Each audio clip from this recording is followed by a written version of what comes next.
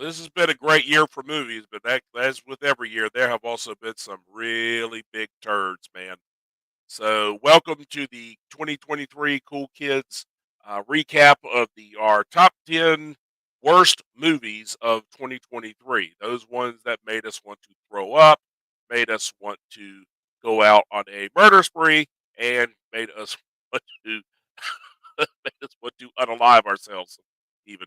Um, Okay, I'll go ahead.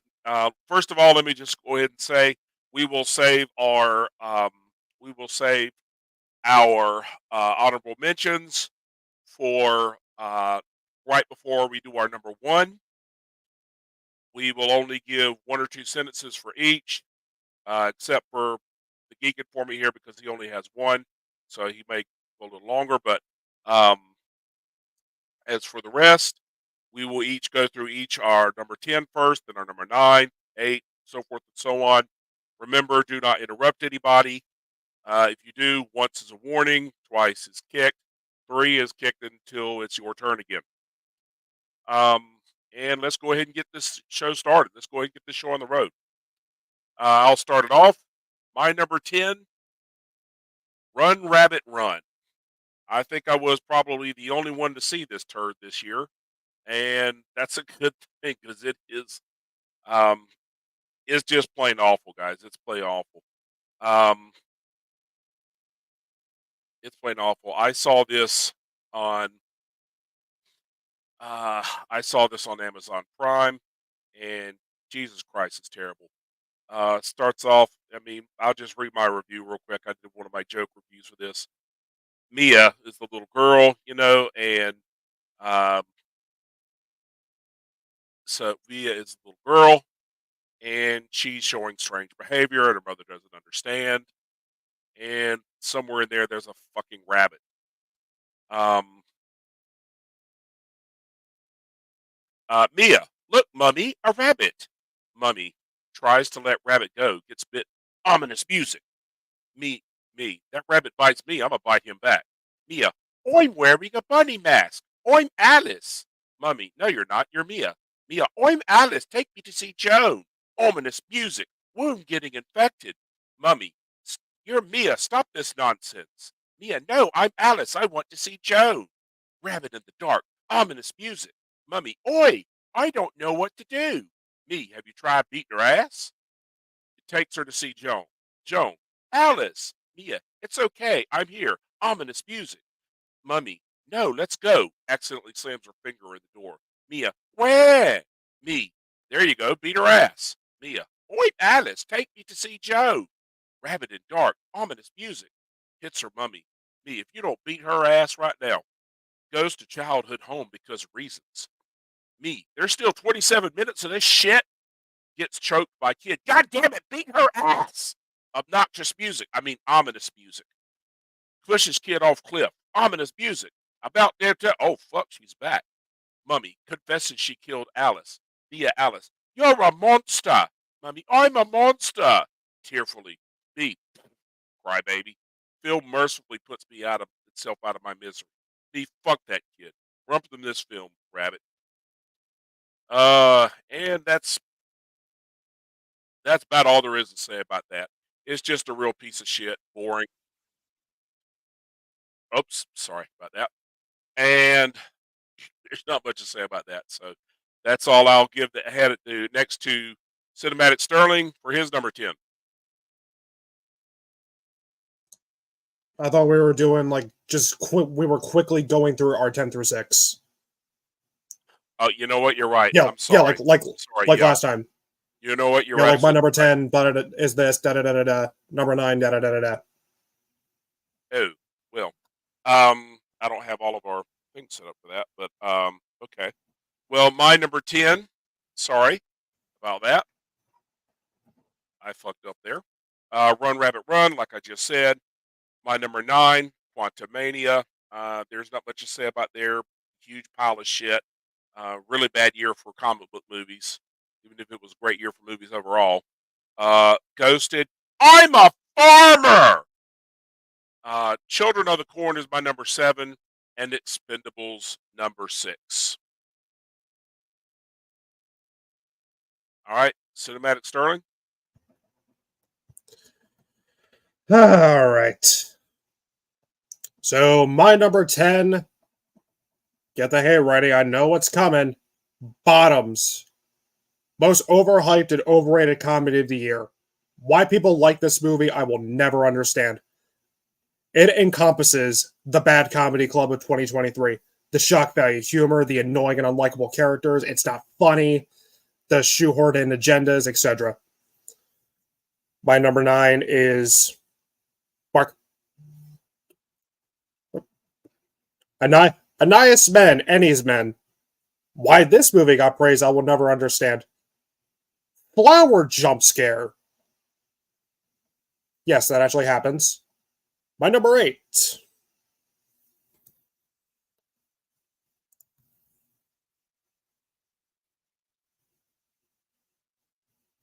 Mark. Oh, there we go. Number 8. 65. How do you take a movie about Adam Driver fighting dinosaurs and make it boring? Well, you can ask Sony, because they managed to do it. Number 7.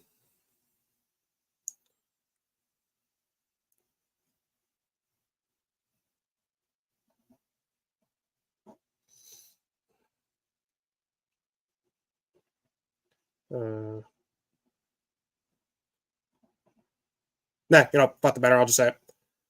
My number 7 is Indiana Jones and the Dial of Destiny. Makes Crystal Skull look like Raiders of the Lost Ark. A terrible finale for a great character. And number 6 is The Flash. CGI. Terrible CGI that makes Thor Love and Thunder look like Avatar. No plot, horrible humor, and 2 Ezra Millers for the price of 1. So, that is my 10 through 6. Robert. All right, so for my 10 through 6, number 10 is Aquaman and the Lost Kingdom. What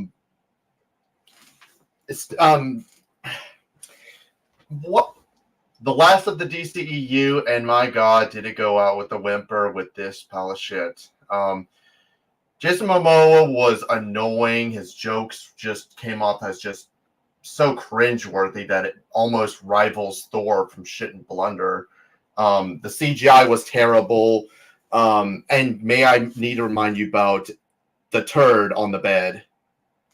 Enough said. All right. Number 9. You want me to just go on or just wait for... Okay. Okay. So number 9 is The Flash. This one is even worse than Aquaman, The Lost Kingdom. Horrible... Some of the worst CGI I have ever seen. The alternate Barry is annoying as fuck. The nostalgia bait is just obnoxious. Michael Keaton, he just sounds so tired of playing this character. And may I remind you about Ari Allen putting a CGI baby in a microwave. Enough said. All right, so my number 8 is, and I'm pretty sure I'm going to piss off this guy down here, Indiana Jones and the Dial of Destiny. What were you thinking, Disney? Just like trying to just fucking up this character over and over. Harrison Ford, he's honestly tired of playing this character. Phoebe Waller-Bridge's character is annoying as fuck. This CGI does not work. It's just honestly just a poor ass cash grab. Nothing more than excuse to do that. All right, so number 7 is Mafia Mama. How do you make a comedy? How do you make what was her name? Toni Collette. Sorry. I brain farted for a minute. Toni Collette. How do you make Toni Collette annoying as fuck? You put her in this movie. It's not funny. The jokes honestly repeat itself way too much, especially the spitting joke or the fact that she hasn't seen The Godfather. And don't even get me started on her misogynistic friend who thinks that all men are just the most disgusting pigs possible. Fuck this movie. Just watch The Godfather. And my number six is, and I'm pretty sure this is going to be higher on some people's list, Exorcist Believer. Now, I may not be in love with the original Exorcist, but I will at least appreciate it and have respect for it for what it did for horror.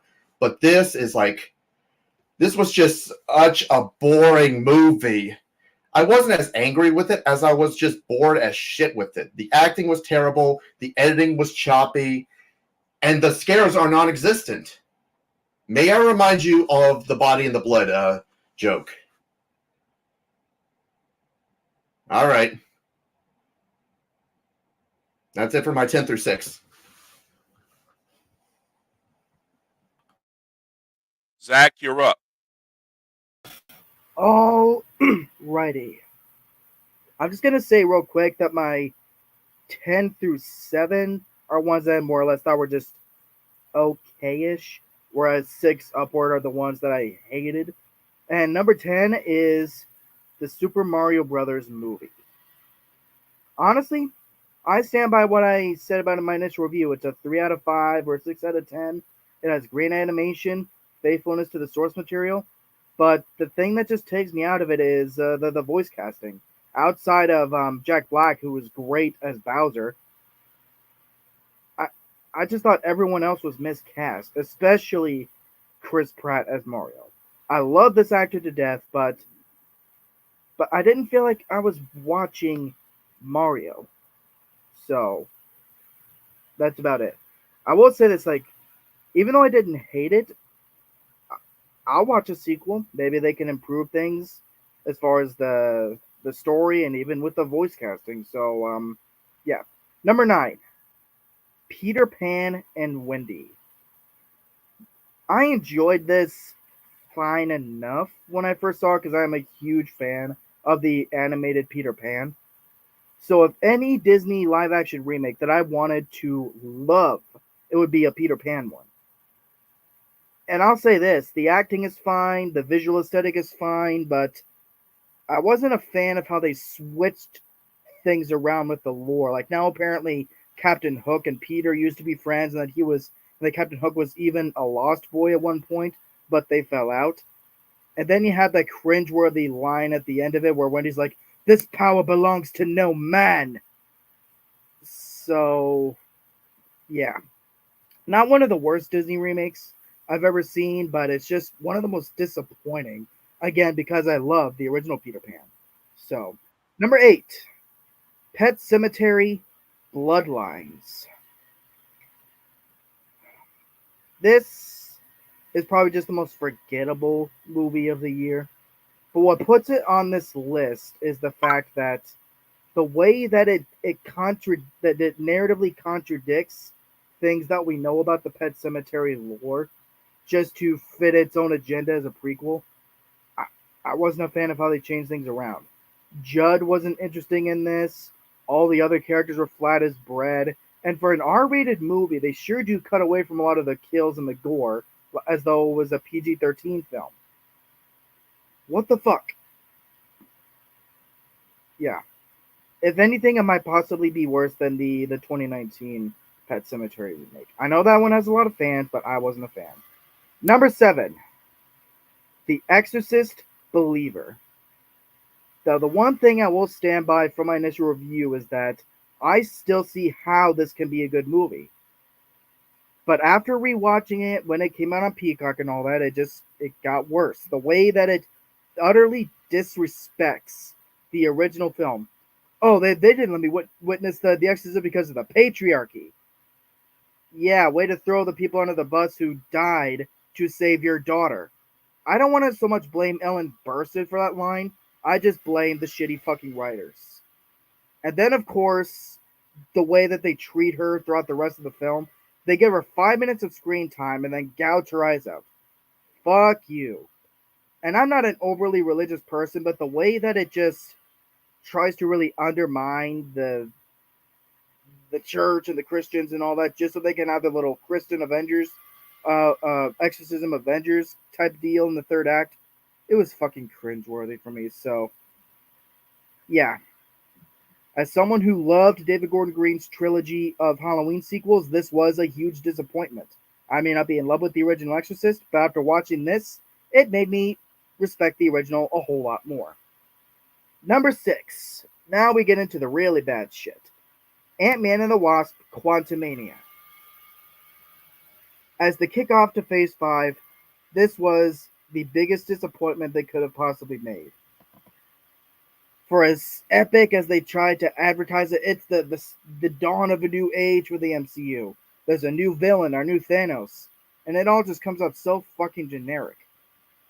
The CG is fucking awful and looks like it came out of something from one of the bad Spy Kid movies, Spy Kids Quantumania.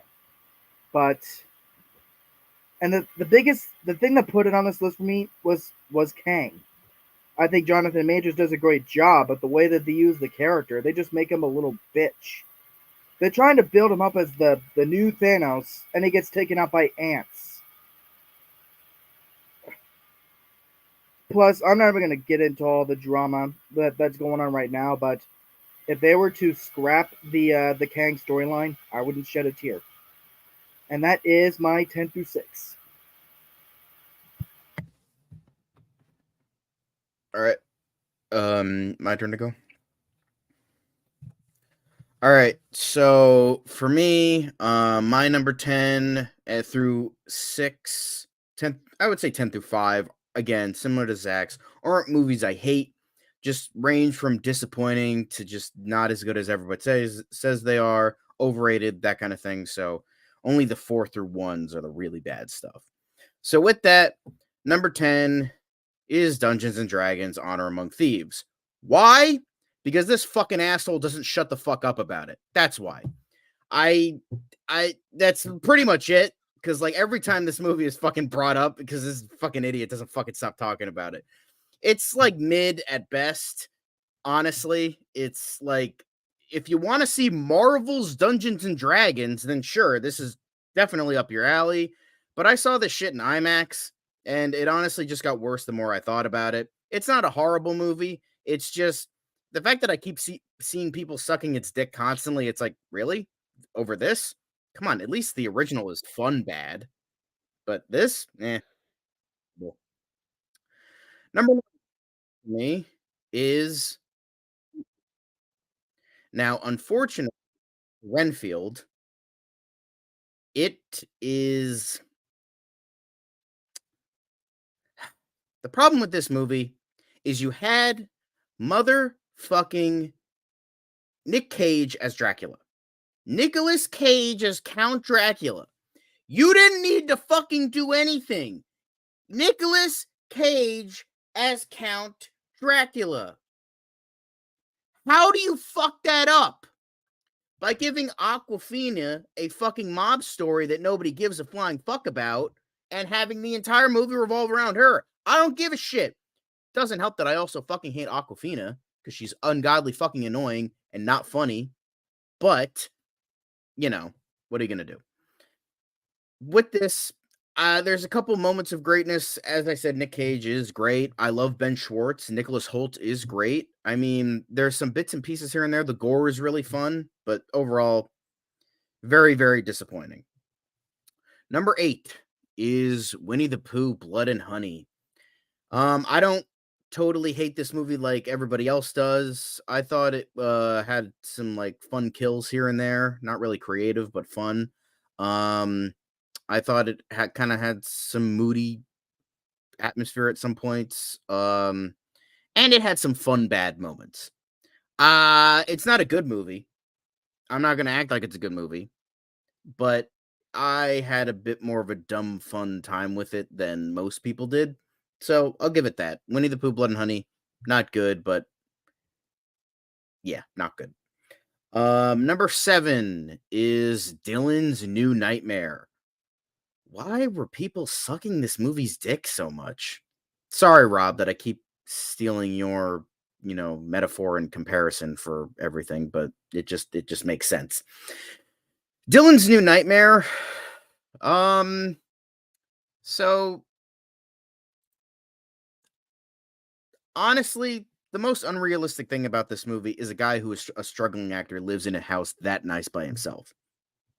In all seriousness, this was lacking in a lot of areas. The guy who plays Freddy was really good and the makeup was on point, as well as Miko Hughes being relatively good in the lead role. But other than that, it's kind of crap. What was the point of this movie? And I'm not acting like, oh, it's so unnecessary, blah, blah, blah. No, just like, there was no point to this. Dylan sees Freddy in his dream. It kills his therapist. He gets a call from his mom, and that's it. That's the movie. Was this some sort of anti-therapy film saying you only get better once you cut out therapy? Because that would be extremely fucking stupid if that was the case. I respect that a lot of heart, passion, and effort was put into this, but it was honestly a not very good film. Especially when you have other fan films like The Confession of Fred Krueger to live up to. But this was like a decent idea that resulted in a poorly executed, messy, and near pointless film with a great Freddy and a good lead. So with that, I don't get why everyone was loving this movie so much. And then finally, for my number 6, I'm going to get a lot of shit for this, as, our opinions have shifted one for the other. And that is M3gan. I refuse to call it the other name. M3gan. So M3gan is one of those movies that gets worse the more I think about it. For like this shit. Jay, if you were talking about Spider-Pig being a joke that got run into the ground so fucking quickly that you got sick of it, well, take a dancing robot chick girl, and yeah, that's pretty much my thoughts on it. It's not engaging. It's not fun. It's not so bad it's good. It's just a lazy PG-13 horror movie that had maybe a decent joke in terms of it's so bad it's goodness, but even then, it's not so bad it's good. It's just, it's boring. It's stupid. It's boring, and I don't get how this like is becoming like the next like fucking like Jason X or something. I don't get it. It's not genuinely good. It's not so bad it's good. It's just boring, sloppy. As the great George Carlin has said, and has this man fucking paraphrased it all the time. It's like how slow people fuck. Slow and sloppy. There you go. Boring as fuck, not funny. I don't get the love for this one. I don't. It sucks. It gets worse the more I think about it. Moving on to this guy. Okay, so my 10 through 6, I'm going to be pretty brief. Well, sort of brief with my 10 through 6. So my number 10 is Hypnotic, proud sponsored by Aflac. What the fuck is this shit? Number 9, 65. My cat looking at his imaginary balls was more entertaining than 65. Not the 69, just a bad 65, boring movie. Meg 2, even if you're in 5 blunts deep, it's still not as a fun movie like Deep Blue Sea. And The Ritual Killer, which I'm sure no one's seen. Of course, nobody would. I don't know. Morgan Freeman lost a bet. It's that bad. Number 6, Aquaman, Who Gives a Shit? That's what it was. Warner Bros. Didn't give a shit. I'm good. I'm sorry. I'm gonna need a minute to recover from that. Oh God, wrong shoe.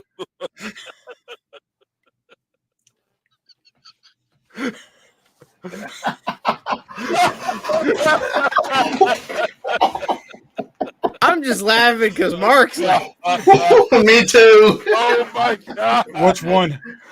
Oh God, all of them, man. Oh, A cat licking his imaginary balls is more balls is more entertaining. entertaining than 65.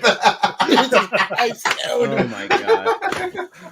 But remember, a megalodon is nothing against Jason Statham's baldness. I'm Jason Statham and I'm bald.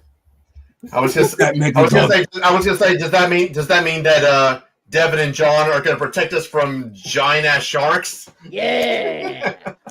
Fuck Fuck yeah. shit up. Anyway. Anyway. Sorry. Austin. Austin, You're good. It's me. All right.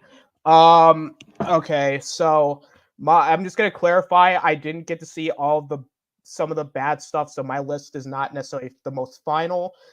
But with that being said, it's not a good year for comic book movies because 3 of them are on my list, and my first one, my number 10, is The Marvels.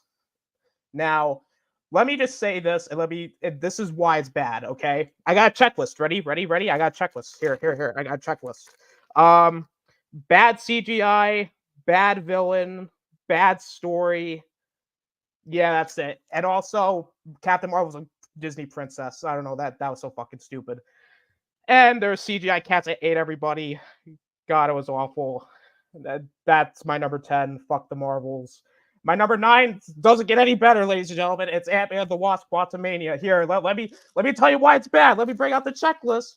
Bad CGI, bad story, bad villain, bad dialogue. Literally, there's a group of writers that went, what should we do for dialogue? Oh, let's have one of the characters say, "Don't be a dick." A bunch of writers thought that. God, that was stupid. That's my number 9, Ant-Man the Wasp: Quantumania. Now, my number 8. Oh boy, it doesn't get any better here, guys. My number 8, Ghosted. You want to know why it's my number 8? I don't even know how many people. I don't know how much money they bribed. I don't know how much money they bribed these actors with that cameoed. But good God, it's bad. It's so generic. The dialogue is horrible. Chris Evans says, "I'm a farmer," and has a cactus the entire time. Ryan Reynolds is there for some reason, and why is Sebastian Stan and Anthony Mackie there? They just die. Why? What was the point of any of it? It was so dumb. It was boring. It was bad. And goes, "I'm a farmer," and then he's stalking this poor woman. I'm like, bro, go away. That's my number 8. God, it's oh boy. Oh, and my number 7 is Sharper. And let me say this. On paper, it's not that bad. It's not a bad idea on paper. I see a decent movie in here. The problem is it's edited poorly, it's paced badly, and it's really boring. It gets really confusing at times. Nobody's really likable. I thought the one character, I forgot his name, was completely stupid. Why would you give $350,000 to a stranger you've only known for a few weeks? I mean, Sebastian Stan's okay, but other than that, it's nothing to write home about. It's just disappointing and boring. It's like staring at a wall, to be honest. Don't watch it. My number 6 is 6'5". And let me just say, I'm gonna agree with what everybody said here. It's a good idea. It's really interesting on paper, being stranded on Earth with the dinosaurs before they go extinct. But oh my God, it's so boring. Literally, all the movie is Adam Driver walking around with child, and then there's just an occasional dinosaur. It's so boring. It's the story doesn't even. It's so bland. Then there's this daughter storyline where the daughter dies, and I'm like, I don't give a shit. It's boring.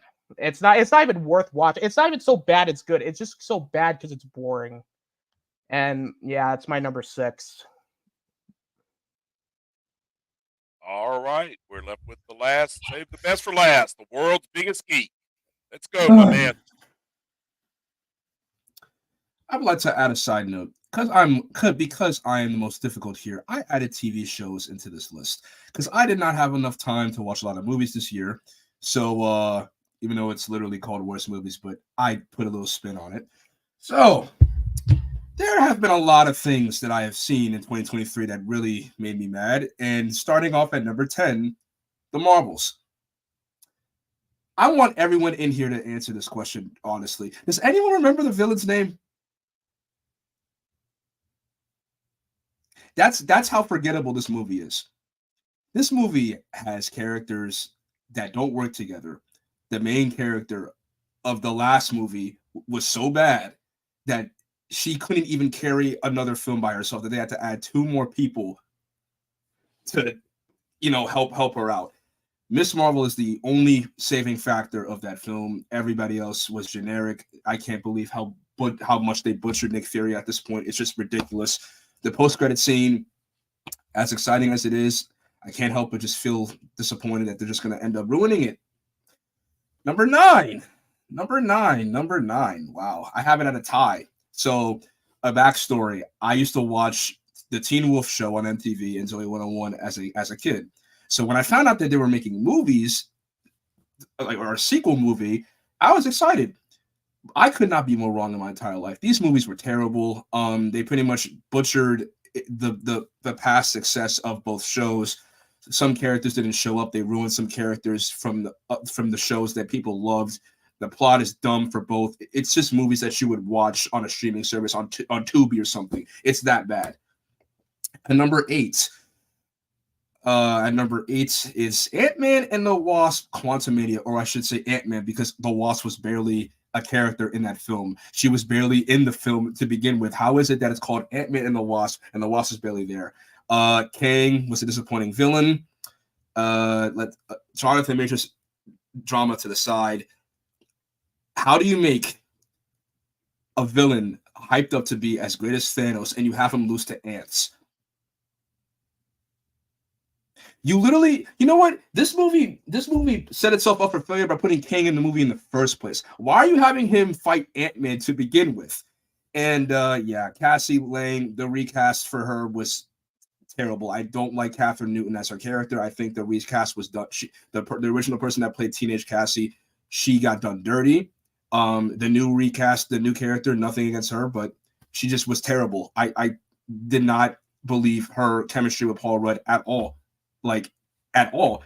And don't even get me started with MODOK, or should I say Humpty Dumpty sat on a wall. Literally, this is literally what MODOK looks like. That's how bad he looks. It looks like, oh yeah, let's draw MODOK. MODOK drawn from memory. It's literally this. Oh, I know what you're looking at, Devin. And I used to watch that show as a kid. The airplane thing. Oh, and Mr. Electric, yeah. So yeah, Quantumania was terrible. One of the worst movies that I've seen this year. I actually forgot that it came out in 2023. That's how forgettable that movie was. Number 7, we have You People. So for those of you who are blind, there's only one person in here that is yeah. And to say that this movie was so offensive, it's not even funny. I love Eddie Murphy. He's a great comedian. He was just not good in this movie. It's stereotypical. It feels like a movie that was made for like by TikTokers. Like, it literally felt like TikTok made this script for this movie. Now, if you're on TikTok like me, there's this running joke of who was in Paris. And if you don't know, there is a song by Kanye West and Jay-Z, and that's self-explanatory. Yeah, that movie was not good. Jonah Hill and Lauren London had no chemistry. There's literally a scene at the end of the movie where they CGI kiss. That is how bad this movie is. The comedy's not funny. The jokes aren't funny. Nothing about this movie is funny. It's not funny. I don't understand why this movie was made. Yes, Devin, they literally seriously, they CGI'd their lips to get it's that bad. And finally, at number 6, it's The Flash.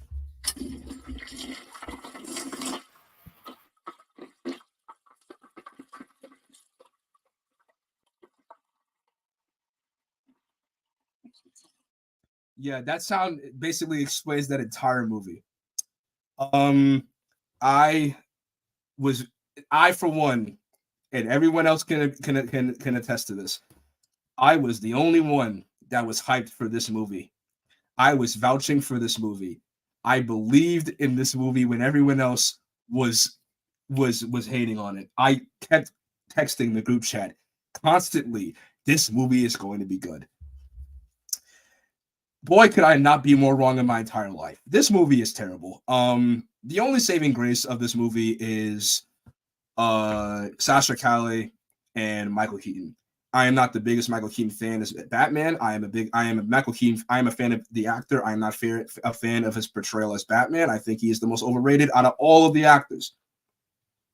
But I can't lie. I got a bit of nostalgic when he said I am Batman. I got a bit of nostalgia feels from when he put on the suit again. But you can clearly tell that the man was sleepwalking through this role because he just did not want to be there. This entire film has been in production crisis for 10 years. And for them to put this filth out to the public someone needs to get arrested because this is ridiculous. Oh, we know it. Someone should get arrested. It's Ezra Miller. Yeah, Ezra Miller should get arrested. Ezra Miller should be in jail. It's just ridiculous that Ezra Miller gets to roam amongst the streets free.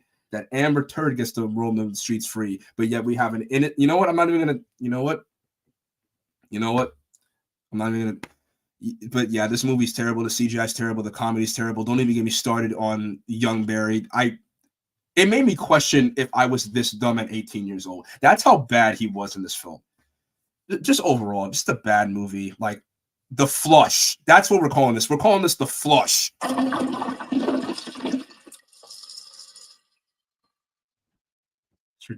And by the way, we're not even at my top 5 yet. And just, I'm warning everyone here, it's not going to be pretty. That's not the only reason why we're calling it The Flush, Jay. Exactly. You remember what happened during our stream? Ezra Miller, Flush. It was an accident. It was an accident. It was still funny though. And who could forget? Perfect timing. It was a great accident. Just like the day I was born. Like that was funny, I'm joking, and then I'm joking, what I'm freaking joking. John said. Oh, that was hilarious. Which was the perfect accident. Yeah. Oh man. Is it bad that my blood pressure is rising and I haven't even talked about my top 5 yet? I'm already getting the sense of wanting to like. All right, just take a deep breath. I'm gonna Hulk out right now. Make sure you drink some water. Maybe take an aspirin. Not soda, idiot. It's either this or this. I mean, pick your poison. That's all I have. Not like I should talk. I'm drinking iced tea right now. Zach, why did you have Super Mario Bros. At number 10? It was more or less just filler, honestly. Like, all right, I gotta put a top 10 in here. All right, let's fill it out with movies that I otherwise thought were okay. So, Fair enough. This is Zach. Although I think honestly, John's number 10 was honestly the best. Just to see him pissed off. yeah. I'm And I do so mean that, glad. though, 'cause even I'm though, so glad Mark got to host. and I instead do of mean that though, Devin. because even though it made my list, I don't actually dislike it. So yeah, I still say it's a 3 out of 5. Let me just bring up some comments we have, guys, before we get to our top 5s. Movie and cartoon fan is here. He has his list. Time to unleash his demons. He asked specifically to wait for so he didn't want to interrupt. So at number 10, he has Knights of the Zodiac. And it says someone's never seen the animated film, was boring and the characters are unrealistic as hell. Number 9, Rock Dog, Battle the Beat. Great. Rock Dog has become another Alpha and Omega. Norman the North. That's Splash Entertainment for you. Number 8, he has Pet Sematary Bloodlines. Never read the books or original movies, but the film was a boring slog to get through. At number 7, he has Cocaine Bear, Unleash a Hate comments. This film wasn't fun. It was stupid, and so were the characters. The film was a big insult to the tragedy of the bear overdosing cocaine. You And are finally- awesome, cartoon fan. And Robots, a boring and stupid rom-com with the two leads being unlikable and spew cringeworthy and mean dialogue and stupid moments. Like the And- Ewan McGregor animated film. Yeah, isn't there already a movie called Robots? Maybe That's they what were- I thought. I don't know. I never heard of it. I thought that was the Blue Sky animated movie. I never heard of it. Great One that movie, came out by this the year. way. Robots is fucking underrated. The Blue I will Sky. say Robot. That was definitely a childhood favorite of mine. Okay. And Dylan says hi, everybody. I forgot that Cocaine Dylan. Bear. I forgot that Cocaine Bear even came out this year, like in Okay. 2023. There's a lot of stuff that I forgot came out in 2023. Yeah. Are we ready to move on for everyone's top 5, Mark? Yes, we are. And just to make sure we are going through everybody's number 5, then number 4, right? Or are we still doing? Everyone's gonna talk about their number 5, and then once we Yes. go down the list, everyone will do number 4, then 3, then 2, All and then right. Yeah. Gotcha. Okay. All right. So, first, I guess it's me. And first,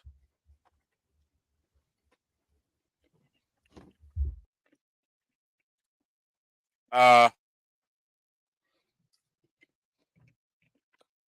and my number 5, everybody, and oops, my number 5 is the one that my man just talked about here, the flush. The flush. And Jesus, what more to say about this after my man down here, the world exactly.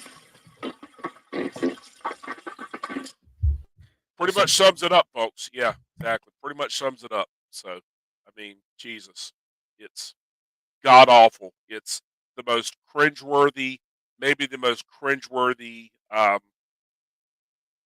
superhero movie I've ever seen. Certainly the worst CGI. Jesus Christ, that CGI, and just insulting the fact that he actually came out, that Muschietti came out and tried to say, "Oh no, it was bad on purpose." Fuck you. Fuck you. Especially the year when we got Godzilla -1, a year where with everybody thought that film was made for $15 million. Then the director comes out and says, "I wish we had $15 million. It was more like 10." And yeah, I understand that they didn't have as much, and yeah, they did some tricks like having them move slow so it looked better, but still, at the same time, he looked amazing.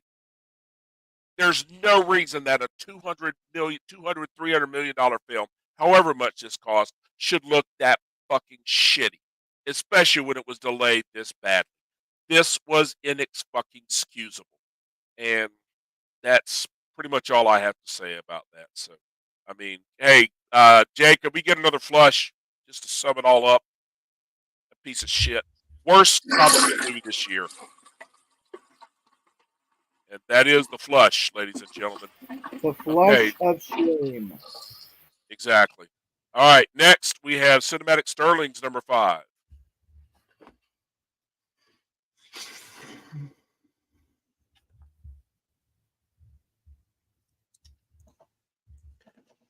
Before I address my number 5, I just want to say to all of you, my friends, who I love dearly, I'm sorry. I'm sorry. I'm sorry. I suggested Bo is afraid. I'm sorry. But yes, my number 5 is Bo is afraid.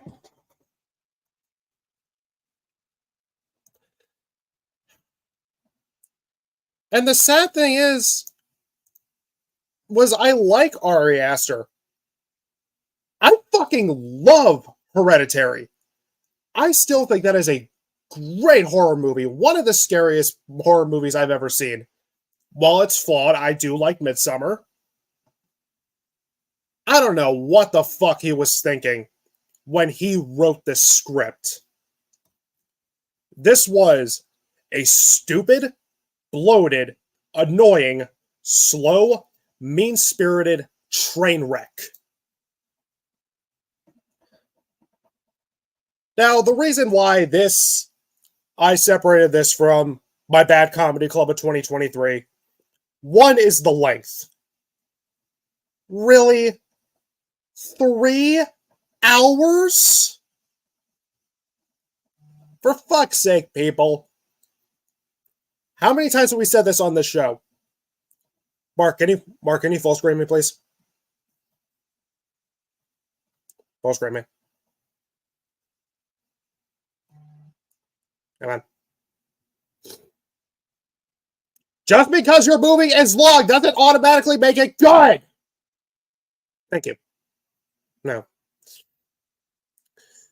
Not everything, like Rob said, not everything needs to be Lord of the Rings. Not everything needs to be Seven Samurai or RRR.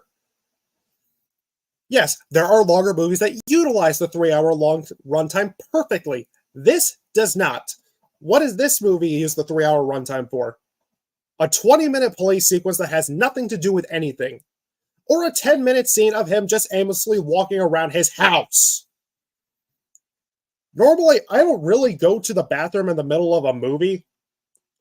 This was one of the times where I just said, fuck it. I went up, I took a piss, I came back, and he was still walking around his house.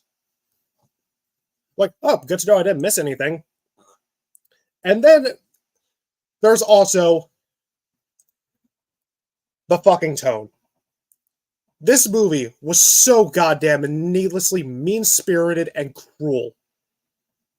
This was such an insult to people who suffer from mental health issues. Coming from someone that deals with a lot of anxiety, depression, and had a nightmare of a year, I was so fucking insulted to see this guy get tortured, humiliated, and shat on for 3 goddamn hours, have a horrible life, and then you just kill him because I'm Ari Aster. The villain wins. Gee, I haven't seen that lately except Hereditary, Midsummer, Smile, Malum, and the Witch. Like, wow, you're so fucking original. And not to mention, Bo goes through no fucking character development. He starts the movie as a paranoid man who's afraid of everything, and then he ends the movie as an overly paranoid man who's afraid of everything. Where's the character journey? Where's the development? And I don't want to fucking hear people say, oh, that was the point was that he was supposed to be a one-note character. That's not an excuse! I am beyond offended that this movie is just saying anyone who deals with mental health issues, depression, don't get help. You deserve to be put down on and abused. Why else did we make the therapist of the movie a fucking villain? And really, Ari, of all the things to still include from that script, you still keep the penis monster? And yes, it's just as stupid as it was in the script. Oh, Jesus Christ, this fucking movie. I'm still gonna watch Ari Aster's next movie because every director has a bad movie in them. To me, his first 2 movies I liked. I still like. Even though it took a rewatch for me to fully appreciate them because at first I didn't know what to think. I tried to give this another chance. I made it about 5 minutes in, and I said, fuck it, I can't take it anymore. I'm not giving this thing another chance. Fuck this movie. That's my number 5.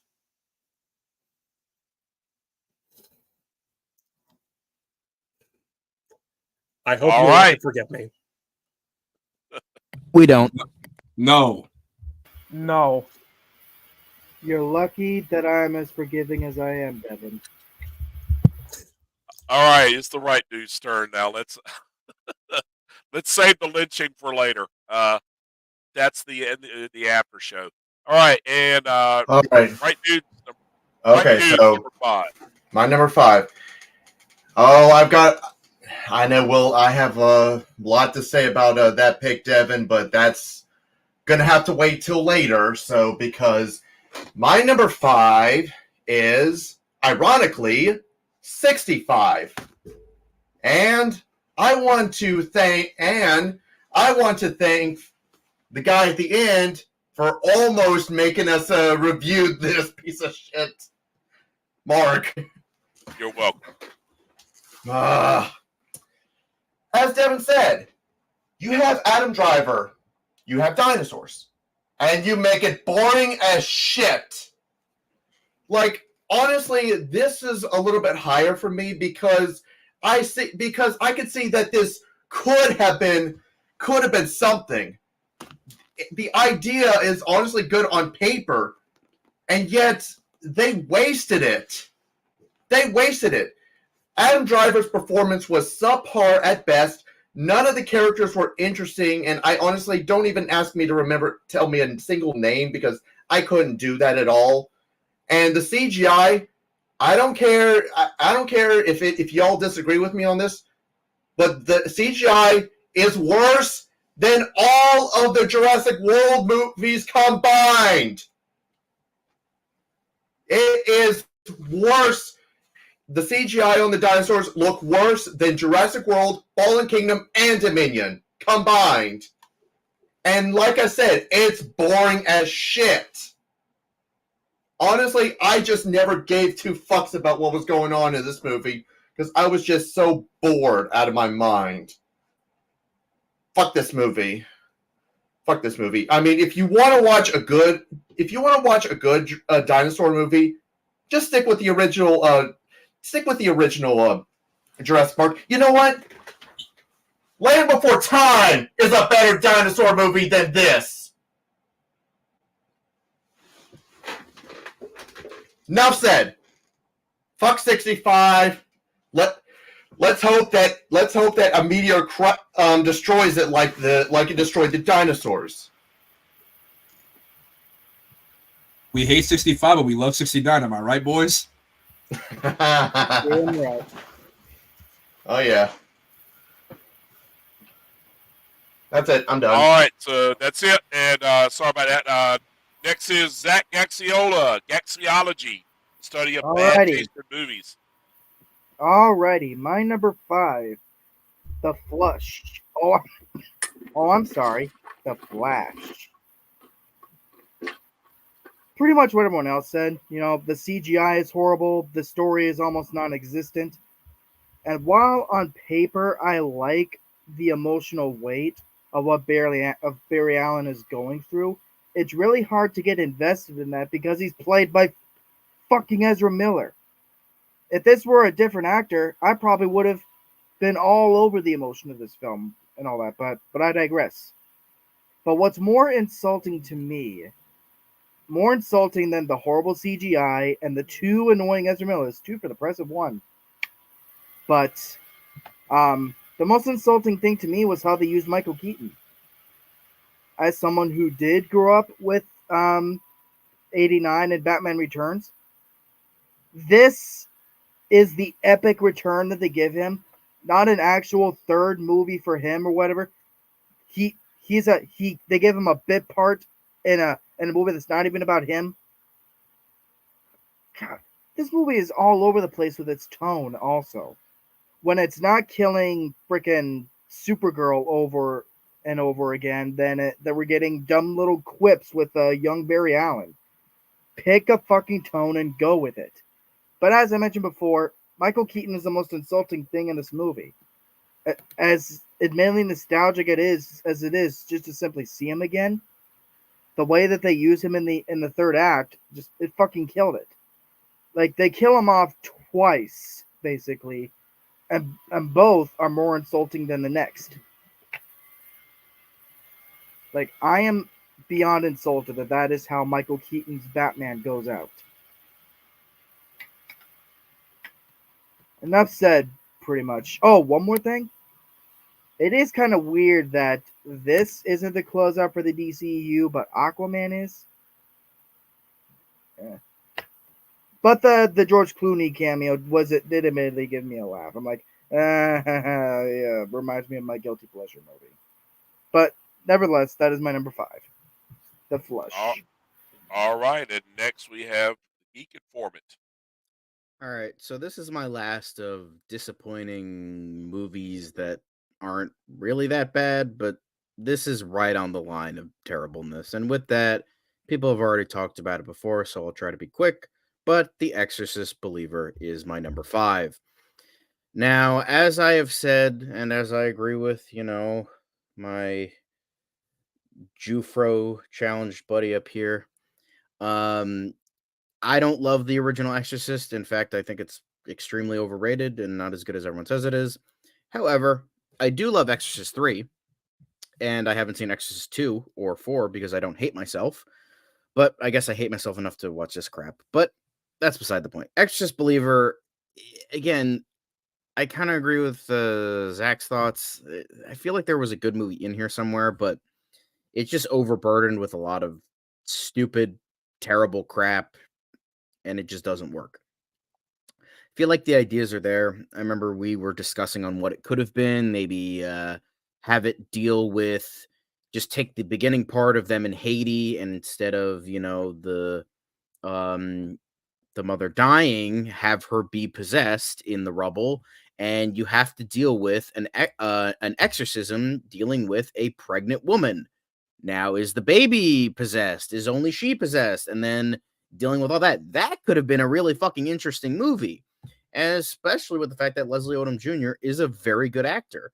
So, and Norbert Leo Butz, two Broadway legends, well, modern Broadway legends, and they do fuck all in this movie. What the fuck, guys?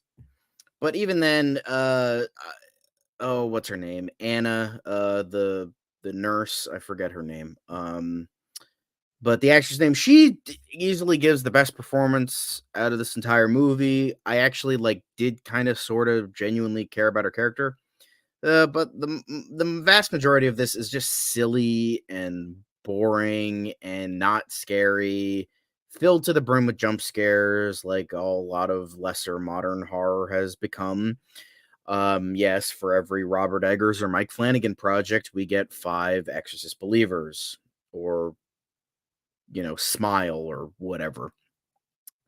But even then, I really wanted to give this a chance because, like with Zach, I'm a little bit more forgivable over the David Gordon Green Halloween trilogy. I don't suck at stick as much as he does. However, I wanted, and as well as the fact I don't like the original that much, I'm like, okay, let's see. But even then, not a good movie, not an enjoyable one. And I wanted to, but it's just like the disappointment was probably the highest level, because I wanted to like it, but it just wasn't good. Almost everything about it's crappy, unscary, silly, boring, every negative attribute in the book. Yep. Moving on.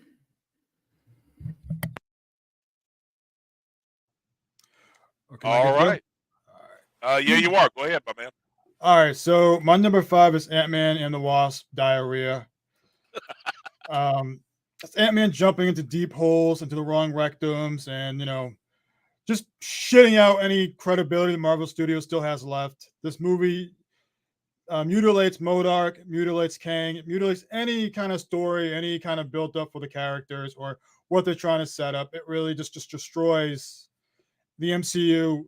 It's not as bad as Thor: Love and Thunder, but this had a bad script. It had bad acting. Michelle Pfeiffer was wasted. Bill Murray was wasted. I mean, nobody really knew what their lines were. Nobody knew what they were going to be doing for scenes. This was already like preparation age before the film even started or even shot. It's probably the worst comic movie, I think, for me this year. And it's just gross, disgusting. And yes, that's all I got to say about it. I mean, Peyton Reed, just what happened? I mean, you take Ant-Man out of its wrong elements, and you put it somewhere on a main event level, and it just doesn't work. He's just a low-level character that's on the side of the corner, and you just do something small with him. And no pun intended, but this movie was just bad on all levels. And yeah, I don't want to say any more jokes, but this movie was just garbage. Bad jokes, bad comedy, bad everything. All right. Is that it? You done, Romes? Yeah, I'm good. All right, my man. Okay, that's Romes and the Austinator. Oh boy, here we go.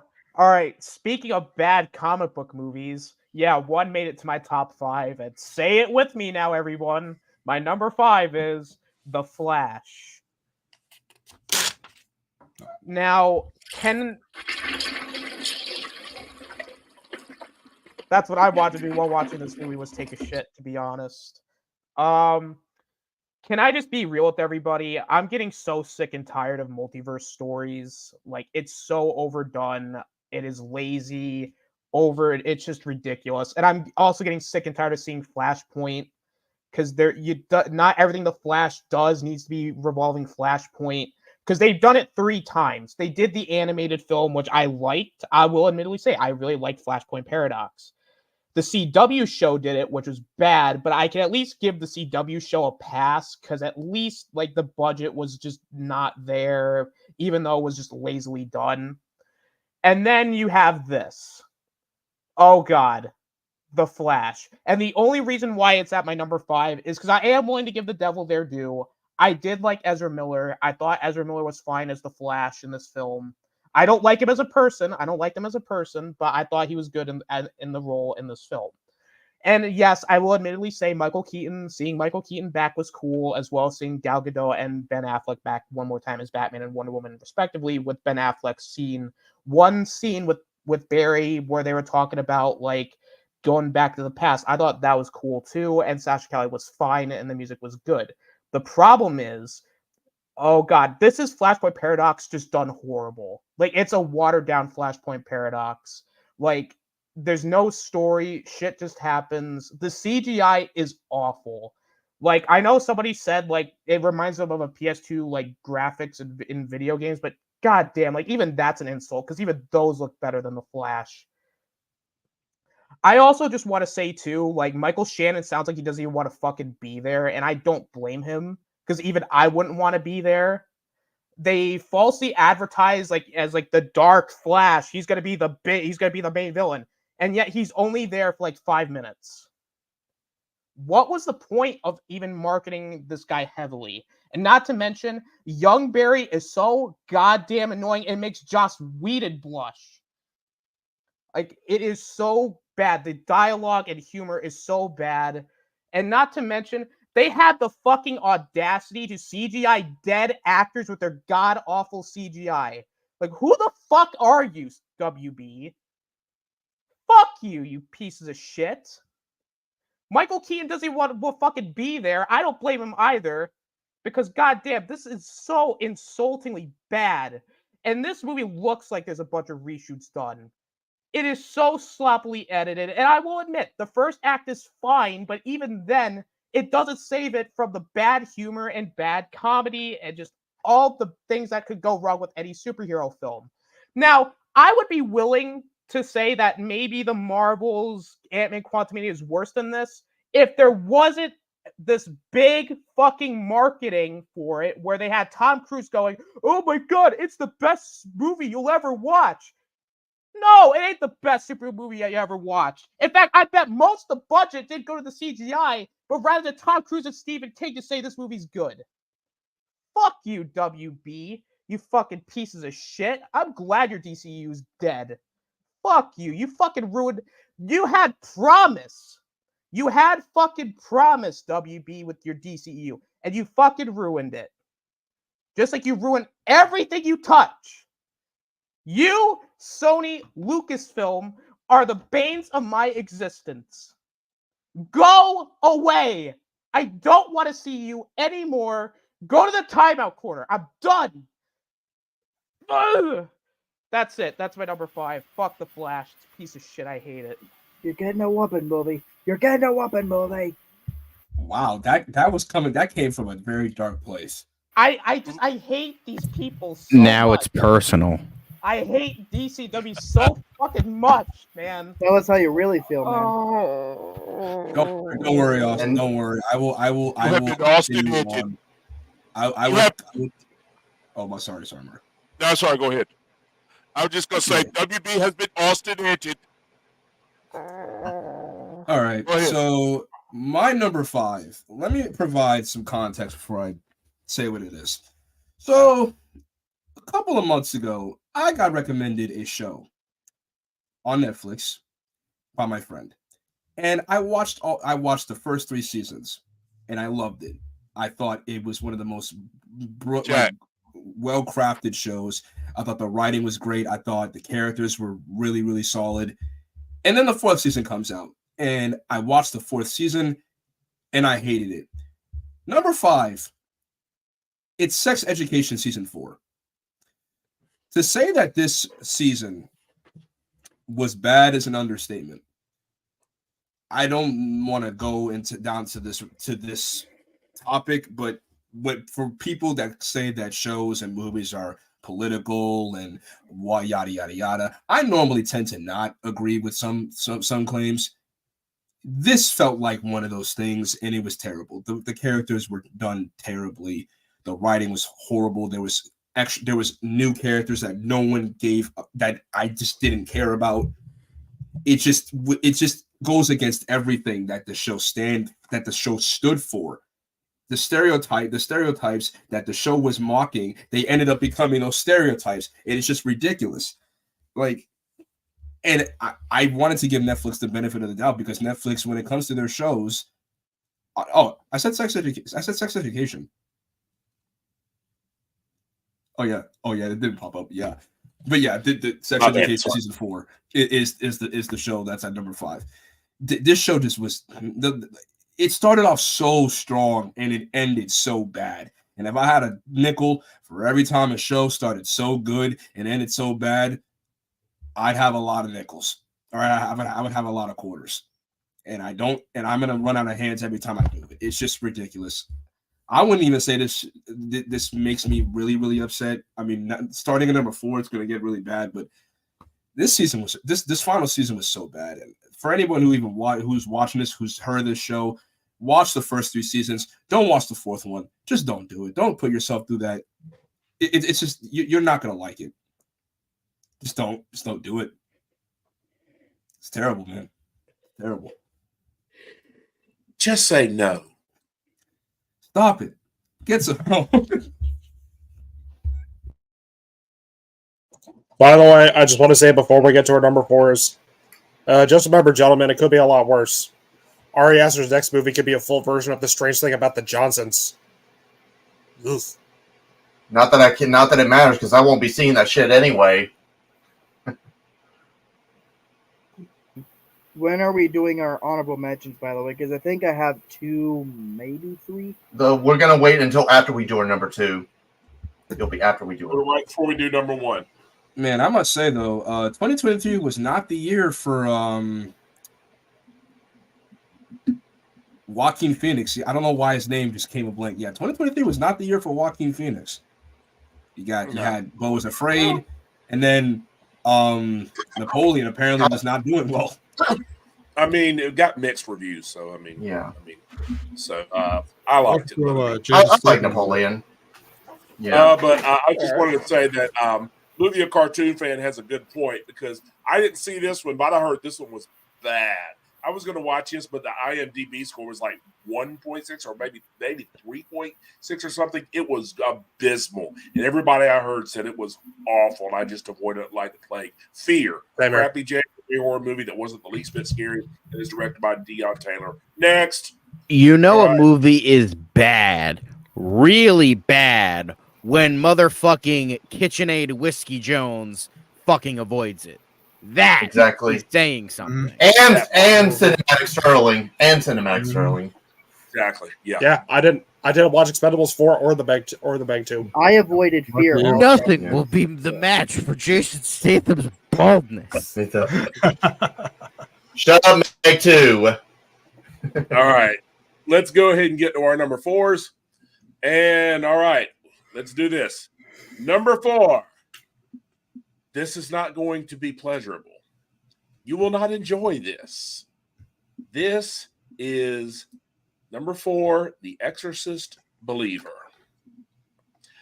Oh boy, I can't wait for this one. I was not going to see this. I had thrown this guy into the 10th circle of hell after that abomination called Halloween Ends. And dear God, I only because of these guys I did it, because they wanted to see myself and my politically challenged brother right here rant about this. So yeah, we owed you guys for. I mean, yeah, as far as us having to apologize for 65 and Beau is Afraid, no, that was revenge, motherfucker, for making us watch this shit. My God, fuck you for doing this shit. You know what? Everybody says, everybody miss every single demon possession film. They always miss the fucking point. The point, they always try to copy The Exorcist. The point of The Exorcist, the reason it was so great was not because of Linda Blair. Linda Blair was great. Yeah, she was good. She was fantastic, especially she's a kid. But she was not the point of the story. She was just the antagonist. She was just representing the antagonist. She was who they were trying to say. But the point of it, it was called The Exorcist. It was about The Exorcist. It was about The Exorcist. It was about Father Karras. Father Karras. Yeah, it was about Father Karras. Not even Father Marin, who was in the poster, who was in the poster standing under the streetlight, that great poster. But I mean, it was about Father Karras. He was the main character. He was the one with the character arc. And that's what made this movie so great, because he starts out, he's doubting his faith. He's having a crisis of faith. His mother is sick. He feels guilty. He's having a crisis of faith, and he has to challenge himself and push himself. He's also a man of science, and he really has to challenge himself and push himself and dig deep and find the faith to save this little girl. And even though he's not even sure, he manages to pull through at the end too. And it's a beautiful story arc. I loved it originally for the of course the demon possession stuff was shocking, but this just totally missed a fucking point. Here, the Exorcists were a fucking they were a fucking afterthought. He tried to be cute and clever for this shit. He tried to be cute and clever. He tried to be cute and clever for this, and David Gordon Green just tried to throw in like 4 or 5 exorcists or whatever. And what the fuck? And it was just a mess. And he threw in like 4 or 5 exorcists, I guess, obviously representing different faiths. You know, you had Ann Dowd was the only one in the movie who was worth anything, because Ann Dowd is fucking awesome. If you haven't seen her in The Handmaid's Tale, she's fucking incredible as Aunt Lydia. And but she's the only one worth watching in this film. She's the only reason I gave it anything at all. Jesus, she's that half star. That's it. That's it. But everything else is just so awful. He just tried to be cute with this. He had, instead of 1 girl's, 2 girls. What a twist. Let's up the story, up the ante. And of course, they're both doing their best Reagan impression. You throw in poor Ellen Burstyn and have her saying, "Oh, it's the patriarchy." Fuck you. Father Karras would never have allowed a mother to witness her child, her baby girl, being an exorcism of her child or baby girl. Why would you put a mother through that? Why the fuck? Father Marin and Father Karras were trying to protect her. There was nothing about her being weak. That was never the point of the story. What the fuck? But I mean, you know, they had like different exorcists in there, and none of them had any development at all other than Ann Dowd. None of them were interesting. But Jesus Christ, what a piece of shit. What a pile of shit. This was just as gimmicky, if not more so, even worse so, than Halloween Ends. And the only thing I can say about this piece of shit is David Gordon Green, welcome to the 10th circle of hell. No!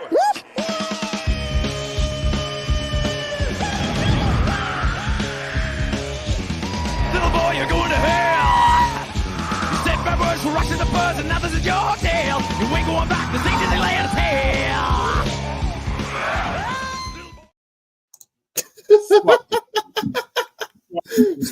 I love it. I love it. That's all I have to say about that, as Forrest Gump said. Oh, that was fucking great. On to the next one. All right. Devin, you have the floor, my man. All righty. My number 4 is Children of the Corn. Look, I know this technically premiered in 2020, but it had a wide release in 2023, so it counts. Anyway, this movie sucked. Shocker, right? Coming from someone who thinks the original Children of the Corn is mediocre at best, Oh, God. Boring, slow, stupid, unintentionally funny, poorly written waste of time. Characters are all bland and annoying. I don't like to make fun of child actors, but holy shit, the acting is atrocious. Especially the main like ringleader girl. Like, really?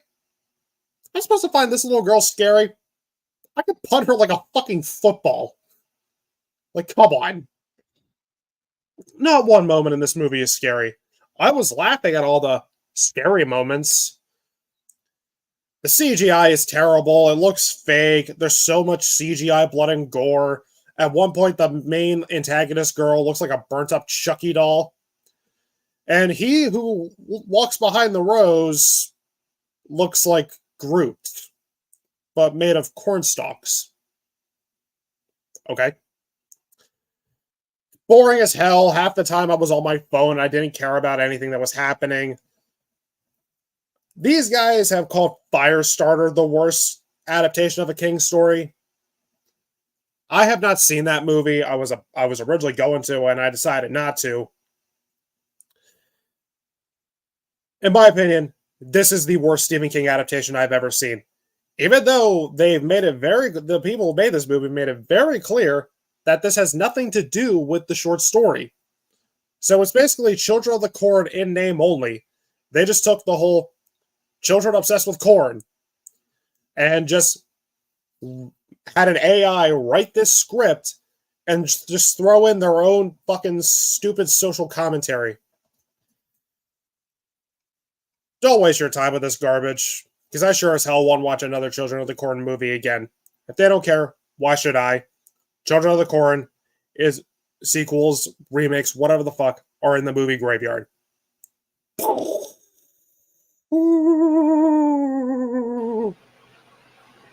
I didn't make a clip for that. I should have. You really love your graveyard list, don't you? I would love to show that. You should have sent it to me. All right, right, dude, go ahead, my man. All right, so honestly, this is honestly kind of funny because my number 4 is the exact same as his. Children of the Corn remake. Look, I said last year that Firestarter 2022 was the worst Stephen King adaptation I've seen. This film said, "Hold my beer," and made something even worse. Like, I'll give as much as I hate the Firestarter remake, I'll give it that at the very least, it has a good score by John Carpenter and his sons. This didn't even this had nothing. Nothing.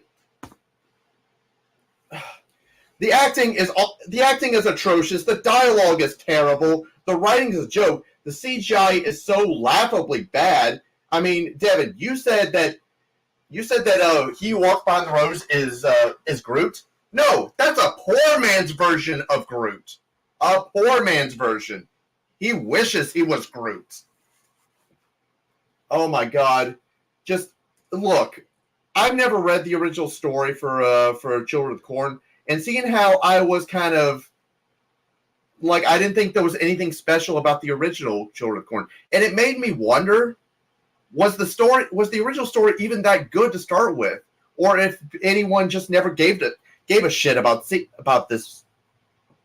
I don't know, but point is that this movie is just it's just a disaster. So nothing about this movie worked. I mean, I never had high hope. I never expected this movie to be good or anything, but I was at least hoping for the bare minimum, and it gave me nothing. This movie actually has nothing. So yeah, fuck this movie. Fuck this movie. Let it burn in the lake of fire. Thank you very much, right, dude. And next we get to Zach Gaxiology. My poor taste. All right, my number 4. Yes. Oh, this is gonna piss a few people off. My number 4 is Cocaine Bear.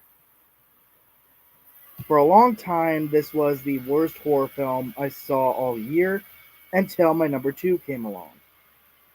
But, like, here's the thing. We all know that this was based off of, like, something that really happened. A bear got high on off of a bunch of cocaine and all that. But they wanted to stretch that out and say, oh, he also went on a killing spree. It's not accurate to the events, but you know what? If you just want to make some dumb, fun, carnage-filled film, then you know what? I'm fine with that. But what pissed me off so much about this film is not only is the cocaine bear barely fucking in this movie, but the and I wouldn't mind so much if the human characters were interesting, but they weren't. So that just makes it worse that the bear is hardly in it, and when he is in it, the gore it's like a similar problem I had with Pet Sematary Bloodlines. For an R-rated movie, they do sure seem to cut away from a lot of the gore, aside from the one kill at the end where the baby bears rip the one dude's intestines out. That's the most gore we get in this. I'm not gonna act like that they fully cut off the gore from this, but you get what I'm saying. This was just one of the most insufferable experience I had all year until my number one came along and said to hold my beer. So I'm sorry. I know this movie has a lot of fans, but I did not get into it whatsoever. So fuck this movie. My number 4.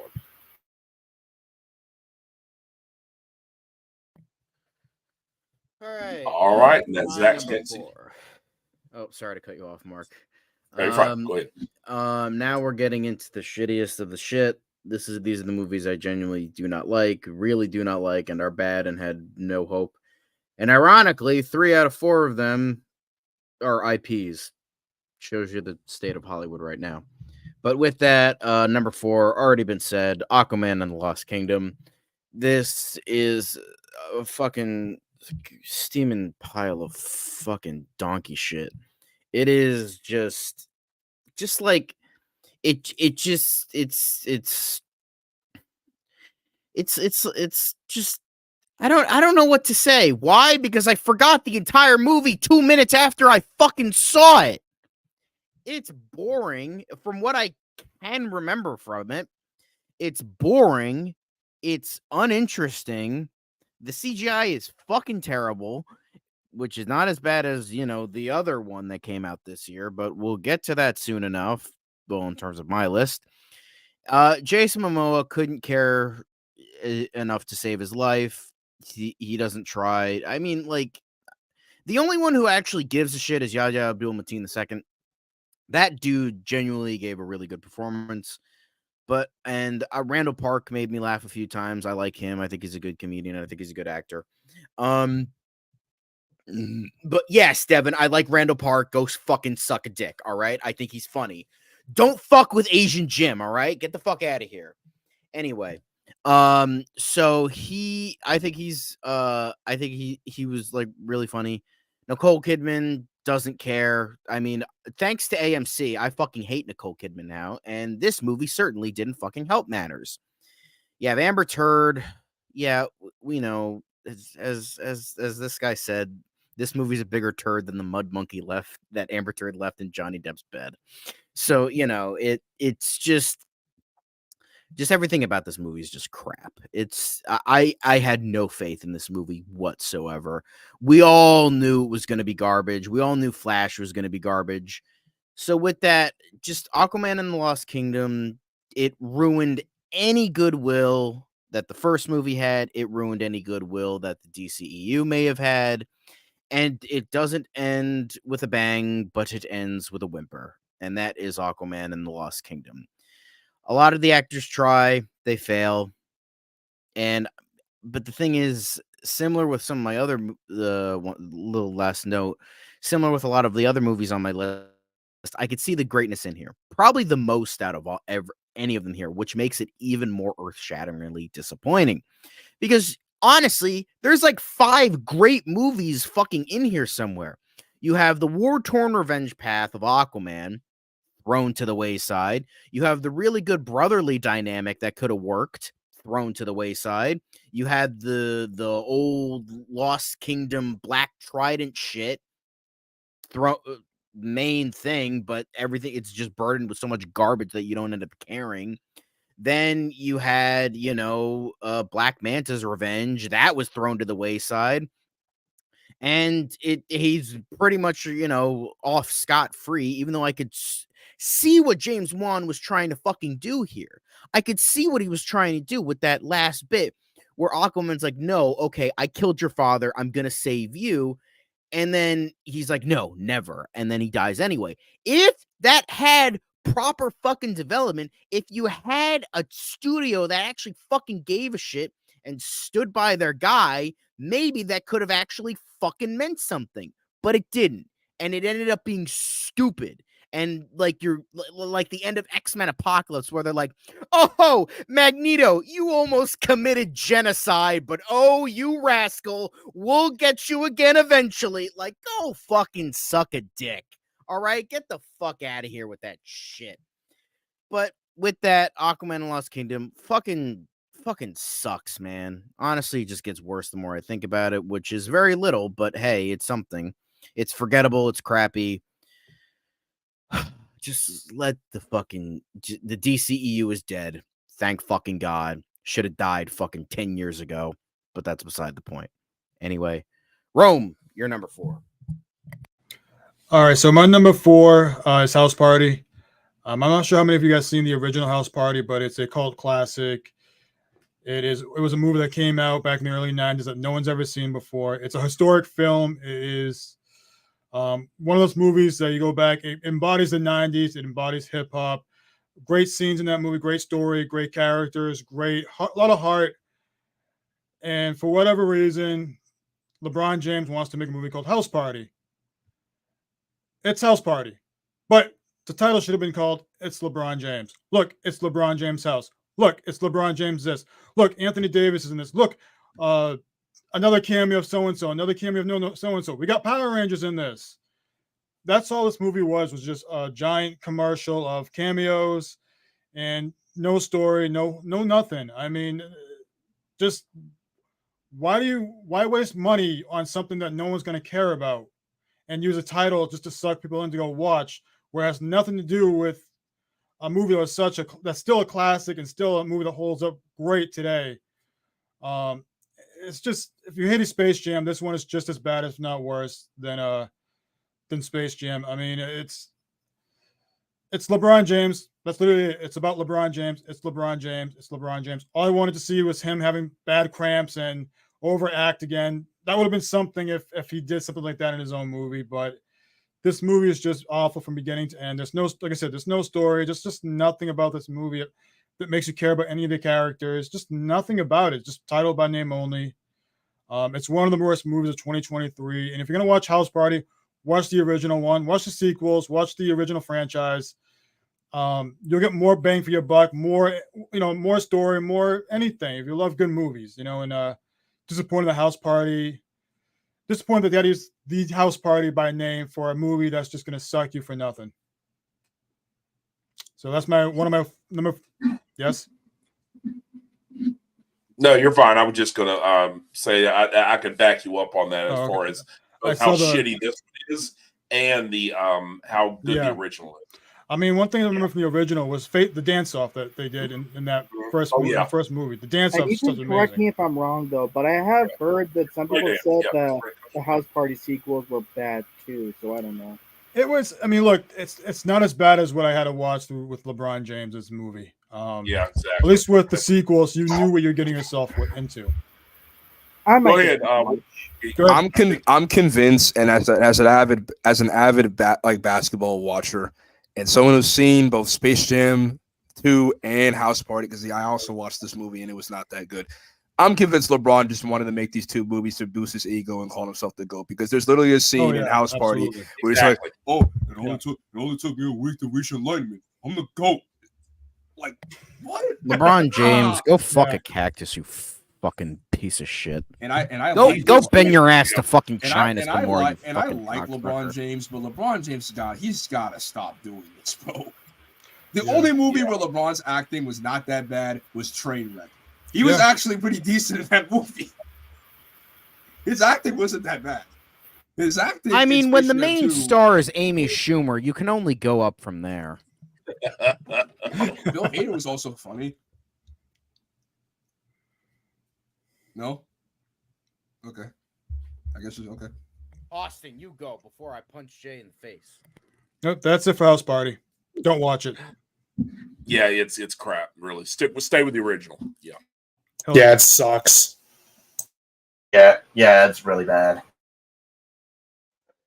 All right, it's my turn again, fellas. And oh boy, it's my number 4. And it's some of your guys' favorite movie, apparently. Number 4. First of all, before I even say this name, I want to just say fuck you, Devin, for even now. Granted, I watched this movie out of my own free will, but I just want to say fuck you, Devin, just because everybody else is saying fuck you, Devin. And that's Beau is Afraid. Yeah, I was told not to watch this film, and did I listen? No, clearly not, because it's on my list. But is this film as bad as you all said it was? Yeah, it's pretty bad. And the only reason why it's my number 4 is because I'll at least give the movie this. The acting is good for what they're able to do. The visuals are fine. I will admit the play scene, even though it goes on way too long, at least it looks cool. There is some decent music here and there, and it is shot well. So admittedly, it at least looks fine. But holy shit, was this a fucking slog to sit through. First of all, this movie is 3 fucking hours. Why did it need to be 3 hours? A lot of this movie could have been cut out, and it would have been at least a little bit more tolerable. I'm not saying the movie would have been good, but at least it would have at least made the watching experience not as hard to sit through, because a lot of the shit at the beginning in the apartment is just so boring. Like he just walks around, does nothing. He takes pills wrong, and then he has a chug. Like, it's so fucking stupid the first 10 minutes, and it just gets worse from there. Like, just so much of the sequences could have been cut down. Like the play scene could have been cut. The whole thing where he's with the couple with the daughter, that could have been cut down. Like the climax, the quote unquote climax could have been cut down, and it would have been much more tolerable. But even then, it wouldn't have saved this film. There's no likable characters in this movie. Everyone are fucking assholes and are stupid, and they're just there to make Beau feel like shit and make me feel like shit.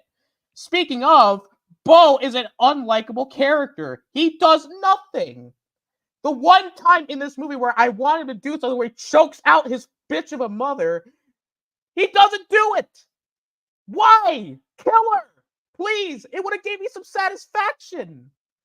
There's this whole subplot where he's gonna die if he has sex because of a heart condition or something. Meanwhile, his love interest dies because of sex, because of course it had to happen. And this all leads to a fucking penis monster being revealed as the father, because that's another fucking plot point. I'm sorry, but Jesus Christ, the CGI looked bad on that too. And without context, when I first saw it, when you guys showed me that, I laughed hysterically. But after watching this shit show of a film, I was so depressed and broken, I didn't react to it. Because I literally just felt like shit. The entire time, I felt like shit. And then, to make matters worse, he fucking dies at the end. And it's so stupid. He's literally stuck in a boat. How are you stuck in a boat? Did you literally, tie your shoes? Did you tie your shoes to the boat? Did your Velcro get stuck? Figure it out! This film is so mean-spirited. Why? Why is it mean-spirited? Do you hate therapy, Ari Aster? Do you want to fuck your mom? Figure it out, please. I am so confused. I'm confused. And why is there so much imagery? Why is there a naked old guy stabbing people? Why are people drinking paint? Why is people blowing up in a forest? Why is there an army guy fighting a penis monster? Why am I saying all of this in sentences? What the fuck is this film? I don't get it. What? Do you hate your parents, Ari Aster? Do you have fucking problems? Fucking hell, man. Fuck. And let me just preface this. In the day I watched it, I was suffering from COVID and my house fucking got up and was on fire. And I'd rather go through that again than ever watch Beau's a fucking Afraid, man. I felt like shit then, and I feel like shit now. By the time I got to the end, I didn't even know. I wanted to jump out my fucking window. That's how bad it was. It was. I could not believe it, bro. I'll say this. I'll say this. It is an awful film, and I understand wholeheartedly why people are going to say this is their number one, and I get it. It is bad. And listen, I'm willing to give Ari Aster another chance. I really am. I'll watch Hereditary and Midsommar because I'm not going to let this one movie fucking ruin. But god damn, man, this movie genuinely angers the fuck out of me, man. Seriously, why a fucking penis monster? Are you fucking with me? Is this a joke? Am I a joke to you, Ari Aster? Am I a joke to you? No. Go away! Holy Devin, this is what you broke my boy. Dude, God damn, dude, and you're only at your number 4. I can't imagine how angry you're going to be at your top 3. Damn. Dude, I think that's top.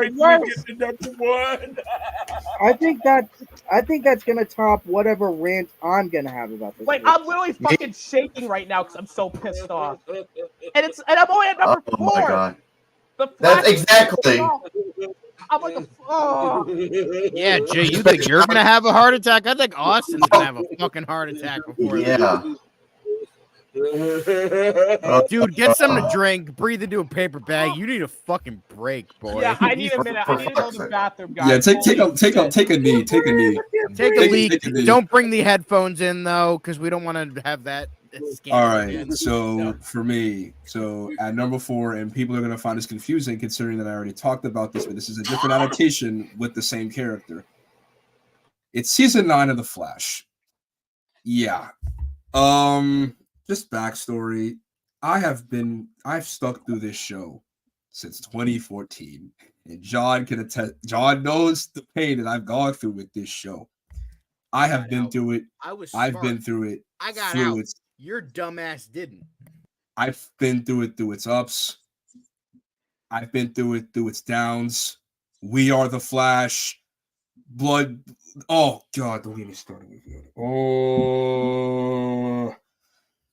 Season 9 of The Flash was so bad, not because of the fact that it lacked in quality, not only because the writing was terrible, not only did the actors just not care anymore, and the actors in the character, it's just, I could talk about every episode bit by bit, but I'm going to talk about the finale because that's all I need to talk about. You bring back Godspeed, Reverse Flash, Zoom, Savitar, and Eddie Thawne, who's a speedster.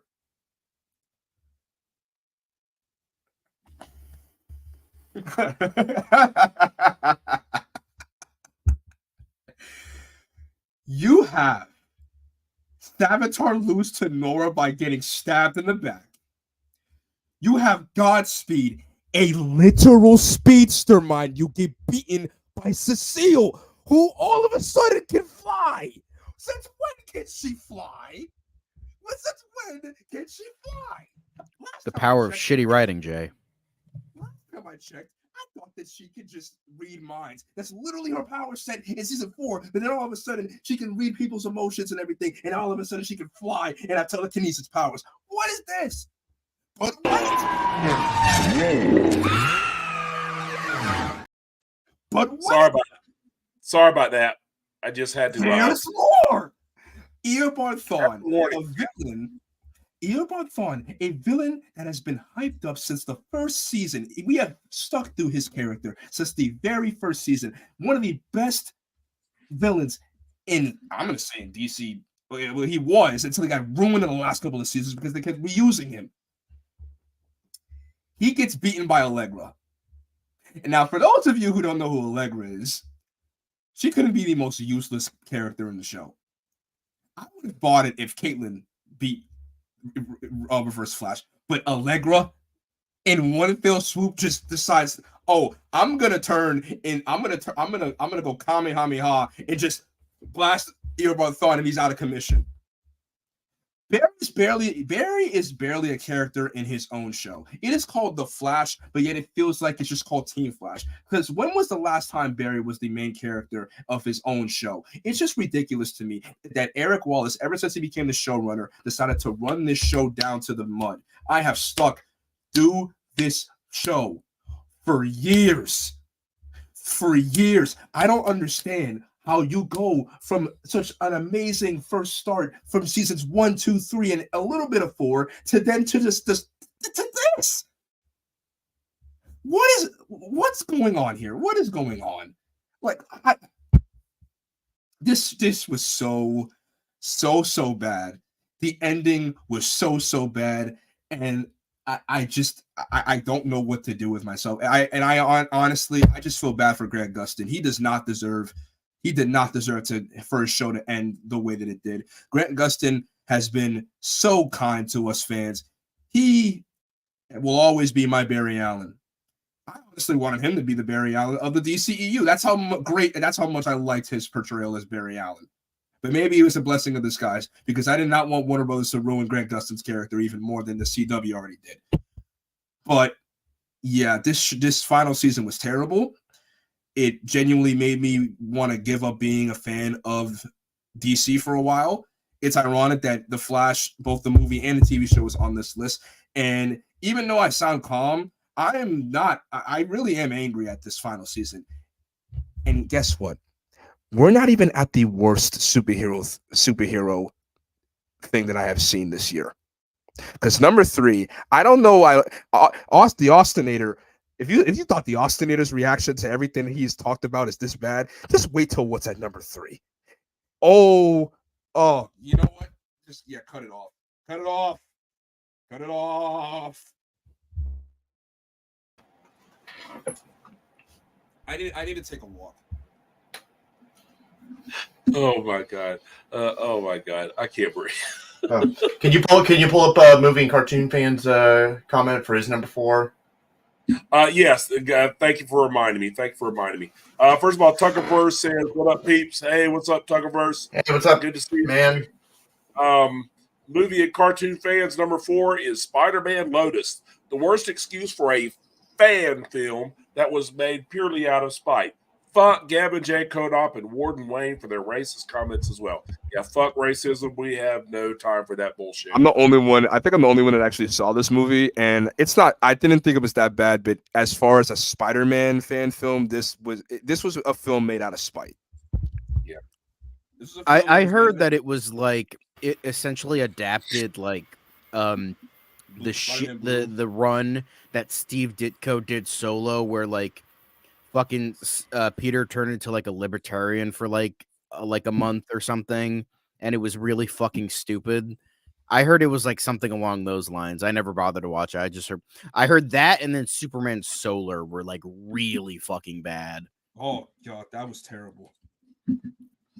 But yeah, sorry to keep interrupting. It just like I am in so much agreement with you. I got out of this fucking show so much earlier.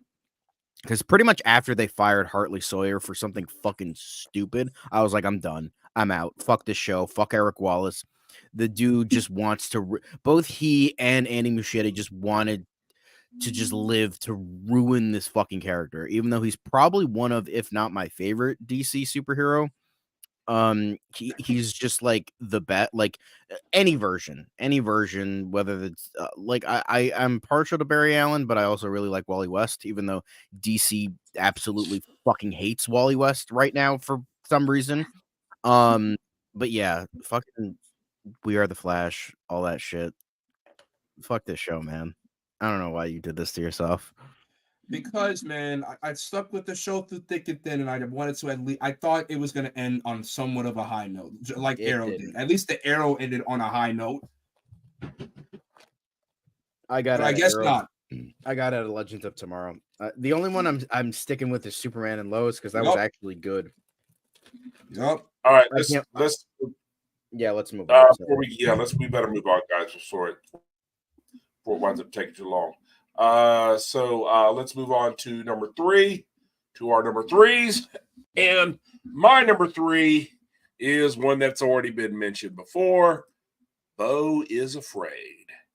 And oh boy, I cannot wait to tear this one apart. I mean, look, another pretentious, mean-spirited villain winning expectations from Ari Aster that I hate. I am shocked. Now with self-indulgence, I am shocked. Shocked. Well, not that shocked. This film is like he took the Odyssey, Oedipus Rex, Mommy Dearest, and the Penis Monster and slammed it all together into, and this is a word I usually hate to use, but it truly applies here, a fucking mess of a film. That's not mention the entirely predictable ending. Of course, the villain wins again.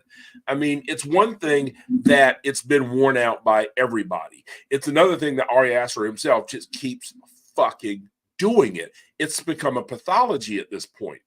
Stop. Get some help. For fuck's sake, do something. Actually, the first 30 minutes were just fine. I thought the first 30 minutes were fine. I'm like, I don't see the problem with it yet. It's fine. But dear God, it just becomes a morass of mommy issues and just becomes a bottomless morass of mommy issues. It just takes the whole fucking film. The only one that's any good, really, is Patti LuPone, who plays his mother. But Jesus Christ. Yeah. I mean, therapy may not be cheap, but it's a lot cheaper than a $35 million piece of shit film. And honestly, I'm glad he's done with. I'm glad he lost his shit. So maybe until he approves. But as for future films, as for him, all I have to say is Ari Aster, welcome to the 10th circle of hell. No!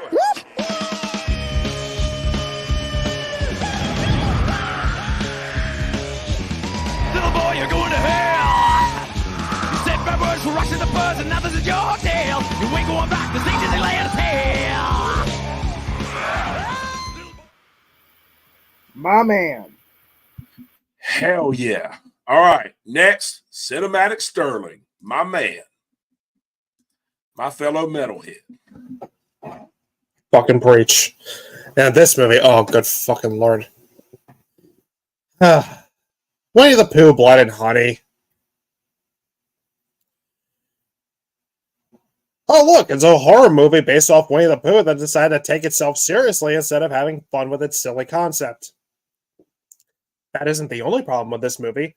The most positive thing I can say about this movie is it's short. It's only 80 minutes. But where do I begin? Acting from everyone is atrocious. The characters are dull, one-note, stupid, and flat, and interchangeable. At one point, I thought a certain character died, but then they came back. They're all the same idiot, and they blend in with each other. The actor who replaced Christopher Robin is fucking annoying. Winnie and Piglet, they aren't interesting antagonists. They're just generic killers with Spirit Halloween masks. The dialogue is cringeworthy and repetitive. The kills are shot horribly. There's just so much fucking shaky cam when people are running. It looks like something out of the fucking Blair Witch Project or a Rob Zombie movie. There's so much CGI blood. It's needlessly mean-spirited. And at times, there's no fucking reason for it. Why did we need to see this chick get her top ripped off before he kills her? Titties, of course. I mean, don't get me wrong, I like titties myself, but god damn it was fucking unnecessary. The kills, a lot of the kills, they're cutaways, like it's a PG-13 movie. The fucking movie is shot. There's so many scenes that are shot in the dark, you can't even see what the fuck is happening. The editing is atrocious. It's so choppy. It's so sloppy. And what pisses me off is I was hoping for a fun bad movie or so bad that it's good, but I got something that was so bad it was boring. This does not take advantage of its fucking premise. It just becomes a generic slasher movie. God damn it. If you're going to have a horror movie about Winnie the fucking Pooh killing people, go all out with it. Take fucking advantage of your ridiculous premise. Go crazy. Go wild. Why the fuck are you taking this stupid fucking idea so seriously? This shouldn't have gotten a theatrical release.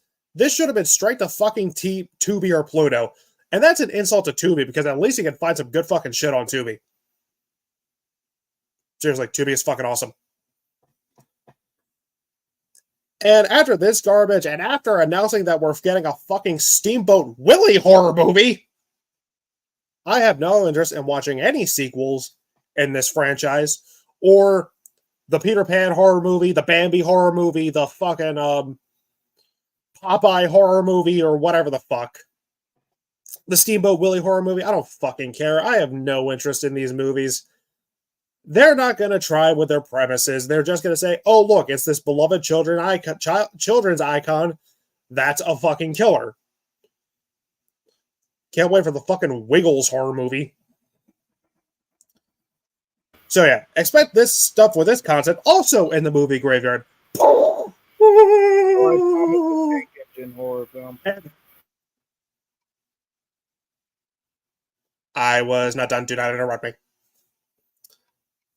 And what really pisses me off about this being a theatrical release, I couldn't use my Regal Unlimited. This had to be a Fathom event, so I had to fucking pay full price just to watch it. So, to the writers, directors, the cast, the crew who made this shit, fuck you for wasting my time with this. Fuck you for taking my money for this. Fuck you for making what you had to have known was an obviously bad film and releasing it anyway. Suck my dick!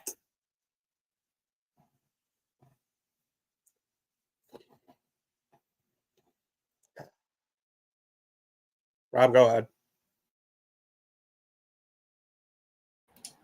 All right, so my number 3 is going to be one that I highly doubt anybody here has seen. Well, okay, almost everyone, because I saw that the movie and cartoon critic fan just put it in the comments.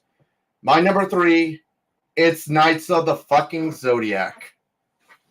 Now, if you guys know me, you guys know that I love anime. I'm the anime guy here. So, however, I haven't seen necessarily every single anime out there. I mean, there's millions out there, good God. But so Saint Seiya was one of those that just kind of flew under the radar. Maybe I'll give it a chance at some point. But my God, this movie was shit. The acting was terrible. Even from great, I mean, you have Sean Bean and Funkin' Jensen in this movie, and they don't give two flying shits in this movie. They give 0. And don't even get me started on, oh fuck, I forgot his name. McKinyu, I think that's what his name is. The guy who pretty much played Rono Zoro in the live action One Piece series. He was terrible. He was terrible. The characters are so uninteresting. I never cared about any of their personalities or their chemistry or anything like that. The CGI was horrible. Even the fight scenes at the end looked like cutscenes. I feel like at the end, I felt like I was watching someone play a PS1 fighting video game. And the story is your typical generic, oh, the chosen one story. Ooh, yeah, we haven't had that story before. God damn. Oh, and the dialogue was just, it's some of the most trailer-esque kind of dialogue you can hear. You choose your own destiny. Go fuck yourself. This movie was just, I honestly am still beating myself over because I honestly wanted, because the trailers, I will admit the trailers did look kind of interesting. And like I said, I'm an anime fan. I was actually willing to give it a chance. But after seeing this, I really don't care about, like, honestly, what is it with America and them not getting any anime Well, okay. Most of anime live action adaptations, right? I mean, okay. I'll give you Alita Battle Angel. That was awesome. Go ahead, Mute. John, you want to say something? I was just gonna say Alita Battle Angel. That's what I was agreeing with. Yeah, you. Alita I Battle didn't know Angel. you were gonna mention that. So. Oh yeah, I did, because the Alita Battle Angel is awesome, but it seems like everything else is a disaster. I mean, let's just say there's a good reason people have stated this as 2023's version of Dragon Ball Evolution. Yes, that bad. Seriously, fuck this movie. Honestly, after this, I really just don't care about any more American. Unless it's like a sequel to Alita Battle Angel, I just don't care at this point. Fuck this movie.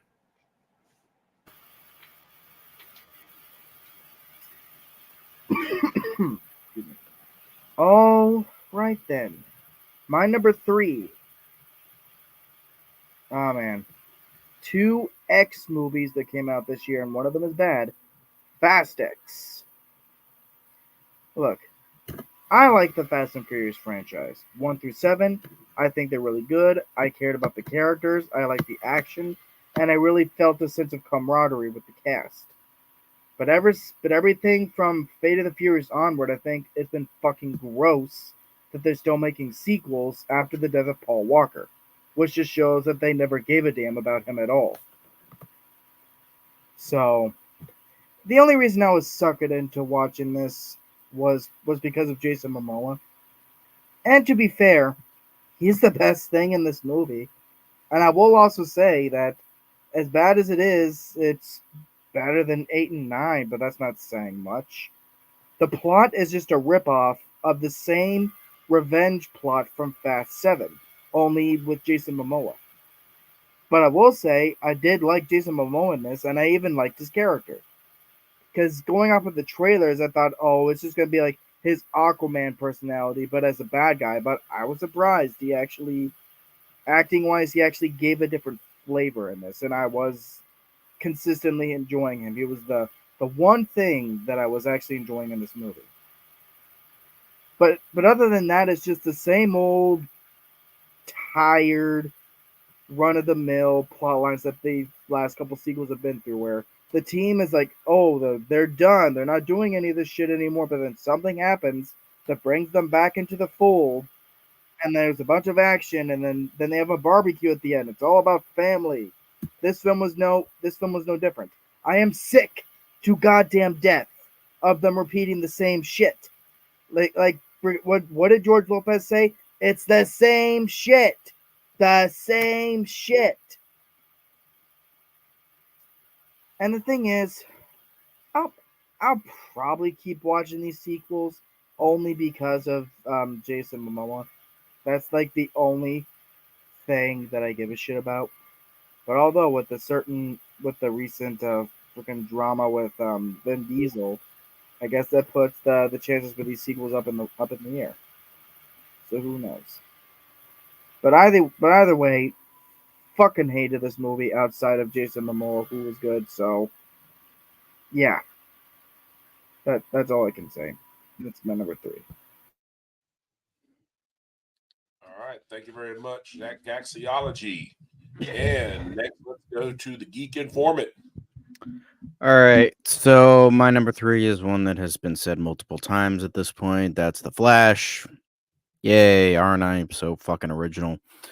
But, yep, The Flash, fucking horrible. And the horribleness can be encapsulated with a quote from SpongeBob SquarePants. He made me experience low tide. Oh! That is essentially young Barry as a character. Sorry for stealing that joke from you, Devin, but I thought it was too good to use. I'm sorry. I hate stealing jokes. I don't want to be like Amy Schumer, so I apologize. But yeah, young Barry makes me want to fucking castrate myself and makes me never want to fucking have children. Because Jesus fucking Christ, I wanted to chuck him out of a window. More so than I already want to do to Ezra Miller, But that's beside the point. Every single decision in this movie was the wrong one.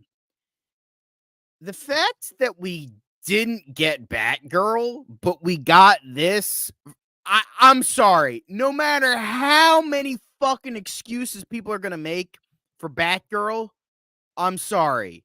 No fucking way. No fucking way was it as bad as this. At least that had Brendan Fraser. That had fucking Brendan Fraser as Firefly. That sounds fucking awesome. Yeah, what is her name? Leslie something or something Leslie. I forget. Sure, she might be terrible, but Jesus fucking Christ. Everybody was terrible in this movie. Everybody. Ezra Miller sucked. I'm sorry, but in terms of comparisons to other live action Flashes, fucking Rod Haas in Legends of the Superheroes was better than this garbage. Seriously? John Wesley Shipp and Grant Gustin piss on fucking Ezra Miller. No holds barred. Fuck you. And we're not even talking about the fucking controversies and shit. Fuck that shit. Ezra Miller was probably one of the few tolerable things, but like even then, he sucked. He still fucking sucked. And I do appreciate the fact, again, kind of stealing a joke from Mark, but the fact that they make Ezra Miller the greatest villain of the multiverse is pretty fucking funny. That is pretty fucking funny.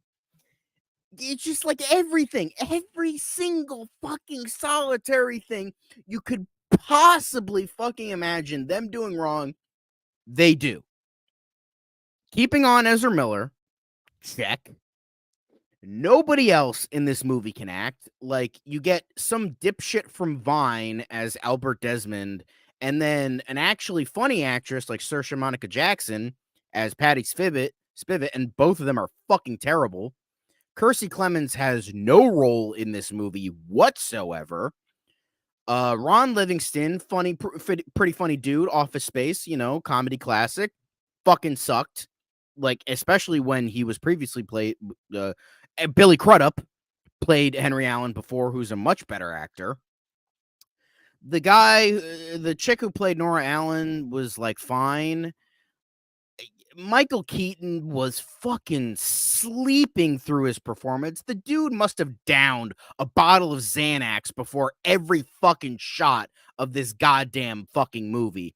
It just sounded like the dude hadn't slept in like 6 years before fucking climbing onto this fucking movie. And then after, I could only fucking imagine was, oh, my paycheck? Thanks, gotta go. And fucking immediately left faster than the fucking Flash. Because that is pretty much the only fucking reason I could possibly imagine Michael Keaton coming back and doing this fucking garbage. And you fucking know, just watching Keaton's version in this movie, they fucking wanted Bale. You fucking know they wanted Christian Bale in this movie. A friend of mine made a really good point that the characterization of Michael Keaton matches way better with Bale's interpretation of the character. And you could tell they wanted him, but Christian Bale was actually fucking smart and said, I'm not fucking doing this shit. Go fuck yourselves. Meanwhile, Michael Keaton is like, I could use another yacht. Fuck it. I don't care. So we got that. Sasha Calle. All right. She's cute. She was actually understood the character of Supergirl. God knows more than Melissa Benoist did on her fucking show. But again, I wouldn't say she stole the show, but she was tolerable. And speaking of people that slept through their performance, oh, hey, Michael Shannon came back because I guess he needed another fucking boat because he needed a fucking paycheck because he just fucking slept through his fucking performance. God knows this bloated, this CGI is probably worse than some work prints I have seen of movies. And that's fucking saying something. Oh, it was intentional. Fuck you. Go fuck yourself. Nobody on planet Earth is fucking believing that. Even the people that fucking like this movie have said, that's fucking bullshit. And yes, there have been people that actually like this movie. And if you know that person, please stop being friends with them. Please. Anything, like, just, you knew that this had the stamp of death once they announced that this would be a Flashpoint, that this would be loosely inspired by Flashpoint. You knew, because it's like Barry Allen has had like 40 years of fucking comic stories to fucking choose from. I understand that he was killed off in Crisis and that Wally was the fucking dominant Flash for 23 years. Or, yeah, I think like 23 years, almost like fucking 3 decades that this dude was around. I understand that, but fucking the fucking stupid comics from the Silver Age are better than this shit. Jesus fucking Christ. Just anything would have been better than this. And then you had every Joe Schmo and Bob ass motherfucker saying, oh yeah, this is the greatest fucking movie. Tom Cruise, greatest fucking movie ever. Fucking Christopher Nolan, greatest fucking movie ever. Alfred Hitchcock fucking crawled out of the grave to say that The Flash is the greatest fucking comic book movie of all fucking time. Shut the fuck up. Nobody's fucking believing that shit. Fuck the hell fucking off. Oh yeah, fucking Lionel Barrymore crawled out of the mausoleum to say that this was the greatest fucking comic book movie ever made, even though he fucker probably doesn't even know what a comic book is. Shut the fuck up. Shut the fuck up. Shut the fuck up to that production designer who said that we would forget literal fucking crimes by the main actor because his performance was so good. I'm sorry, but Roman Polanski, who is said to be one of the greatest directors of all time, nobody fucking forgets what he fucking did and the fact that that dude has actual fucking talent. Unlike fucking Ezra Miller, who couldn't act out of a fucking wet bag of gravel. Shut the fuck up. I am so fucking sick with WB's bullshit. I am so fucking sick with them. If Superman Legacy is less than fucking perfect, I'm fucking done. I'm willing to give it a chance. Yes, Mark, I know you hate James Gunn. That's fine. I perfectly understand it. However, I'm willing to give it a chance. It has some good casting. I'm intrigued with it. I'm willing to give it a shot. But if it's not less than at least a fucking 9, I'm done with this fucking company. I can't fucking take it anymore with how fucking mismanaged this fucking bullshit is. My left nut could run this fucking company better than David fucking Zaslav. And God knows the last 10 fucking CEOs who couldn't fucking run this fucking shit. Jesus fucking fuck. The Flash is just the encapsulation of every horrible decision that this funky fucking company could possibly fucking do. It's not even the worst movie of the year. But it's just, if you didn't fucking think that WB was run by the dumbest fucking people alive, then The Flash is the absolute finest fucking example of that. Please, for the love of God, can WB just please burn? I don't even want the stupid fucking merger to happen. It doesn't matter who's in charge. It doesn't matter how much fucking debt WB is in. Every company in fucking Hollywood needs to fucking burn at this point. That God knows they will after the Epstein client list is gonna get fucking leaked. So, you know fucking what? Just let them all burn. Some men just want to watch the world burn. This guy is one of them. And if that world pertains to fucking Hollywood, fuck this movie, fuck WB, fuck Ezra Miller, fuck everybody involved in this fucking production. I don't fucking care anymore. I'm fucking done. Go fuck yourselves. I'm out.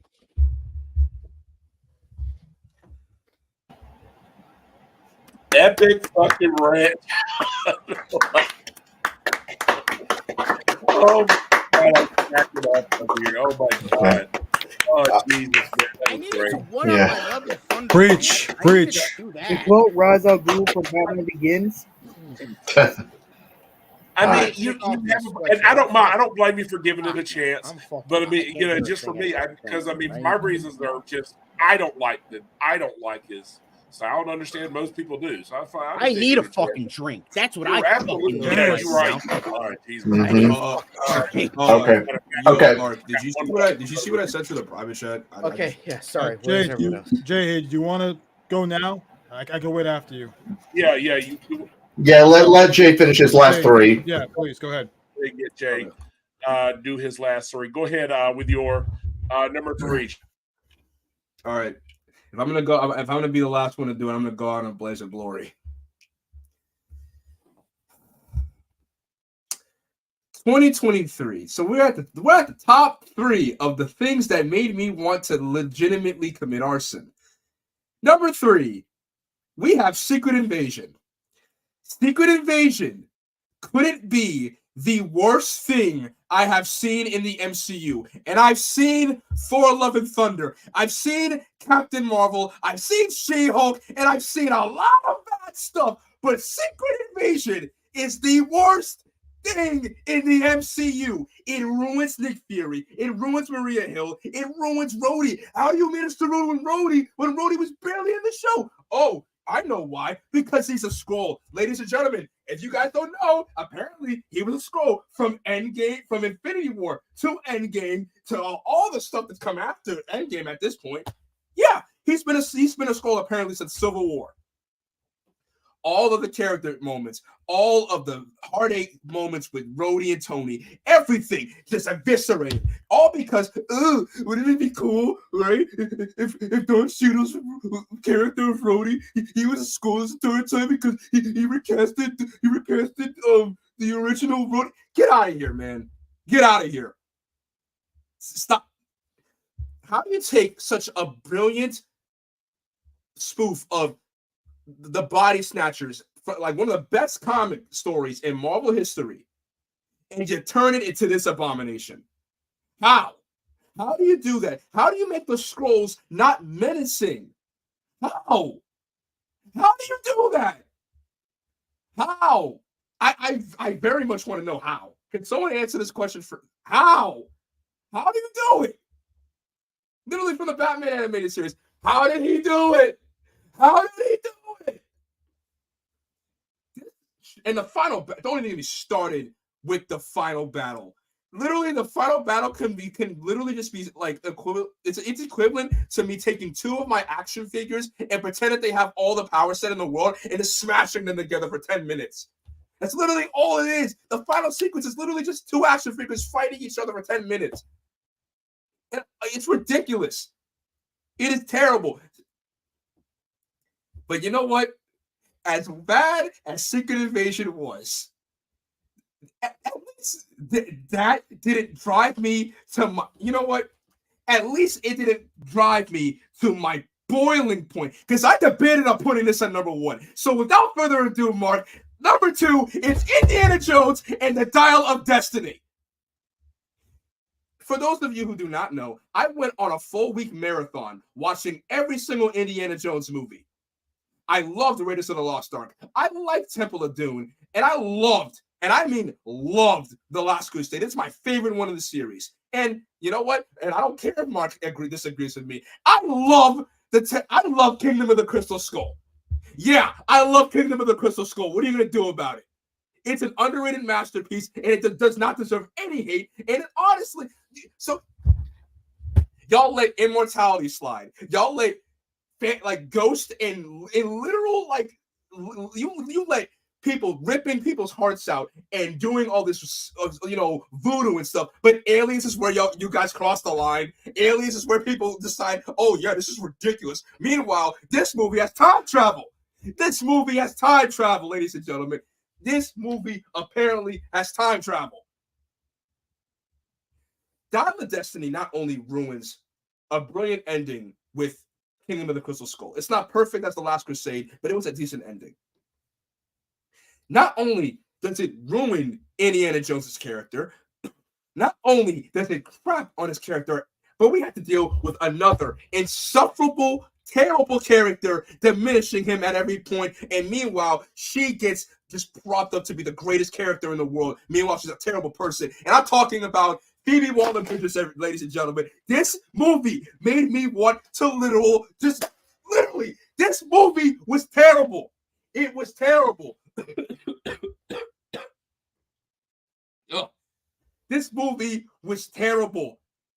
I don't understand why Lucasfilm looked at this and was like, oh yeah, we're gonna definitely release this in theaters and we're gonna definitely make people love it. It is a disgrace to Indiana Jones fans. It is a disgrace to fans of Lucasfilm. It is a disgrace. Give me a second. It is a disgrace to Steven Spielberg. It is a disgrace to George Lucas. Kathleen Kennedy needs to get fired. I'm sick and tired of her ruining existing IPs. She needs to leave Lucasfilm. She needs to leave. I'm sick of this. I'm sick of her ruining great franchises. She already ruined Star Wars, and we all know how depressed I am whenever Star Wars comes into my mind. And she ruined Indiana Jones, and I fell in love with the character and fell out of love with the character in 1 week. 1 week! That 1 week! That's longer than my one night stand, man. Like, Jesus, like, this is terrible. It's terrible. And, you know, but even though this movie drove me to my boiling point, at least it didn't make me genuinely disgusted at Hollywood. Because at number 1, we have Max's original TV series, The Idol. So for those of you who do not know The Idol is a show that has Lily Rose Depp, great actress. She was great in the show. She plays a pop star called she plays a pop star named Jocelyn, and basically kind of an Ariana Grande or Selena Gomez type of pop star. Basically, any pop star that comes into your head, female pop star that comes into your head. And we have The Weeknd, who plays Tedros. By the way, dumbest name I've ever heard in my life. This show is so disgusting. It makes me genuinely offended to be a fan of just anything in general. It is so it overly glorifies his nudity. It overly glorifies sex. It overly glorifies abuse.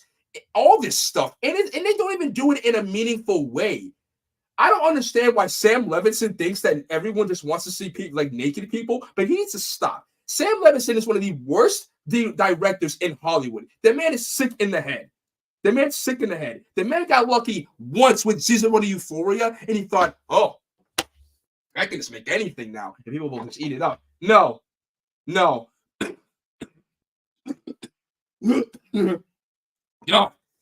God, man, talking about this is making me cough. Yeah, this show is terrible. It has terrible writing, terrible characters. The messaging in the show is just and originally this show was about tackling this show originally before Sam Levinson took control was all about women in the music industry and how bad it is.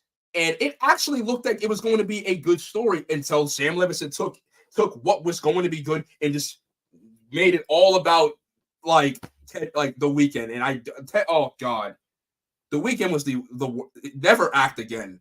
I don't even listen to The Weeknd's music, but never, ever in a million years act again. Never. And that, ladies and gentlemen, is my worst list of 2023. I honestly am mad that I'm mad at myself that I wasn't like as angry as I thought I was going to be, but I genuinely just I'm tired. I'm tired of watching bad stuff. Like I wish I don't wish any of this on my worst enemy for having to endure what we all had to endure for this year. Because Jesus Christ. Oh Jesus. And that is the world's biggest geeks list, ladies and gentlemen. One of my favorites when he goes off on a rant, and boy did he tonight. Oh You man. okay, Jay? You all right? No. I'm mad. You know what? Because oh God. Well, about Indiana. You know how whenever someone mentions the show that must not be named, I get flashbacks. Yeah. Whenever I think of Indiana Jones: The Dial of Destiny now, I get a rush of I get an instant feel of rage creeping down the depths of my soul and wanting to just legitimately go crazy. It's bad. Well, Jay, I'll say this, Jay, if it makes you feel any better, just wait till next week where we finally get to reward ourselves, and talk about some actual good movies. Hell You yeah. know? That's at least one thing to look forward to. Like, this is ridiculous. Oh, by the way, this is fake. This is fake. It's Nerf. It's Nerf, people. It's Nerf. It is Nerf. It's Nerf or nothing. Oh my god, that was good. That was good. Like, Well, thank you for joining us, Dave. Sorry I had to go. Yeah, I'm sorry to let you guys know it's short notice. That's all right, man. Hey, That's that's fine. all right. Glad you could join. We're glad. Honestly, I wish you ripped apart the idol more, just from fucking, premise Yeah, really. alone, Yeah. it just sounds like the worst fucking thing. Yeah, it is. It Yeah. really is. Okay. But as always, I appreciate being on the stream. As usual, I'll be back.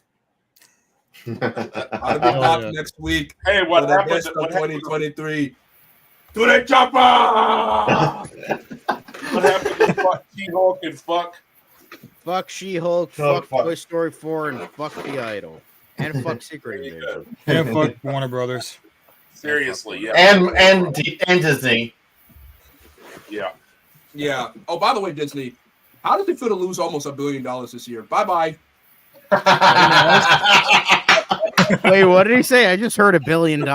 He just said, how does it feel to lose $1 billion this year? Yeah, I mean, WB did it just with the Flash alone. Jesus Christ, yeah. All right. Oh, man. So I guess Anyway, we're on so to Rome Rome is next. number 3. What's your number Rome three? number 3. All right, go ahead, Rome. All right, so thank you. So my number 3 is Expendables 4. If there was an this is a movie where this is the action movie of Rob Zombie, the monsters action of level bad movies. Everything in this movie is just horrendous. The green screen, the CGI, the story, the bad dialogue, the bad acting. I mean, this movie's so bad it makes Tommy Wiseau look like a fucking genius of movies. Like literally, literally, I would go watch The Room. At least I'll find something to enjoy and watch and have fun with. Expendables 4 just made me want to walk out of the fucking theater. Like, how do you kill off fucking Sylvester Stallone in this fucking movie in the opening act? How do you kill off an actor, and a character that people will go and see in theaters because it's fucking Sylvester Stallone? It's Rocky, it's Rambo, it's Barney. Instead, you make this movie about what? Jason Statham and Megan Fox.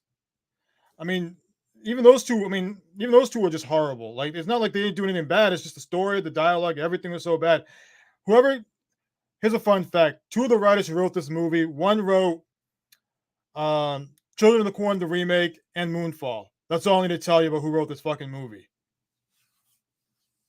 Yeah, it's that bad dialogue. It's been a long time since I've seen a movie where I wanted to walk out in theaters because it's just a movie. It's just hard to get through. It's like going to the dentist and getting an Overcane and having a couple of teeth being pulled out all in one. It's just so difficult to get through. The director, the camera guy, cocaine's a hell of a drug, and this is the kind of movie they made. Expendables 4. Cocaine's a hell of a drug, and I think the camera guy might have been drunk too. Hey, I got to say that Rome is dead on the money here, because if you got Rob, if you really thought that 65 had bad CGI, man, you don't know shit until you see Expendables. Tell them, Rose. I mean, this shit, it didn't even look finished. I mean, it looked like unrendered. Yeah, it literally looks like PlayStation 1. Not even that. It looks like the fucking Nintendo. Go ahead. Go ahead, John. How bad is it compared to The Flash? I'd say it's even worse. Bad. It's worse. Yeah, it's worse. It's worse. Worse than The Flash. Yeah. Damn. Yeah. I showed Jack one scene from that, and he was just like, he's like, what is like this explosion in this barrel? And it looks so fucking amateurish. It's like the barrel doesn't even like you finish putting all the textures on it and shit. And Jack was like, what is that barrel? I mean, just the whole scene with the water, the ocean, and Jason Statham trying to rescue everybody. It's just so bad. Like it's awful. Like this movie should get awards for worst movie of the year, worst special effects, worst of like Yeah. just the whole thing that's been put together. I mean, I enjoyed the first 3 Expendable movies. I knew what I was getting. With this one, it was just like, why bother making this movie? You know, it's Yeah. and this is just my number 3, by the way, my number 3rd worst movie of the year. Mhm. Don't watch this movie if you love the Expendables movies. You got the first 3. Yeah, the third one's mediocre, but at least it's decent. It's decent compared to what you got with Expendables 4. Like I said, this is just don't watch this movie. It should get all the awards for worst special effects, worst action, worst everything. Everything in this movie was just god awful. Yeah. I'll say one positive though. Red Hot Chili Peppers, "Can't Stop's" a good song. It's a shame that this movie was. It's a shame that this song was wasted in this movie. Because the trailer made you hyped up for something fun, and what you got was a giant pile of shit that just got shoved down your mouth. This is like Babylon bad, like Babylon level of bad, like that bad of a movie. Yeah. Yeah. I mean, after hearing what you guys had to say about it, I wouldn't be surprised if it's nominated for a Razzie. It should. I'm not surprised that it was written by the guy who wrote Moonfall because the dialogue is just that fucking bad. Oh my god. Yeah. It's horrible. Yeah. It's just I can't even describe it. It's just that bad. Speaking of great bands, hey, love that shirt, boss man. I see that. Hell yeah. Hell yeah. All right. And next, prepare to be Austinated. Oh yeah. Go off, big man. All right, so my number 3, I'm honestly not going to get too angry at this one because it is worse than Beau's Afraid, at least to me, but this one, I just didn't even feel anything, and my number 3 is Winnie the Pooh, Blood and Honey. Look, I totally, I understand, look, I get it, you know, Rice Frick Waterfield, the guy who made this film, look, it's his first movie, he did what he wanted to do, great, but that does not excuse, and I understand this movie was really cheap to make, but that does not excuse this really, really bad film. There is nothing to like about it. Yeah, it's short, but even then, it still felt like 80 years of my life was drained out of me just watching this film. I mean, there was nothing good about this film. The acting in this movie is atrocious. The characters feel exactly the same, one note cardboard cutouts. I didn't even care when they died. I was just like, oh, okay, shit's happening. All right. Oh, that person died. Okay. That person died. Oh, okay. And this went on and on and on. It's not scary. It's just bleh. This is an example of a film. I think everybody that's already talked about this movie basically hit the nail on the head. This movie should have had fun with it, but instead it became a generic slasher film, and it doesn't even do that right. Pooh and Piglet are so fucking boring. They don't say anything. It would have been if you had them talk and maybe even have maybe the other characters from the Winnie the Pooh stories. It could have been interesting and maybe made it fun. But even then, it's not even really Winnie the Pooh because there's only 3 characters. There's only Pooh, Piglet, and Christopher Robin. Everybody else is briefly mentioned, but they're dead, I guess. But that even then, the sequel's gonna bring in Tigger, and I guess they're gonna do the owl, which is fucking stupid because aren't they dead? Does this guy not know what he's does this guy even know what he's doing? Probably not. Yeah. They mentioned in the film that only Eeyore is dead because they ate him. The other ones are just not mentioned. They didn't say they died. Oh, okay. Only they for sure said Eeyore died. Okay, all right, that makes more sense. But even then, they should have done more with this film. The CGI blood is way too noticeable. Granted, Renfield's not any better, but at least Renfield was entertaining. This was not good at all. It was boring, bland. The kills are not shot well. It's way too sloppily paced and edited. Christopher Robin just sucks. The entire time he's like, "Oh, Pooh, please don't hurt me. Oh, Pooh, please, I'll stay with you."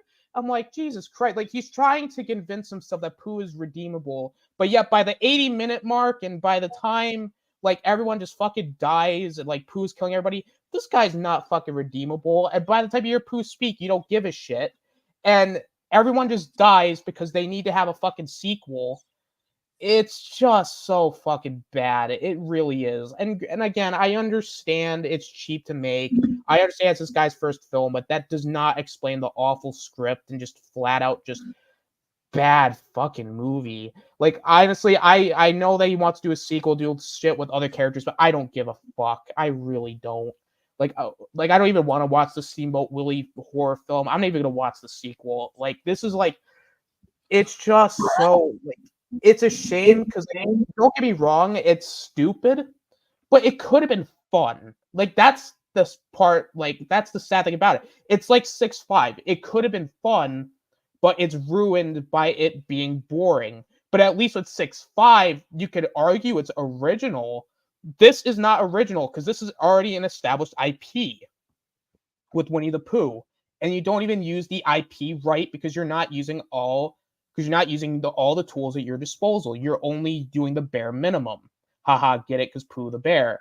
But I just don't like. Granted, this one annoys me.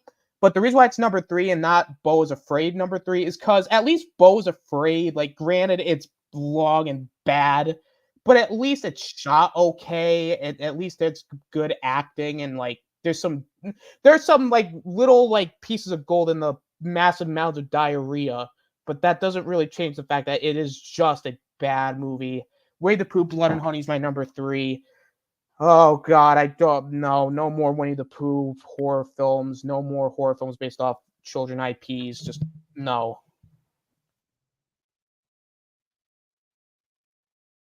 Yeah, I was going to say, Austin, that the reason they didn't put Tigger in the first one because Tigger didn't get into the public domain until this year. Right. So now that he's in the public domain, that they can, throw him in there, and I guess Al too. So I mean, but yeah, it's pretty fucking dumb. So, yeah. But speaking of which, that is now we're up to number 2. And speaking of which, Oh, wait. Yeah. Could you pull up the movie? Oh, yeah, you're right. Movie cartoon fans. You're right. Thank you for reminding me once again.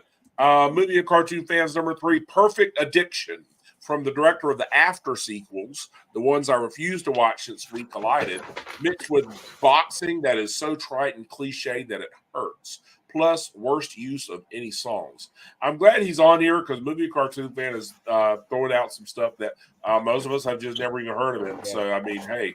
I know the After sequels, I know those movies. They're on Netflix and they're fucking horrific.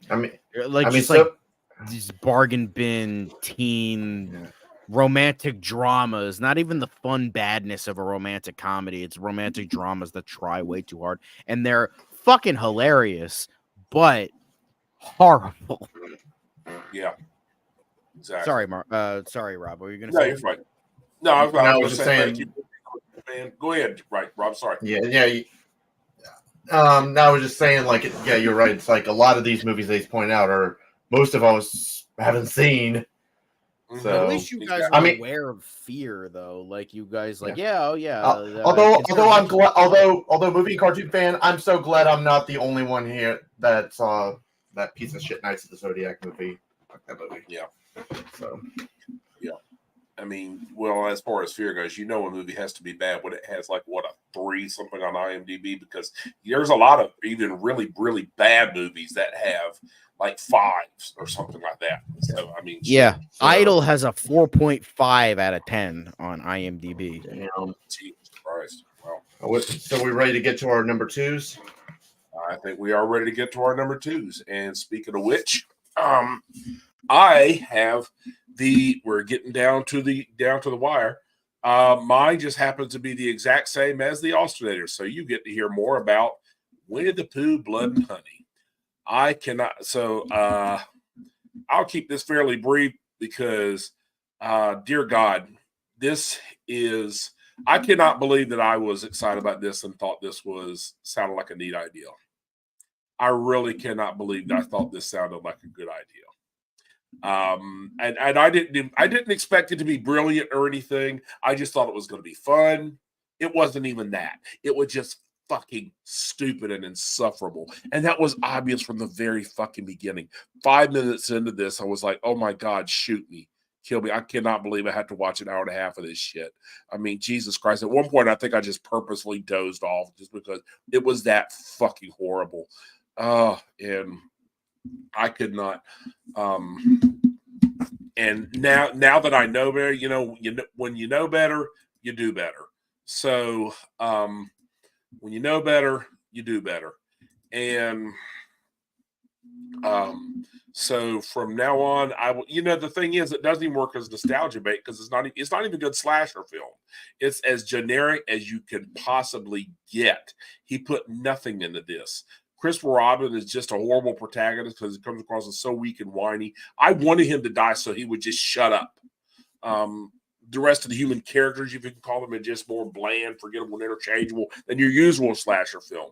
I mean, so then worse than it's like the worst of the Friday the 13th films, So, dear God, it's like Jason Goes to Hell. I swear to God, it's that bad. Or Jason Takes Manhattan. Dear fucking God, those characters are just that fucking uninteresting. If he had just been, it doesn't even. This could have been a fun film, but it just was not. And from now on, I will never bother with these. I will never bother with this shit again, with any more of these adaptations, such as, the Mickey Mouse one, and there's apparently a Peter Pan one coming because Peter Pan has entered the public domain too. And this guy is excited for it, the Geek Informant, but not me. As for me, there's one place all these fuckers can go, and that is straight to the 10th circle of hell. Fuck yeah. No!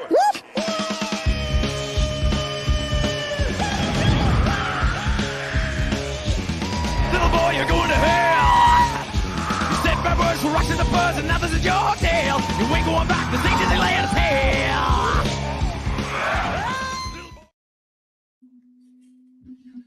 There are a few lead singers better than James Hetfield, man. Oh my fucking God. One of the best scenes in all of South Park, also. Oh, hell yeah. Dear God. Oh my God, that's a great Was show. that from the movie or was that from the That show? was from the movie. That was from the movie. Figured. That was from the movie. So, but I'll hand it over to Cinematic Sterling. Devin, your go, my man. Oh, good fucking Lord, this fucking movie. My number 2 is The Exorcist Believer.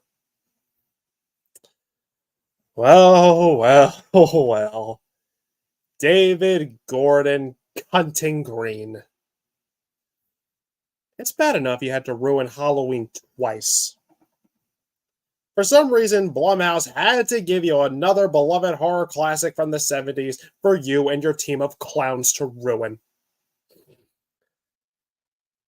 I'll never forget the quote from William Friedkin saying, if this movie sucked, that he would come back from the spirit world and please Phantom Zone Zach because I don't want to see those fucking shit.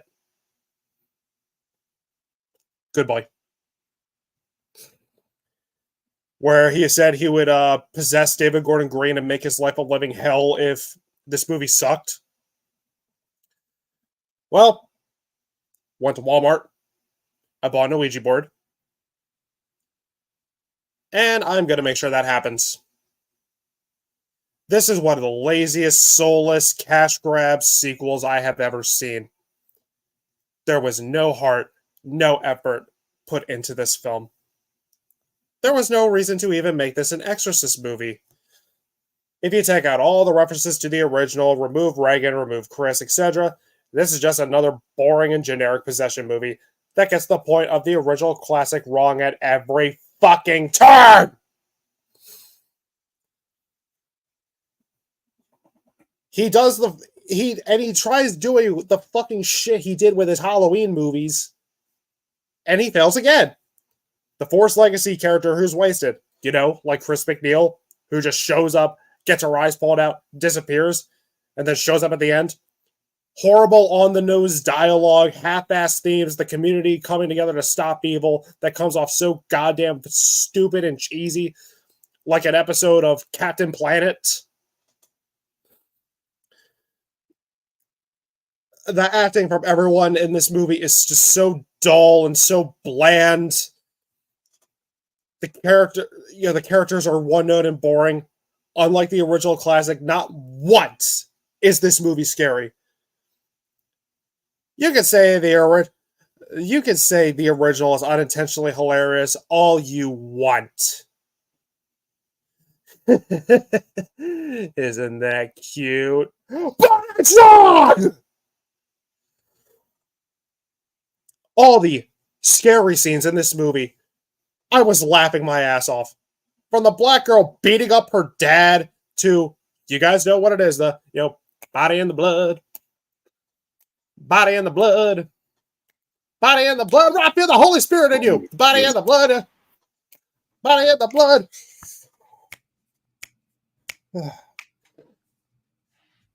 At least the original had atmosphere, dread, and kept you on the edge of your seat. None of that here. Because Green decides to bombard the audience with motherfucking jump scares and fake outs. Remember that first Pazuzu reveal? There was no loud noise when you see his face. It was just a quick sudden flash like, holy shit, what is that? First couple times you see Pazuzu's face. Boom, loud noise. Boom, loud noise. Boom, loud noise. Like, there are still scenes from the original that still scare me. I'd still get fucking freaked out when I see the spider walk scene. Remember that amazing jump scare that was in Exorcist 3? None of that is here. The pacing and the editing is horrendous. Yes, the first movie was long, but that pacing was perfect. I was never bored. I was looking at my phone an hour and a half in.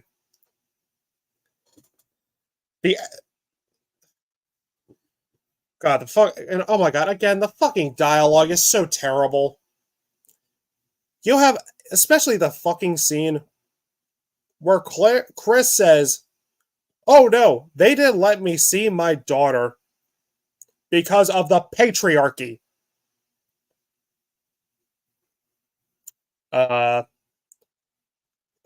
David Gordon Green, why the fuck? Why do you exist? Who put you on the planet? No. The reason is because, Father Karras didn't want his friend to witness her daughter go through more pain. The third act is so nonsensical, laughable, and it's a mess. It acts like a fucking Captain Planet episode where all the religions are coming together to unite against the evil. No, my way is better. My way is better. My way or the highway. Like, God, shut up. This is such an insult to the original classic. The original is not just a possession movie. It's more than that. It's about Father Karras losing his faith after the death of his mother and getting it back to save Regan's life. That's why the movie is called, get this, The Exorcist! Hell, the novel is a fucking murder mystery. Has Grant even seen the original movie? Has he read the fucking book? Guess not. Oh, Jesus Christ. Ugh. There should be a new law that states that it is illegal for David Gordon Green to touch any more beloved horror classics. Just because he got lucky with one good movie does not give him the right to do this to any more beloved horror classics. Yeah, Halloween 2018 was good. That was the only one. Kills fucking sucked. Ends fucking sucked.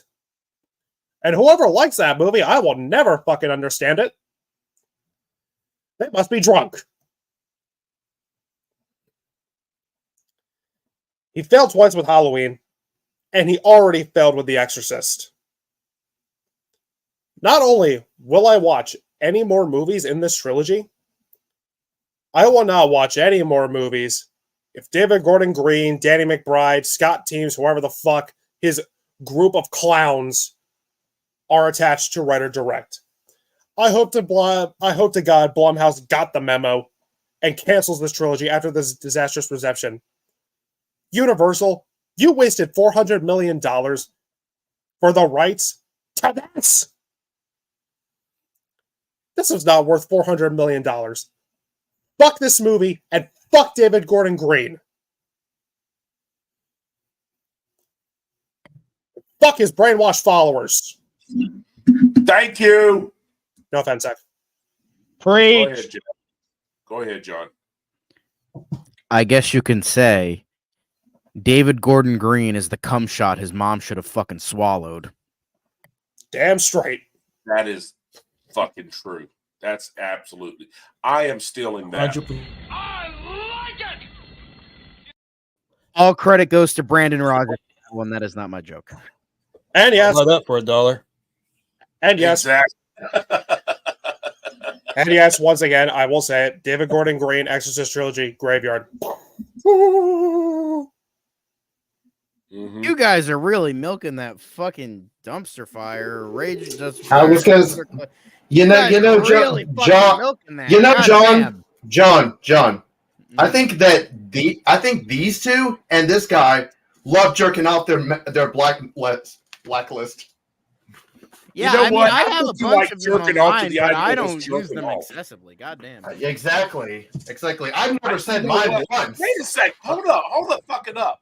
We're talking about our top 4 here. Right down to our top 4. Yeah, the top 4 they're going to the fucking 10th circle of hell. You I mean, it makes fucking- sense, but like, goddamn. Yeah, Jesus, dude. I mean, it's okay. Like, I'm not like bagging it, but like, it's just like, wow, Jesus. Which For is real. funny because For for my real, next John. entry, No, these 4 films it is really funny pissed because me my the next fuck off. entry is a pit entry. So Okay. Actually, I guess should have I gone am- back to the Flash. I'm a because mean, motherfucking honestly- hypocrite. I know. DC is fucking dead to me now. Also, I mean, even- also, Rob, what is it with you? Also, Rob, what is it with you and jerking off? But then again, what guy doesn't like jerking off? Seriously, I think Rob likes jerking Jerking off. off. to It's idea the of champagne jerking of off. victory. You know, I was gonna say, you two love jerking each other off. Oh, Devin, oh, Mark,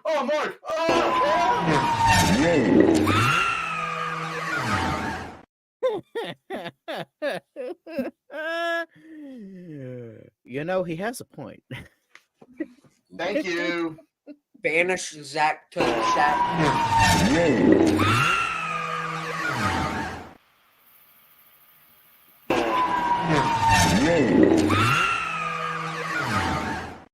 I regret. Are you done?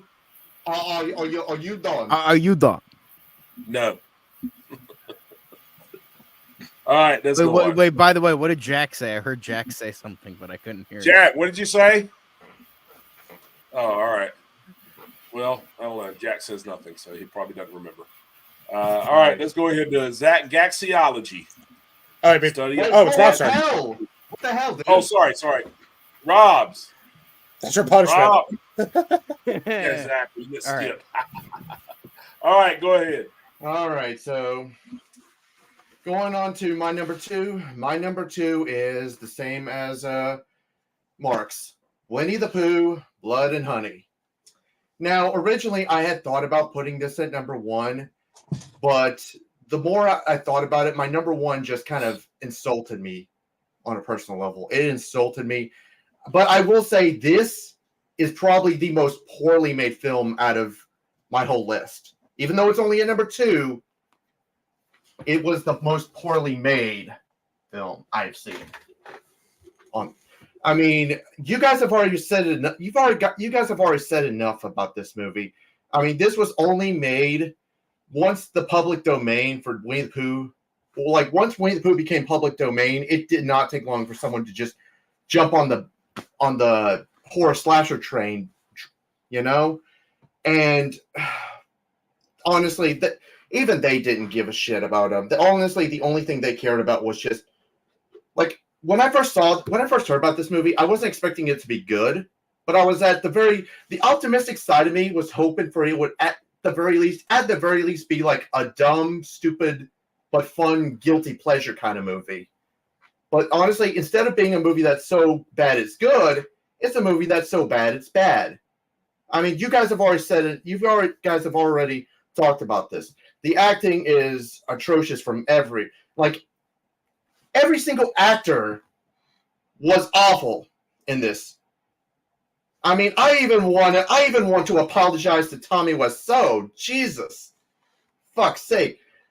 The editing is choppy and too quick. You can't. The lighting is horrendous. You can't even see anything half the time. The mask looked like something you can pretty much buy at the Spirit Halloween store for like $1. It looks so stupid.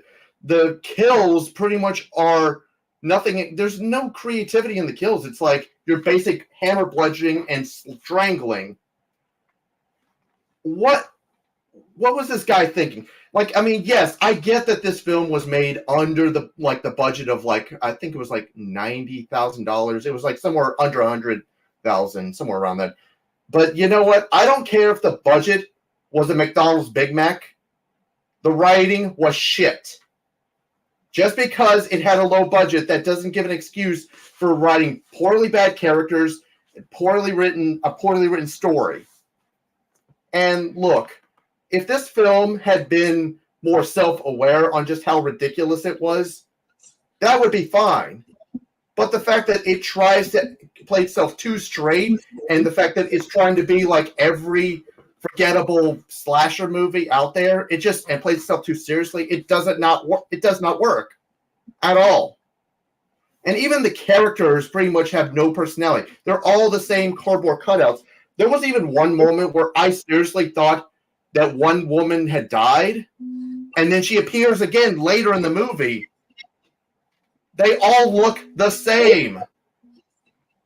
I mean, yeah, I know that the director is wanting to do horror films based on like Peter Pan or Bambi, and I heard that there's going to be one for Mickey Mouse, but I just really don't give a shit. I really don't care about seeing anything. So, yeah. Fuck this movie. All right, yeah, I'm definitely with you. Yeah, there's supposed to be 2 about Mickey Mouse, actually, from what I hear. But, don't care. Yeah, exactly. Me either. So fuck them all. So, yeah, this was a naked cash grab. You would think there would be some kind of passion in there. There wasn't. It was just like fucking throw together. Fuck this. So, Zach, go ahead. You got the floor. Zach, All right. off. My number 2 is a film that is every bit as horrifically offensive as what is in my number 1, that these both could have tied, and I wouldn't give a shit. But here we are. My number 2 is a movie called Cobweb. This is a movie that came out around the time of the Barbenheimer craze, so it sort of went under the radar. For those who don't know, it's about a kid who lives with these abusive parents, and they try to build up this mystery as far as to why they're so horrible to him. And it's revealed that they had a daughter and he had a sister that they locked up inside the walls of the house because she was all depraved and deformed. And what makes it so offensive is that they tried to make out these abusive parents as heroic. Oh, we were trying to protect you. Your sister, she was evil. Well, gee, I fucking wonder why she's all evil, because you locked her up in these walls and didn't even try to love her. So no wonder she's all fucking sick in the head. Fuck you. As someone because I'm adopted, if you don't know. So as someone who's had abusive bio parents, it fucking sickens me when they try to glorify abuse and say, we abused you because we want to protect you. Fuck you and everything you stand for. And the fact that they want to make a franchise out of this, given the way that the film ends, no, fuck that. I don't have my clip, but this is going in my raging dumpster fire. So, yeah, enough said. Number 2.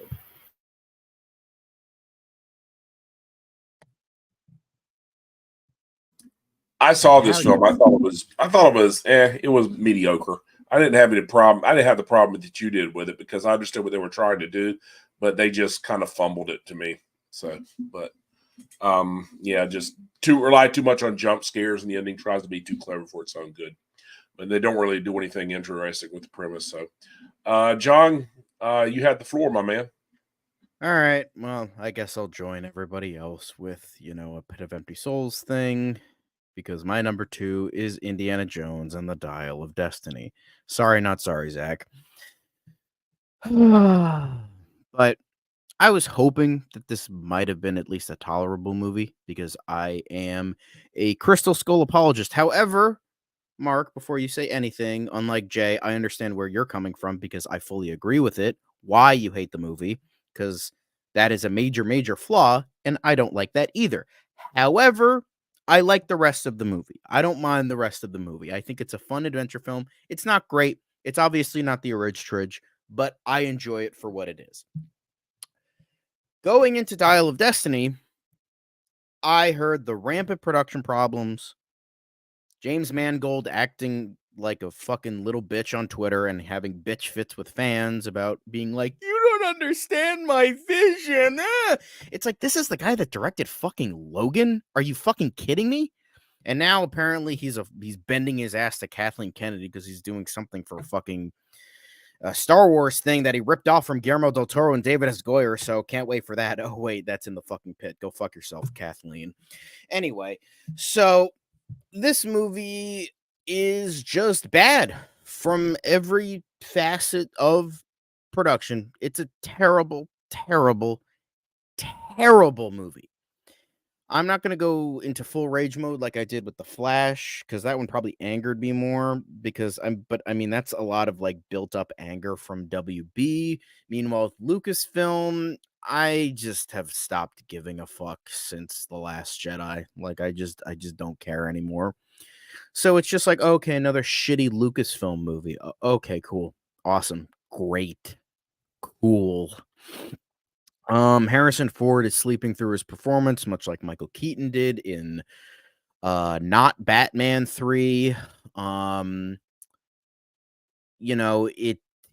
action scenes are bland and lazy. It's generic. It's a bore. It's not interesting. It's horribly paced. I was like 30 minutes into this. I'm like, okay, we're at the end, right? Oh no, we're only done with the first act. Please fucking shoot me in the head. And on top of that, we have Phoebe Waller-Bridge. I understand what they were doing, but she's still an absolutely horrible and fucking annoying cunt that, guess what? To the pit of empty souls you go, you dumb bitch. Go fuck yourself. So, with that, and she also has her own short round, which does not have the same energy, acting ability, or fun nature that the original short round did, Kehu Kwan. And, Austin ducked out for some reason. Okay. Anyway, so yeah, it's just like every. And I think the thing that really made me fucking pissed off is essentially is what they did to Mutt. Now I get it. I get Mutt is not a good character. Nobody likes Mutt, and I know Shia LaBeouf is like he's off his rocker, which fine, whatever. But it's like the fact that they fucking killed him off screen. It's just like, what? Go fuck yourselves. Like really. Like, yo, he went to war and because he went to spite me and blah, blah. Go fucking suck a fucking dick. There's no emotion. There's no thing. And it just feels overall fucking absolutely insulting. And he's taken a back seat to this fucking bitch that we don't fucking care about, who is apparently his goddaughter, who's the daughter of this character that is just inserted into this franchise for no fucking reason. Like, I love Toby Jones, but fuck me, he had no point. Why not use like a kid from Sala? He was in this. Oh yeah, by the way, Sala was in this for 2 fucking minutes. Great character from 1 and 3, yet he's like given no fucking role because I guess they couldn't afford the guy for more than 2 minutes. Because that's what it fucking feels like. He's like, oh, hi, Andy. Oh, do this thing. Bye, Andy. And why were you here? Why the fuck were you fucking here? Just like, I'll give Dial of Destiny this. Like, the first scene is like, okay, that feels like a fun adventure. And don't get me fucking started about yet another Hollywood production that wastes Mad Mikkelsen. What is this? This dude must have the worst fucking agent in the history of fucking cinema, because literally every fucking movie he has picked outside of like Casino Royale, he is completely fucking wasted in. Like, when was the what? Like, every fucking thing that this dude has been in has fucking sucked. Maybe Rogue One, but I don't jerk that movie's dick off like a lot of other people do. But it's just like, you waste him. The time travel is like fucking really. The ending is like punching Indy in the face, and like it's just like, oh my fucking god. Like, to quote MJ Tanner, are these people aware that old people can be like happy with their lives? Not every old person is a decrepit pile of shit that hates their life and is on fucking antidepressants. Like, you do realize that there are old people that are comfortable with being old people. I know that's like a fucking crazy thought, but like, I know, crazy, fucking absolutely fucking insane. The idea that old people can be happy. Just like yet another shitstorm from Lucasfilm. And even though Star Wars is already in the pit, in addition to Rise of Skywalker, because Rise of Skywalker is just that fucking bad that I made those two fucking distinctions, Dial of Destiny adds Lucasfilm post 2023 into the pit. I am not seeing any fucking Lucasfilm production, whatever that may be, Lucasfilm, whether that be a game, a movie, TV show, I don't give a flying fuck. When fucking, I mean, they already fucked up. They fucked up Star Wars. They fucked up Indiana Jones. They fucked up Willow. I'm just waiting for them to somehow fuck up American Graffiti, because that's all Lucasfilm fucking has at this point. Can't wait for American Graffiti 3 to fuck things up even more, because why not? Or like THX 1139 or something. I don't fucking know. I'm done. I'm so fucking done. I'm so sick of this franchise. I'm so sick of this fucking bitch. I'm so fucking sick of everything that this fucking company has fucking done. Just, even though I'm not that old, I am only 26, going to be 27 this year. Pray for me. And I will end this, hatchet job of a fucking rant with a quote from Red Letter Media, Mr. Rich Evans. How does it feel to have lived long enough to see all your favorite franchises go down in flames? Rome shall take the floor. So my number 2 is Skinamarak. Spoiler warning, this is Skinamarak. I'm Skinamarak. I'm gonna get you. What the fuck was that movie? $15,000 budget, ripped off the entire audience who thought this movie was pretty good. Hey, can you guys hear me okay? Am I good? All right, cool. I don't know why I thought I might have hit my mute button by mistake. $15,000 budget, and this movie makes Paranormal Activity look like a fucking masterpiece. It really does. I mean, this movie is it's just boring. It's supposed to be about these 2 kids who got abducted, and there's creepy sounds, creepy noises.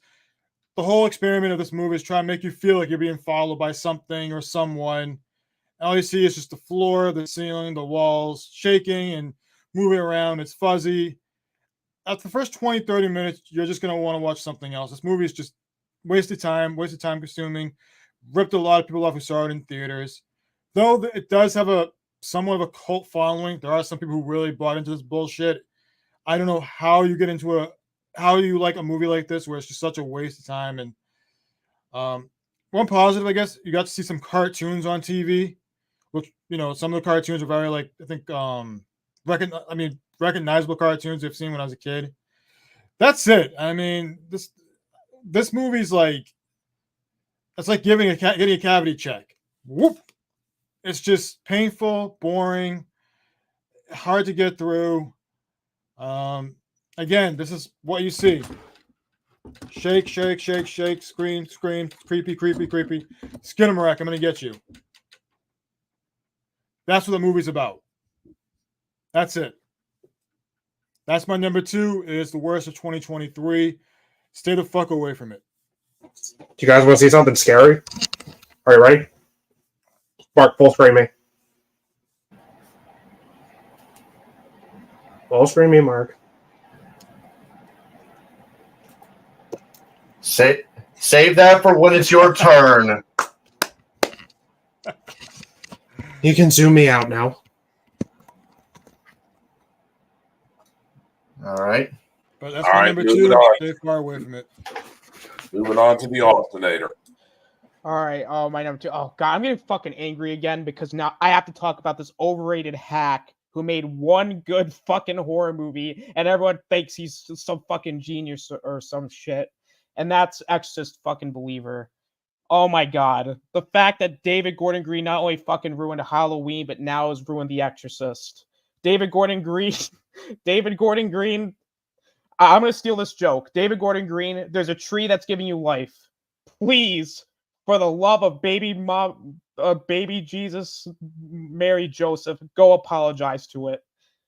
Oh my god, what a fucking disgrace of a film. I mean, where do I even begin here? I mean, there's like nothing to like about this movie. Leslie Odom Jr. is fine, I guess. And to be fair, there are good ideas, but unfortunately, it's David Gordon Green, so of course those good ideas are shit the bed. The whole time, this movie is so boring. It's not scary. It's very generic. Like, honestly, like, I think Devin said it best. If you take out everything that, like, kind of took out references and even like Chris McNeil, the legacy characters, this is just a generic like exorcism movie. Like, it's not even good. And despite it running at an hour and 50 minutes, it felt like 150 years.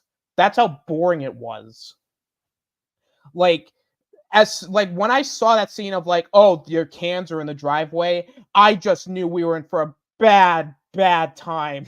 Because of course it's David Gordon Green, and this has come from the same guy who was like, oh, you need to show evil your tits. No. Stop. You stupid fucking clowns. Stop writing dialogue because you're not good at it. Oh my god, and the legacy characters. Like, Chris McNeil gets her fucking eye stabbed out, and apparently now she has a connection to hell. Huh? Excuse me? This is not fucking Ghost Rider Daredevil bullshit. It's supposed to be a fucking Exorcist movie. What the fuck is this? What kind of crack and drugs are you doing? You must be doing all of them because how the fuck do you come up with ideas like this? And then the way that they even get possessed. Fucking hypnotism? You could have found anything better? How fucking stupid are you people? And look, the two, like, fucking people getting possessed, like, okay, that's interesting. But my god, it's so fucking lazy. It is so lazy. The whole, like, final act is so stupid. The dialogue of, oh, I couldn't see my daughter's exorcism because of the patriarchy. Who? Don't get me wrong. I'm not the biggest Exorcist fan, but my god. You could have paid more fucking respect if you tried hard enough. But no, it's David Gordon Green. Of course he doesn't fucking try hard enough. The only reason why he doesn't try hard enough is because there's going to be the fucking fans that are going to say, oh, oh my God, this movie's the greatest thing ever made because David Gordon Green made it. No! It's not good. It's a bad legacy sequel. And the ending is so fucking unintentionally funny where the dad's like, oh, I choose you, and then the other girl dies. And the other girl lives. The twist you could see coming a mile away, but it's so fucking funny the way they execute it. I don't like. They're even trying to set up like a fucking sequel to this. Like they're gonna do a trilogy. David Gordon Green, stop while you're ahead. David Gordon Green, I hope your fucking pillow is warm tonight. I hope your blanket falls on the floor. I hope all the ice in your freezer melts. Like I hope that you lose your socks in the fucking dryer. Like don't fucking ever. And I'm telling you right now, don't even bother making these sequels because no one's gonna watch them. At least I hope not. Except for like the David Gordon Green tryhards that are like, oh my God, David Gordon Green's gonna make an Exorcist sequel. Oh my God, he's making a trilogy. Guys, remember when he did Halloween? No, he fucking ruined Halloween. Now, don't get me wrong, Halloween's been ruined before, but never to the extent of Halloween Ends. Like seriously, who the fuck do you think you are, David Gordon Green? You tried this shit with Halloween Ends. It didn't work. You already fucked up with Exorcist Believer. And like I said before, just because you magically lucked your way into one good horror like legacy sequel does not equal you getting to fucking ruin another established IP. I hope you get your ass haunted, David Gordon Green. And look, I'm not the biggest Exorcist fan, but this film was just as insulting, if not more so, at points than Halloween Ends. Not only will I not be watching this trilogy, but I will not be watching any more David Gordon Green movies because you're a fucking piece of shit. Fuck you. Oh my God. Austin went bad Patty with, oh, I hope you lose your socks in the fucking dryer. Oh my God. Austin, you are the best, man. Oh my God, man. You have me rolling with these rants today. Oh my God. You're a perfect fit for the show. Seriously. Oh my God. Austin, you are definitely a cool kid. Oh my God, man. Jesus Damn Christ. straight. Thank you. Oh Thank my you. God. That is epic, man. Jesus Christ. All right, let's move I on. hope you lose socks in a dryer. I was just like, don't forget about yes, I have movie and not. cartoon I did fan. not. I saw this before, and I'm glad he put this in Oh there. my! This series, Left Behind. This was a series. I didn't even know this was still a books. franchise anymore. What? And hold on, I never even heard of this. the Left Behind series was a series of books written by Tim LaHaye and I forget the other guy. These two Christian evangelical preachers, and oh my God, it's basically the Book of Revelation turned into pulpy fiction and shit. And oh my God, it's just the most cringeworthy shit. They had an early. Isn't this? I think this is like a new series of films. I mean, I don't know. Or unless Wasn't Nick Cage in one of them, and then Kirk Cameron was in another one, and it was yeah, Kirk Cameron. Of course, Kirk Cameron was in it. because I think they did an adaptation in like the 90s with Kirk Cameron, and Yeah, then they there did. was one with Nick Cage that came out like 10, 15 years ago. I remember that one. I didn't know they were still fucking making more of them. I didn't know this was the fucking, Christian Avengers. Yeah, exactly. Yeah, for real. Yeah, Left Behind, Rise of the Antichrist. This movie is everything wrong with religion. Why would you, dude? Why the fuck would you watch a Left Behind movie? Exactly. You're just setting yourself up for failure by that fucking point, you fucking idiot. No offense, but like, come on, you should know better than that. Hey, you have my kudos for being brave enough to watch that shit, man. Oh my God, he had to have done it for a laugh. He had to have done it for a laugh. Did it for the lols. Did it for the lols. Oh my God, yeah, those things are awful, man. Oh my God, I saw one. It's like, oh my God, they're really fucking terrible. Yeah. So, thank you very much, movie and cartoon fan. I'm actually glad you brought that shit up. It's fucking that whole series. So we're ready to do our just 5 dishonorable mentions. Yes. Mark, we what's need the to rule? do How many can we list? Mark Mark is the you host. know That's why I what? asked. Just go with whatever you got. So however right. you want. Yeah, I mean we're Shit. Don't just do all 23, Devin. Yeah, Mister. I'm going to see every bad movie that came out this year. You know what? I might do that just to fucking spite you. And then Mark will put you in the Phantom Zone. Yep. all right. Okay. All right. So we're just going to list our dishonorable mentions here, and my dishonorable mentions. I'm just going to run through them really quick. I have just 10 of them. One of them is duller. Sharper. The second one is at that's my number 20 worst movie. My number 19 is the Meg 2. Meg 2, Shut Up Meg 2, The Trench. This is the moonfall of 2023, and it is the best unintentional comedy of this year.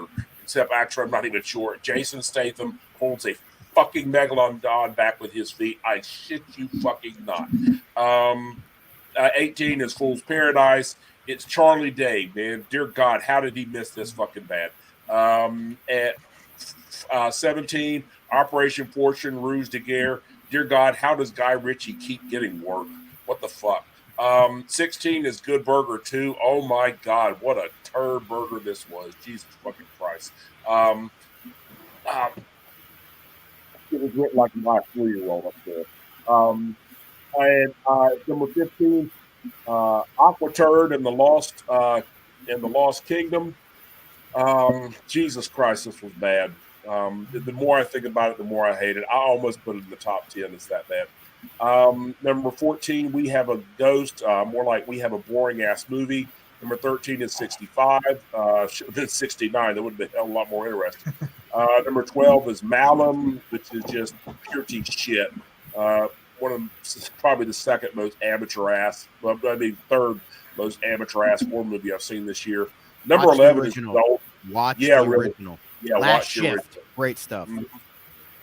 Number 11 is Golda, because that is, oh my God, it's a boring ass movie. You can tell they did not have any kind of budget. There were just boring as hell.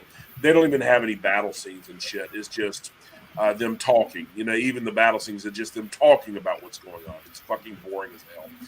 But that's mine. So, Cinematic Sterling, you next, my man. All right, I'm not gonna name all. So all my dishonorable mentions.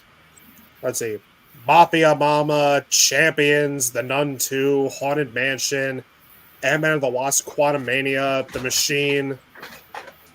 I know this is a controversial one, but I don't care. Infinity Pool, House Party, Last Voyage of the Demeter, Paint, Pet Cemetery, Bloodlines, Strays, Dix the Musical, It's a Wonderful Knife, Aquaman and the Lost Kingdom, Malum, Pale Blue Eye, Five Nights at Freddy's, The Marvels, Natty Docs, Pope's Exorcist, Hypnotic, and I'll throw in Rebel Moon. That was very disappointing. All right. I was gonna say, Devin, I'm gonna only name just a couple. I'm just gonna name a handful. Names literally every single one he didn't like. No, he didn't name Hunger Games because he knew that we were gonna beat his ass. Oh, if he yes. did say that shit. Hunger Games, Battle of Stars and Stakes. If you really Phantom want Zone his ass, Mark. Phantom Zone his you really ass. want a 5-4 tornado to come get your ass, hey. Yo, Mark, You know call what? Kaylee. Have Okay. her go to Okay, New you know Jersey. what? You know what? And you will know my name is the Lord when I lay my vengeance upon thee.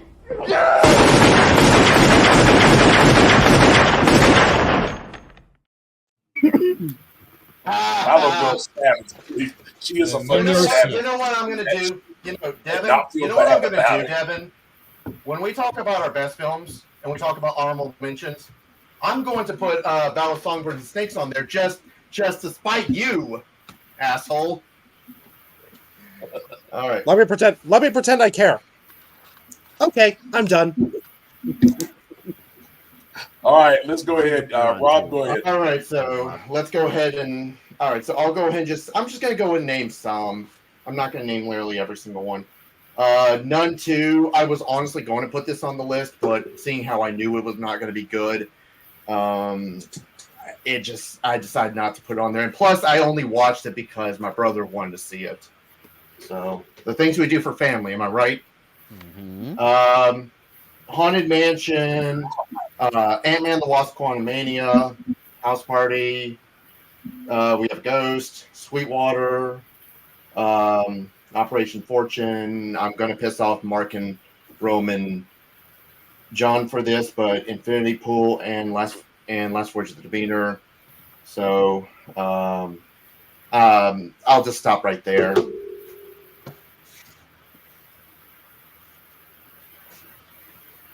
All right, then, man. Zach, Axiology. Bad taste. All right, yeah. so I have like 3 honorable mentions, all of which are horror films. So I'll bullet point through each of them. Winnie the Pooh, Blood and Honey. I enjoyed it initially as like dumb fun, but the more I thought about it, it takes itself way too seriously for a concept that really could have been something goofy and more fun. And plus, the mean spirited nature with the main character having this trauma of nearly being raped to then be killed at the end, it just didn't sit well with me. And I have little. I'm gonna watch the sequels just because I'm a glutton for punishment, but I otherwise am not expecting anything. Skinamarink. I admire the concept, and I admire what he was trying to do. It's a good idea on paper with the visual flair, but it's even at only an hour 40 minutes, it's already incredibly bloated because they stretch it out too much for something that could have. I don't know if Devin would agree, but something that could have maybe been a pretty good short movie, like a short film. So, yeah. Like I said, I admire the concept, but in execution, it wasn't that good. Um, this third one is one that was swapped out by Pet Sematary on my list, and that is the Children of the Corn remake. Honestly, aside from the I am Groot looking motherfucker being revealed at the end, I otherwise don't remember a single thing about this movie. I don't remember any of the kids. I don't remember any of the kills or even the gore. And that just goes to show that it's just another tired, wash, rinse, repeat Children of the Corn movie. My God, it was ass. So those are my honorable mentions. All right, and Geek Informant, you are next. I could have gotten a bunch that were like okay, but I decided on just one. To me that was it's a comedy special, Jim Gaffigan, Dark Pale. And Jim Gaffigan is great. Dark humor is great, but together they just don't work. It's a very boring special. It's not very interesting. I was on my phone a lot of the time. I love Jim Gaffigan. He can be really funny, and I love really dark humor, and that could be really funny. But this ended up being a very uninteresting, forgettable special. It wasn't bad. It had some gems here and there, but this was probably his weakest special since Cinco, which was obviously his 5th special. But yeah, I do hope he does bigger and better things in the future. I mean, something of his is on my best list, so clearly he can still be great. It just that was kind of something that would be right up my alley because I love dark humor and I really like him, but it ended up being just not all that great, unfortunately. It's okay, like a solid 6 out of 10, but he's been a lot better in the past. So it's just kind of a shame he didn't live up to what he had before. But outside of that, not really a lot of dishonorable mentions, so move on. That honestly sounds bad because I like Jim Gaffigan too, and dear God, he's not a dark humor guy. It's like Yeah, awesome. he doesn't really fit that mold. So it doesn't. There were like maybe 2 or 3 funny jokes, but for the most part, it was just kind of bleh. They didn't land. Yeah. All right, Rome's your go, my man. All right, so I have 7 honorable mentions. The Pope's Exorcist, Inside, Last Voyage Demeanor, How the Gringo Stole Christmas, Haunted Mansion, Your Place or Mine, and You People. Just don't watch them. Watch some good movies. There's more good movies in 2023 than bad movies. Please stay away from them. The Pope's Exorcist was another one that had one of the worst CGI films, CGI scenes at the very end. I saw it all the year. It was just so laughably bad by the end. And I didn't think it was that bad at first. I just thought it was kind of meh. And then at the end, it's like, oh my God, this is horrible. Jeez. The one thing that film had was fucking Russell Crowe. Jesus. Yeah. Oh, absolutely. Yeah. And they're getting a All sequel right, too. Can you believe it? Oh my God, what the fuck? It's getting a sequel? It's getting a Holy sequel, shit. yeah. Holy shit. Jesus Yeah. Christ. Yeah, they gave set me up the whole sequel almost as soon as it came out. Yeah. Yeah. Go ahead, John. Sorry, I wanted to name this one too since nobody else named it. Might as well mention it. Sorry, I wasn't going to, but Five Nights at Freddy's. That was really fucking stupid. It was okay, but really fucking stupid and nothing like the games. But even then, even if it's nothing like the games, it can still be good, like Mortal Kombat or something like that. But Five Nights at Freddy's, very dumb. I expect better, Josh Hutcherson. I expect better from Scott Cawthon? No, fuck. Oh my God, Shaggy.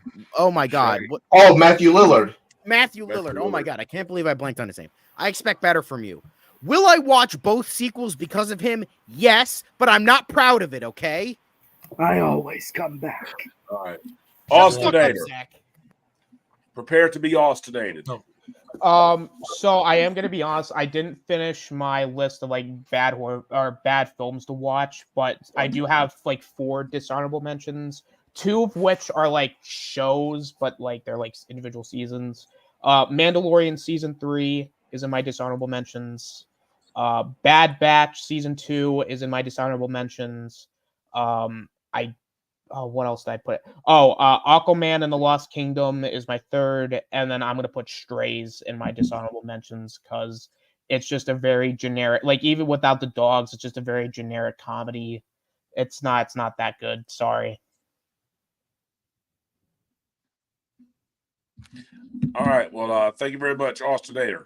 That's all right, man. Hey, I don't blame you. And some of these movies, trust me, they are not worth fucking finishing. All right, so we have reached our we have dishonorable mentions from the movie and cartoon fan. He has 8, including Indiana Jones and the Dial of Destiny, Consecration, House Parties, save for the 3rd act, The Ritual Killer, Assassin, the final Bruce Willis movie. I heard that was really bad. 65.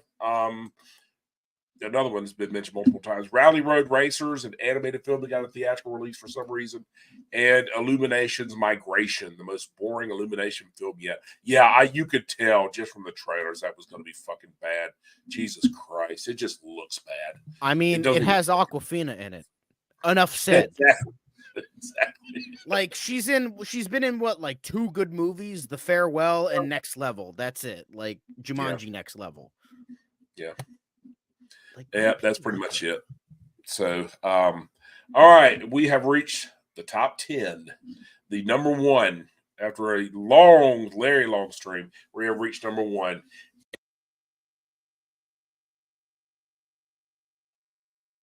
For everyone, the full experience, the full opportunity to rant as much as you want without being interrupted.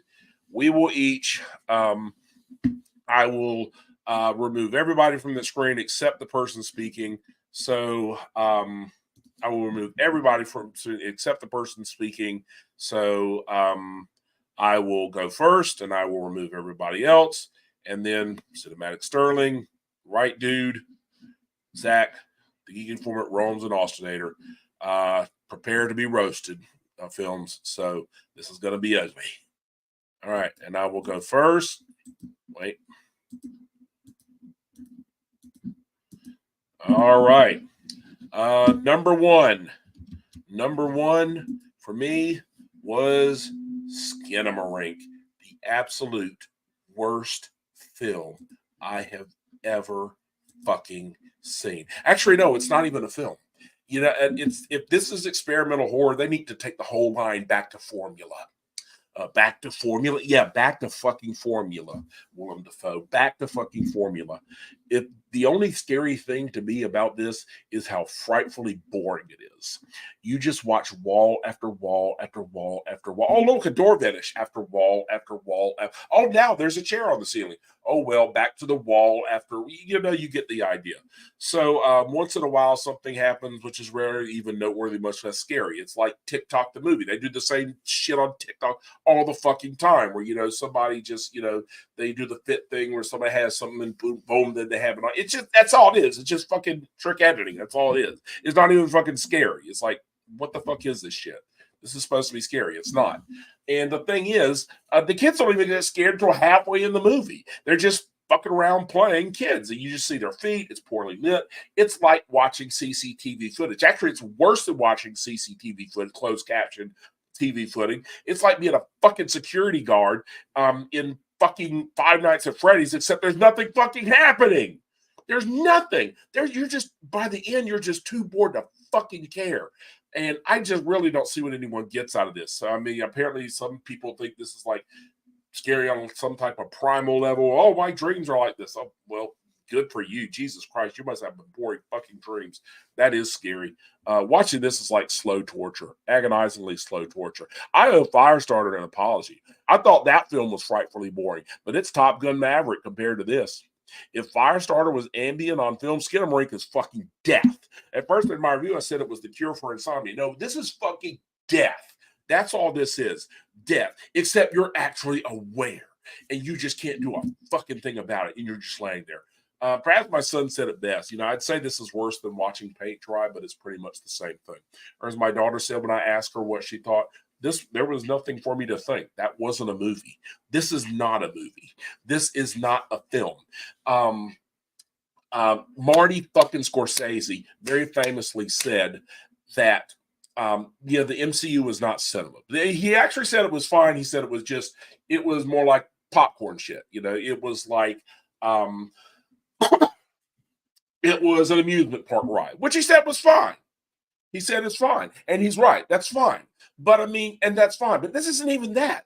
This isn't even enjoyable. This isn't even a film at all. This is just fucking, like I said, poorly lit, poor sound, CCTV footage with like fucking trick editing. That's all it is. The only good thing about this film was when it ended. This was actually agonizingly bad. It was that bad. And I just rarely get that feeling in a film. Even if a film is boring, I'd be like, whatever. I mean, and I'll just turn it. But this was, I mean, I'm a completionist, so I kind of feel like I have to watch it. But I mean, even then, I've just never have felt just as agonizingly as awful as this. I don't even say, being that as hyperbole, that the only good thing about it was when it ended. I actually mean that. I was so relieved the world seemed like a brighter fucking place.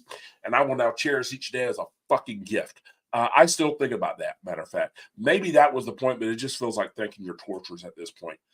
Fuck this film. This has got to be the worst film I've ever seen. I would rather rewatch The Human Centipede over this. And I have ranted about that film, how disgustingly fucking awful that film was. I would watch that shit over this. And I hate that film with a passion. So, fuck this film. Fuck Skinamarink. And yeah, John, I'm going to do it again.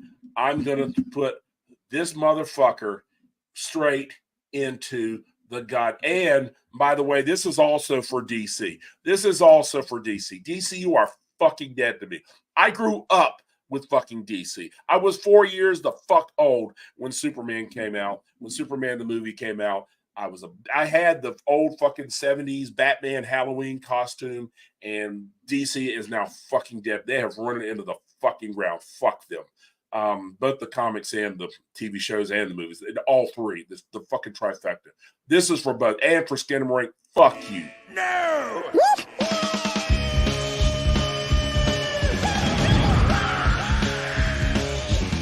Little boy, you're going to hell. were rushing the buzz, and now this is your tale. You ain't going back to see Disney lay a tail. Thompson out. Cock and ball.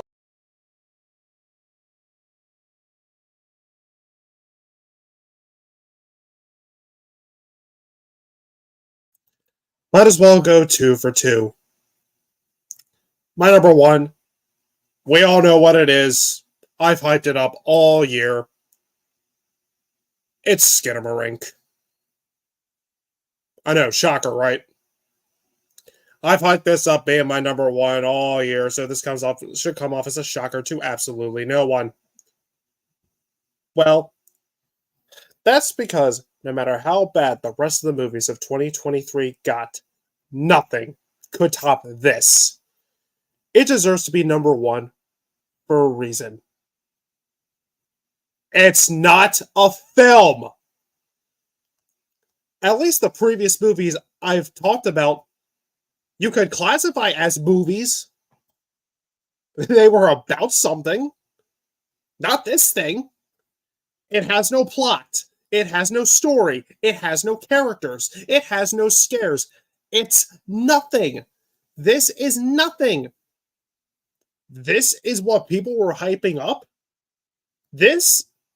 People are considering this the best horror movie of the year. This is, on some lists, this is number 1 for best of the year. Bitch, what movie are you talking about? This isn't a movie. This is one of the scariest movies of all time. Really? Shots of walls, floors, ceilings, stuffed animals, public domain cartoons, children's feet. Like, seriously, is this scary? Is that scary? How about that? Here. Is this scary? Is this scary? I hate to repeat jokes again, but I'm going to do it again. Is that scary? You know, that actually has more movement than anything in this fucking movie. This is what's passing for horror now. What a fucking joke. Like Mark said, the only thing that's scary in this movie is how fucking boring it is. And for an hour and 40 minutes, it feels like 10 fucking hours. I went into this thing. A lot of people were saying good things about it. I didn't know this was going to be the whole thing. But I sat there, texting the group chat, like, can something happen, please? Where's the plot? Where's the characters? Walls, more fucking walls. All in all, this film is nothing but walls.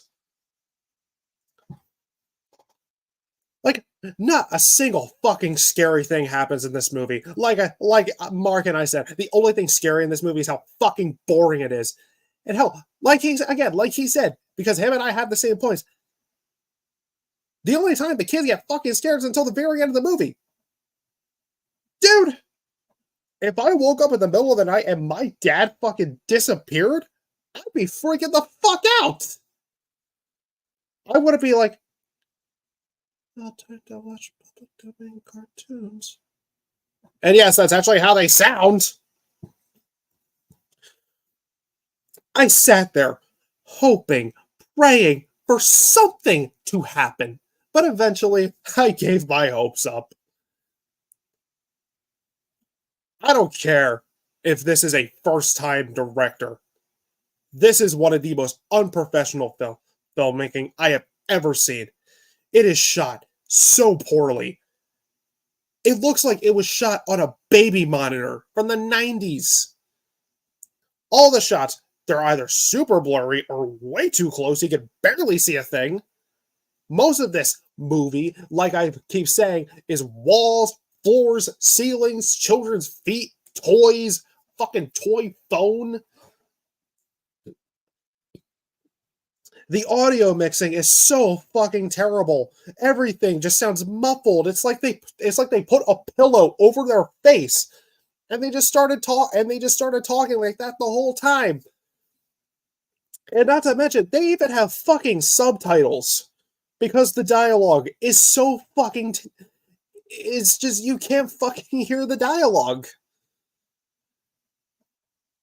And then they take away the subtitles closer to the end of the movie. I'm like, what the fuck? What are the characters? I'm sorry, characters, because these aren't fucking characters. They're just disembodied voices. That's not a character. It's not scary. It's boring. And you fuck up the most important aspect of filmmaking. Show me, don't tell me. Let's have the fucking characters talk about the weird shit. Let's not show it. No. What the fuck? Like, I want you to stab your eye. It's off screen. The toilet disappeared. Off screen. I took away your face. Off screen. Like, are you fucking kidding me? This had a budget of $15,000. Where did the money go? Judging from the look of it, the director only used $15, shot his house like a low-res, cheap Wish.com version of MTV Cribs, and spent the money on hookers and drugs. How can anyone praise this? What is deserving of praise? You all need to grow some fucking balls if you think this is scary. So many good or great horror movies that came out this year. Some I will bring up on the best of the year list. And people are saying that those aren't as good as this. Not only will I say this is the worst thing I have seen in 2023. Sorry, Mark. I hate to copy off you again, but I'm saying it. This is the worst movie ever made. And I mean it, because like I said, it's not a film. For all the horrible movies I've said are the worst I've ever seen, a Serbian film, Jack and Jill, The Munsters, Texas Chainsaw Massacre 2022, Suicide Squad, Justice League, Son of the Mask, Fan Four Stick, The Human Centipede. At least you could say they were movies. I cannot say the same thing about Skinamarink. This is my message for you, Kyle Edward Ball. Either make a movie or don't waste my fucking time. Fuck Skinamarink. Fuck you. And may this thing rot in a fucking hole as the worst movie of 2023. I'm going to give you a second chance because I am such a forgiving individual. You pull this shit again and you give me the exact same thing, you bet your fucking ass there is a spot waiting for you in the movie graveyard. Fuck this thing and fuck the people who praised it. Mike, drop, go to Rob.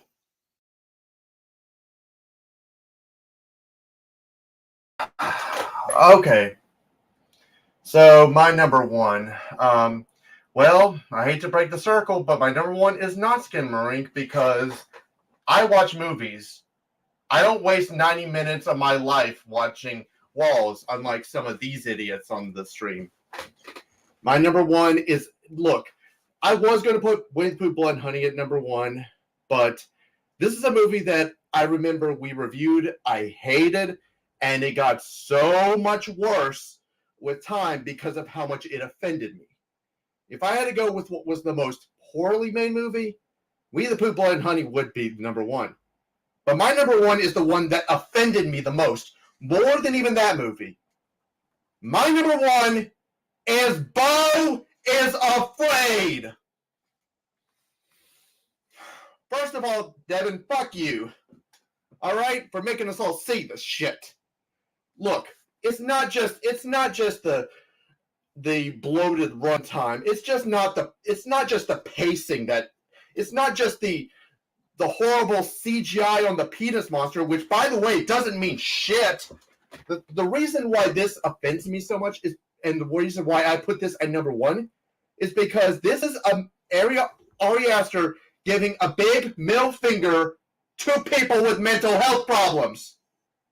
Let me state something. I have anxiety and depression disorder. I've suffered through a lot in the past few years. I've lost so many family members. I've had to care for some of these. I had to put my social life on hold just so I could be able to care, just so I could be able to take care of some of these people.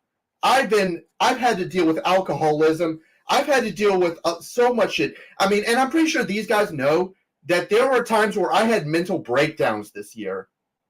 I had severe mental breakdowns.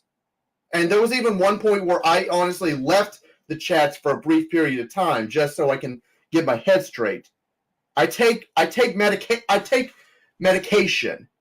I seek therapy. And by the way, therapy is a healthy way to cope, to help talk about your struggles, to help cope with any kind of issue you may have. It is honestly a very healthy thing. Ari Aster pretty much is saying, you know what? Fuck mental health. Or fuck mental health. Fuck therapy. It doesn't mean shit. Go fuck yourself. You. Oh. This is honestly the reason why it offends me. Because this was the most insulting. I'm an avid believer that anyone who's struggling with these, the society should know about to take this shit seriously. I think Joker kind of already pretty much pointed that out. That people that are struggling with these, this is a serious thing. We don't do this shit for attention, Ari Aster. This is serious. And if you can't be serious about this, and you think that people with mental health problems are just fucking pathetic, and that they should, and that we should bully them, and they should go die, then honestly, you deserve to be banned from making any movie that comes out in the future. Jesus Christ.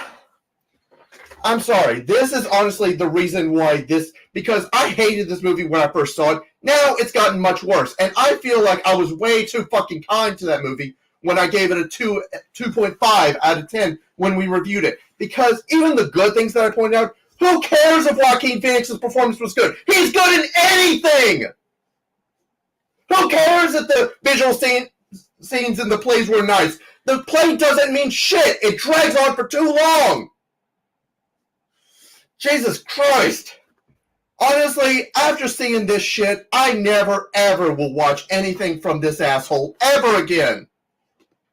If he's going to keep giving the middle finger to people with this kind of disease or with mental health problems and not take it seriously, then you are not even worth my time. You'll never be worth my time, Ari Aster. Fuck you! Calm down. All right. I'm calm.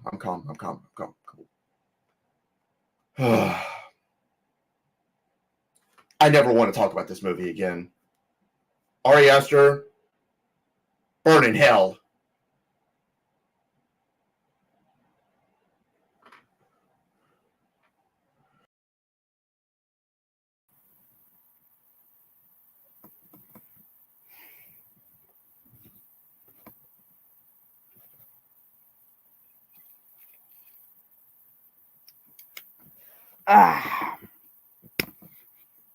Going right along with my buddy Rob, my number one is also Beau is Afraid.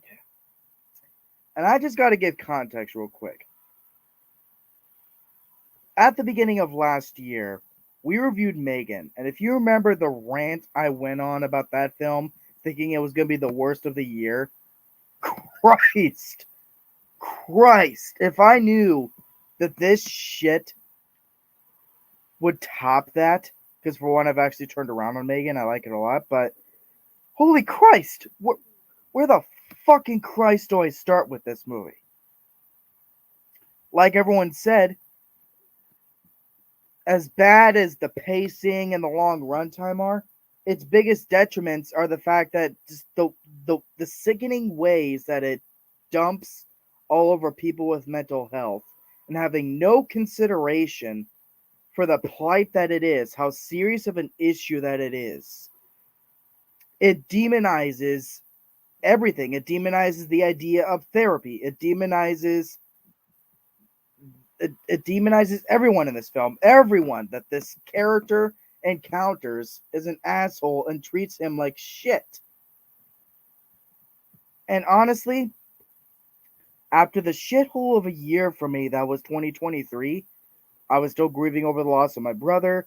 There have been other losses we've had in the family. And continuing to be jobless for several months. It was just, it was a depressing year for me. So for a movie like this to come around with its cynical, depressing tone, it dowered my spirits for almost the entire year. And it is the reason why the movies that are in my best of the year are in my best of the year. You'll see why. And look, I do not give a shit if the acting is good or if there are some good visuals here and there. I have loved damn near everything that I have seen from Joaquin Phoenix. I'm not gonna say that I won't act like that I've seen literally every movie from him. But for the movies that I have seen from him, I've loved damn near every one of them. Joker, Gladiator, you name it. This is a great fucking talent. So what the fuck was he thinking with this? With taking this script? Like my god. And I do not care if this is only the third movie from Ari Aster. I'm sorry. After seeing this shit, I will not watch anything else from this asshole. Because now we know the formula with this guy. Every movie he's going to make, it is going to be about dumping on mental health. Because clearly he has such a fucking hate boner for it for some reason. And again, I'll just close it out by saying that for what was already a sickeningly depressing year for me, this did not make anything better. It is the epitome, almost, of everything that made 2023 a fucking shithole of a year for me. Thank God for movies like Elemental and Waka. That's all I'll say. Honestly, not as angry as I thought I was going to be, but maybe it's because I've already ranted a couple times about this, but yeah, that's all I can say. Number one is Beau is afraid, or as I like to call it, Beau deserved to die. Ari Aster, you are in my raging dumpster fire, and I am not watching another movie from you ever again. And I am done.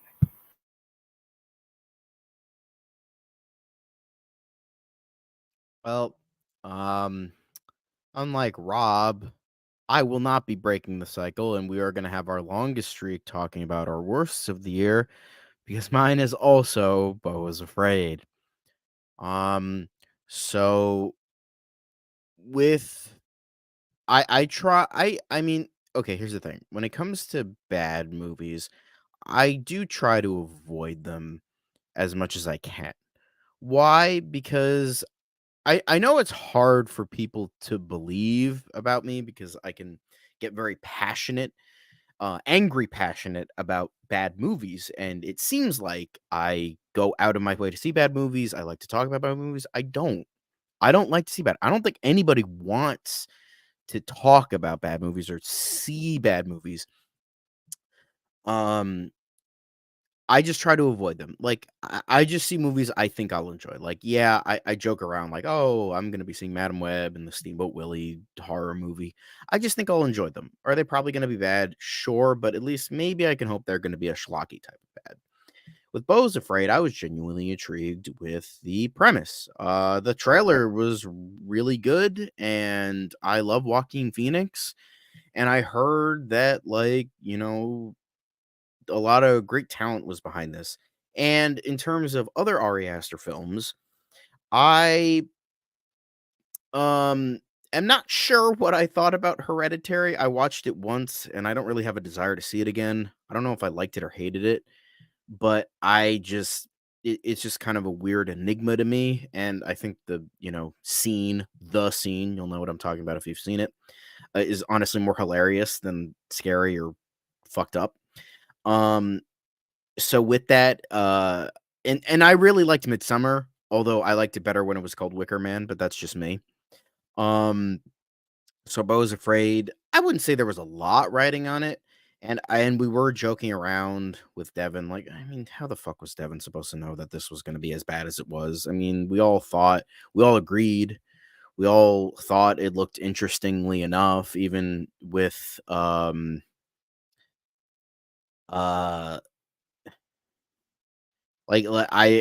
we joke around, oh, I'm never gonna forgive you, but it's just like it's whatever at this point. Like, I let my entire rage come out with The Flash, so I'm not gonna rage about this one too much.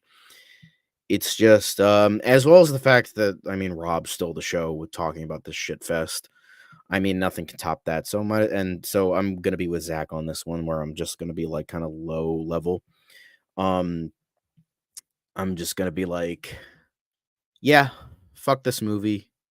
As Rob said, like, yeah, Joaquin Phoenix, but he's great in everything. Patty LuPone, she's great, but she's great in everything. Stephen McKinley, I think his name was. He played the therapist. He's great in everything.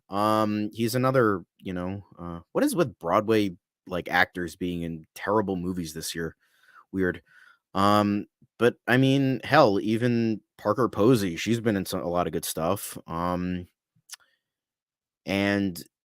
but it's just like, it doesn't matter how good the movie is on the surface, what it is as a film, when the core of it is so unbelievably rotten. It really doesn't matter. It really, really doesn't matter, because it's like a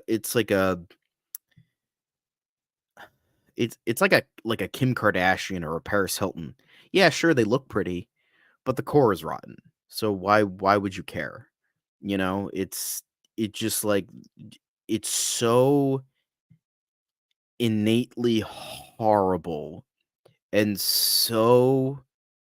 I hate to use the word offensive. I really do. Why? Because thanks to a lot of people, that word almost has no meaning nowadays, which is sad, because now when something like this pile of filth comes out that is actually offensive, then it feels like it doesn't mean as much, and it feels like we're not giving it the proper hatred it deserves.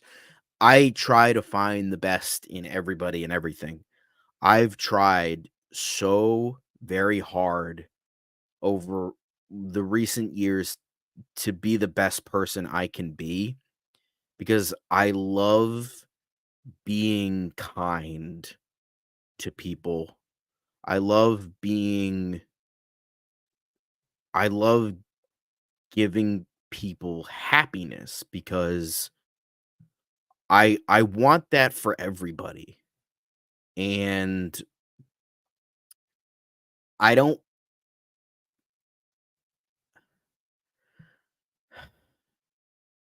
I want and I want to give everybody a chance, and I want to give everything, but it's just like, and then I understand it's just a movie. I know it's just a movie.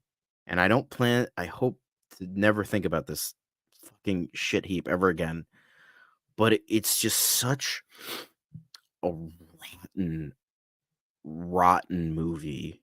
It also doesn't help that it's so excruciatingly long, and I paid money to see this, because usually when it comes to longer movies, I've been kind of dwindling in terms of longer movies, like with like Endgame and the Batman, and all these overly long movies that don't need to be as long as they need to be. So I'm like, okay, I'm probably not going to pay attention if I ride the pirate ship, as Zach loves to call it.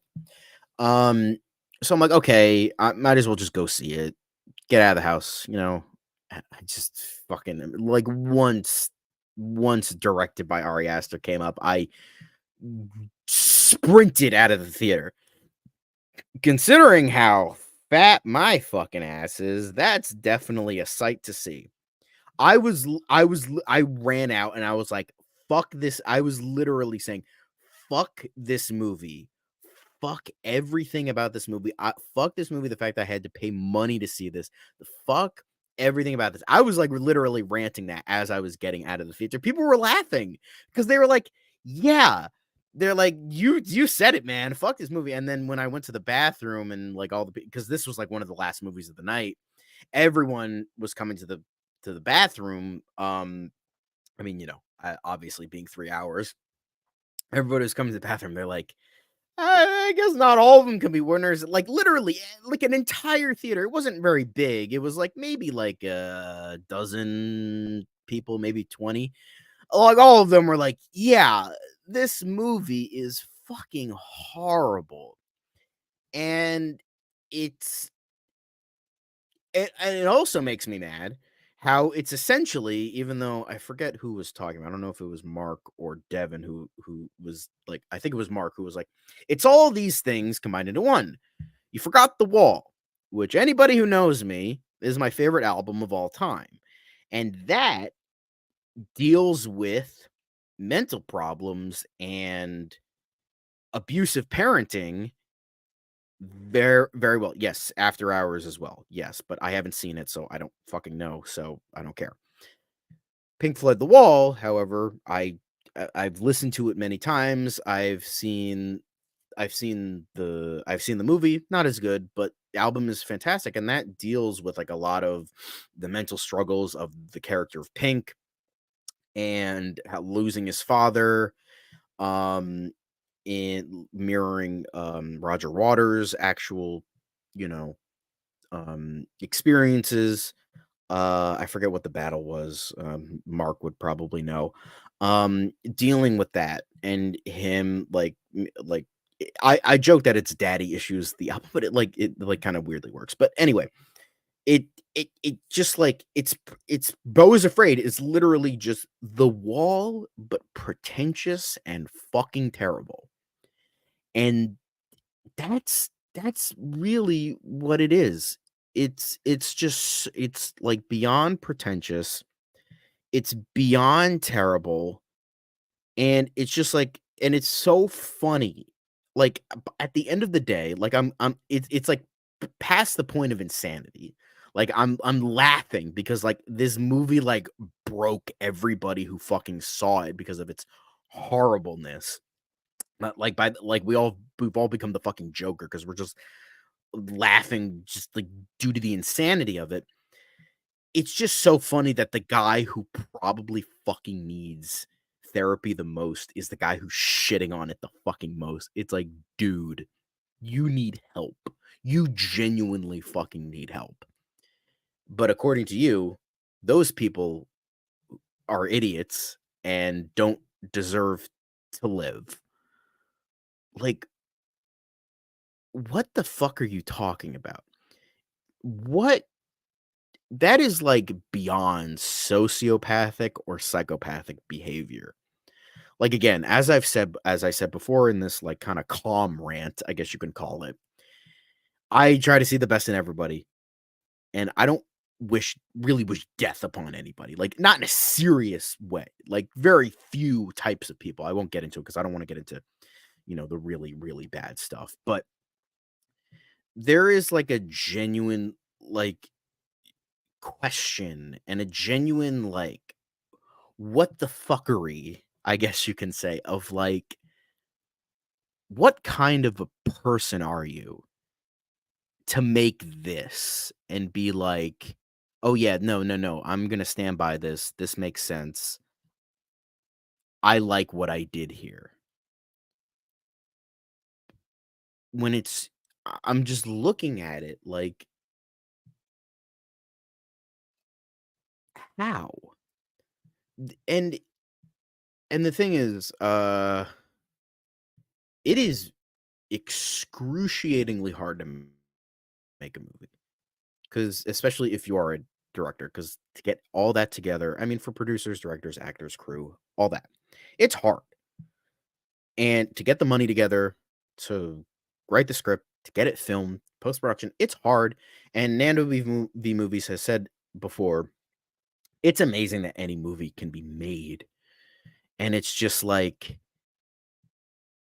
the fact that money and time and passion, use the word very loosely, went into this when 5 not even great or good movies could have, at least 5 could have gone into like 5 or 6 decent movies. Like, I'm not even talking about Oppenheimer. I'm talking about, like, I don't know, like a decent fucking little movie, like Talk to Me or something like that. Like, not even greatness, just like fineness. And it's just like, what? Like, I don't like, I still stand by that Thor Shit and Blunder is still the worst movie I've ever seen, because much like with Devin and Mark's thoughts on Skinamarink, I don't believe that's a movie, because it's just it's just not a movie. It doesn't, I don't qualify it as a movie. With this, I don't think I've seen a core of a movie so innately wrong and so innately rotten. It's so bad. It honestly gets worse the more I think about it. I might have to like change my score, because I don't know what I gave it before. I think I gave it like a 2. Much like with Rob, I would change it. I would probably give it a 1, maybe even a 0.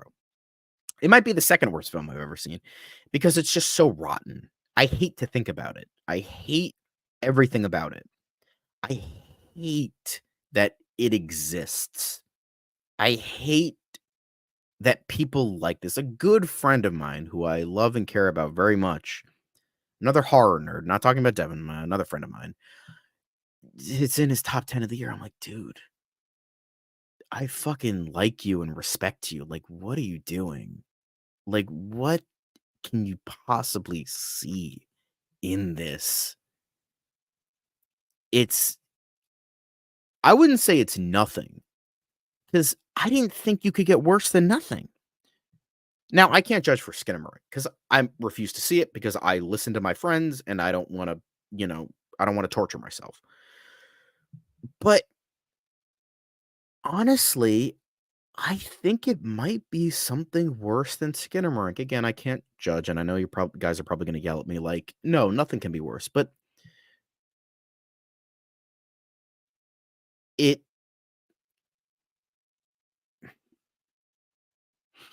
it's worse than nothing.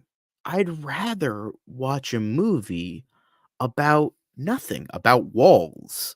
I'd rather watch a movie about walls. Not saying I'm going to. Trust me, I'm not that crazy. But I'd rather watch that, because it disturbs me. This movie disturbs me. Maybe that was the point. But it feels worse than nothing. It feels worse than boredom. It feels worse than anything I've seen. I still say Shit and Blunder is still the worst film. But I think this might be second worst. I think this might be the second worst film I've ever seen.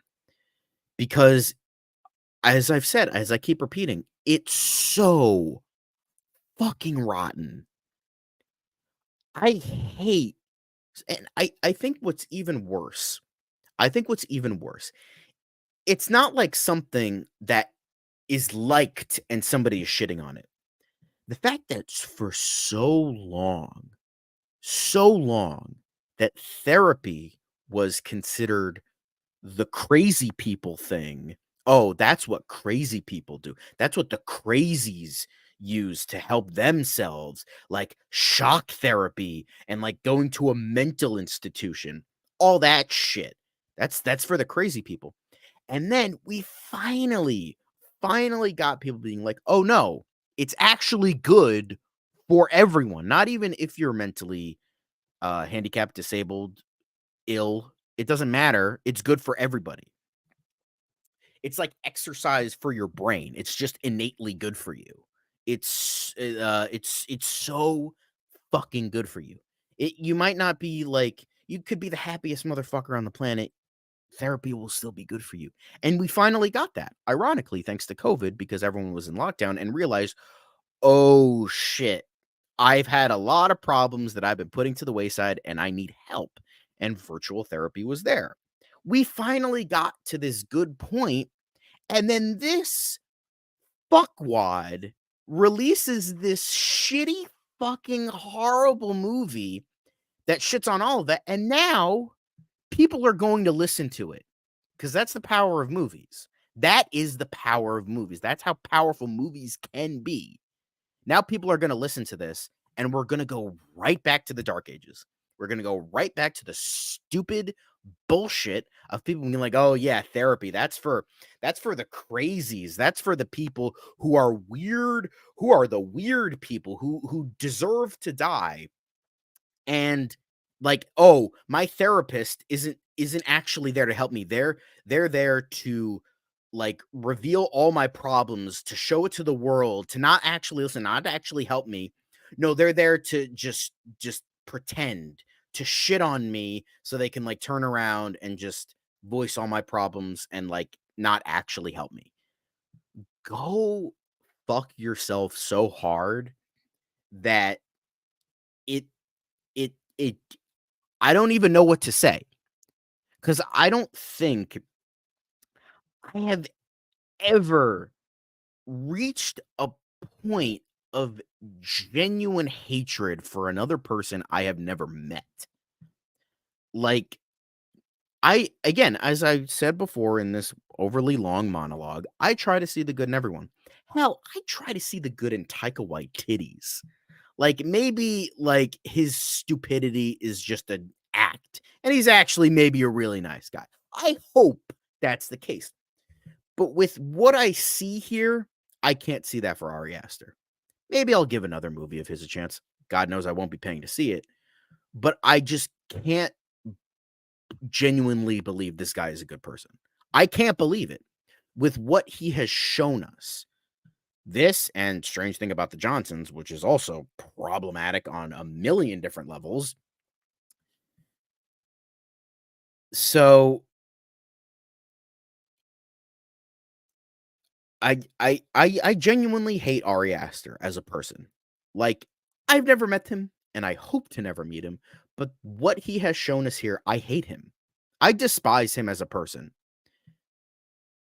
Maybe he'll give us something good in the future as a director, but this is like the biggest like separation of artist and like art I've ever seen. Like, and it's usually the opposite. It's usually like, I don't know, but before this gets too long, God knows I've been probably talking for half a fucking hour at this point. It's just like, because it would have been too easy to go rage-filled. I'm not saying that's a bad thing, Rob. You deserve it. You didn't go rage-filled before. You needed to give this thing the fucking rage it fucking deserved. And I think the rage you gave it was for all three of us. For me and, well, at least for me and Zach, because we didn't go super hard on this as you did. So I thank you for that. You took my anger, and you took Zach's anger, and you took your own anger, sucked it all, and put it in this ball, and you let that ball out, and I'm thankful for that. So now I don't have to, lose my voice. So I thank you, because you gave this the energy it deserved. Meanwhile, I'm just going to be like, fuck this movie. Fuck everything about this movie. I will urge everyone who dares talk about this movie never to watch it as long as they live. Because it much like shit and blunder, it doesn't deserve to be talked about. That's the greatest insult you can give this movie. As Rob said, I don't want to think about this movie again. I don't want to talk about this movie again. Because giving it any sort of just talking about it gives it some sort of praise, because you're thinking about it. It lives, as the kids would say, lives rent-free in your head, and it doesn't even deserve that. I hate this movie. I hate the rotten core it has. I hate the messaging. I hate the overly long runtime. I hate the writing. I hate that great people were in this movie and had to bring down their talent to be in this garbage. I hate Ari Aster for what he did to make this movie, and now what idiots will now believe, and what people who deal with real problems had to go through. I hate the ending. I hate the ending. The villain wins, although I don't have a hate boner for that as much as other people are. I don't mind that the villain wins. In this case, it was horrible. Oh, Richard Kind. That was another one. Another talented actor. Add him to the list. I hate this movie so much. I hate it. Right Dude, I feel so vindicated with what everything Right Dude said. I hate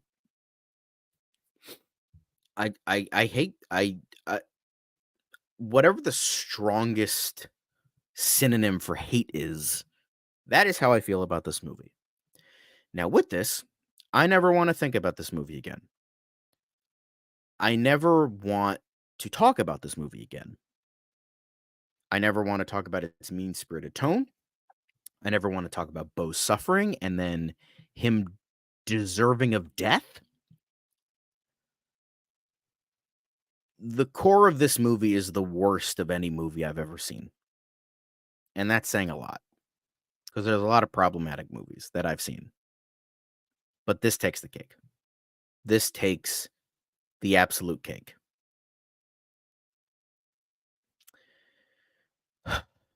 In the eyes of Ari Aster, Bo deserves to die. But in my eyes, Bo is Afraid and Ari Aster deserve to die. Thank you.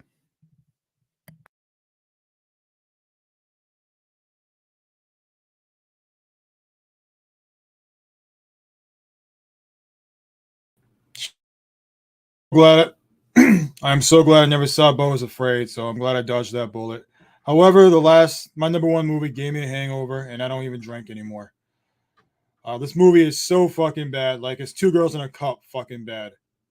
And that is The Exorcist Believer by David Gordon Green.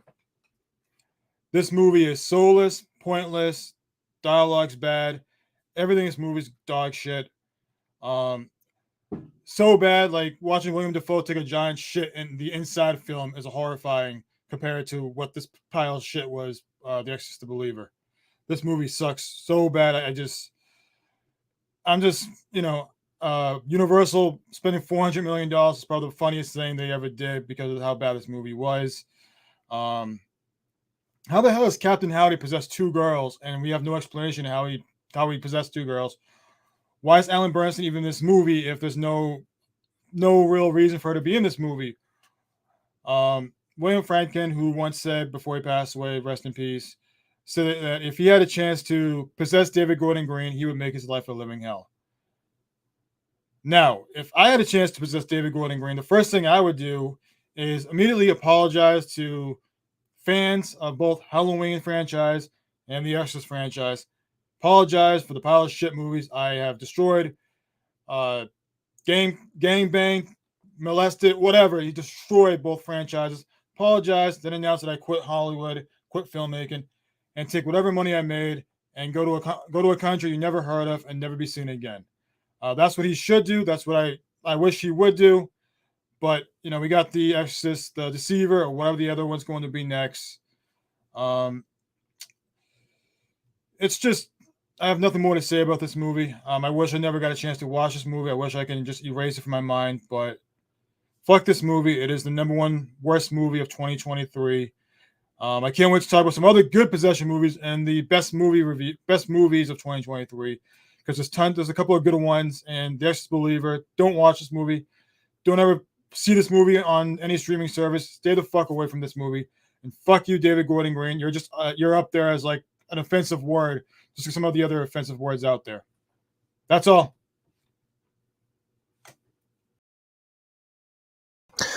All right. I'm gonna try and keep this as short as possible because it is like just because this review, my number one, there's like nothing to talk about, and that is my number one is Skinamarink. Look, I'm not gonna sugarcoat it. Yes, I heard you guys' reviews. Great job, by the way, and this one is really difficult, and like I'm not going to get too angry because realistically, what is there to say about this film? I mean, this is the only movie this year where I just didn't even finish because there's nothing else because this movie was like over an hour and like I don't even remember how long, but I know it's over an hour, and all it is a pointing at the wall in the darkness and you hear noises. That's it. You'll have sensory deprivation. And when Devin was describing this movie to me, it was literally like staring at a wall. And he's exactly right, and he's 100% accurate because that's all it is. There's nothing scary about it. I don't understand why everybody's saying this is supposedly a great film because I don't get it. It's not scary. Is it supposed to be atmospheric? It's not. Is there supposed to be tension? There isn't. Like, there's no real sound other than, like, noises here and there. I don't really understand what the plot is. It is just a bad film. Like, it's not artsy at all. Like, I'm not, like, take Evil Dead... Like, I'm going to compare this to another horror movie that came out this year that I really liked, and that was Evil Dead Rise. And yes, it's very unfair to compare both, but at least shit happens in Evil Dead Rise, and it is a little mean-spirited, but it's still scary. It has tension. This film has none. Like, in fact, the only thing that's really good about this movie is it's good to fall asleep to, which is really, that's probably the nicest thing I can say about it. It's a good cure for insomnia. If you're having trouble sleeping, watch this film. Otherwise, don't. Like, I know we make jokes all the time, like watching this movie is like watching a fucking paint dry, but I didn't think we would take this literally and watch fucking paint dry. It's ridiculous. It's just dumb. I did not care for this. Don't watch it. That's as nice. That's as much as I can really say about it because there's really nothing to talk about. I mean, Devin and Mark really took the words pretty much out of my mouth verbatim. It's just like there's nothing. So that's my number one.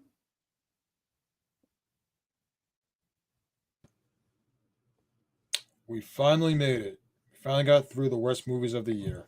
We made it through the rain. Ain't no doubt about it. We made it through. Oh, wait. One more. Wait. One more. There is movie and cartoon fans. As his number one worst movie of 2023 is Winnie the Pooh. Go fuck yourself, Blood and Honey. Fuck this movie and fuck this use of a horrible franchise. This film is an insult to A.A. Milne, and I could not fucking agree more. Dear God, it's offensively, it's so poorly made, it's offensive. I understand maybe not on the level of Bones and Prey, but shit, this is offensive. Yeah. Fucking, dear God, anybody who loves movies just is fucking offensive. I gotta quote Dora the Explorer.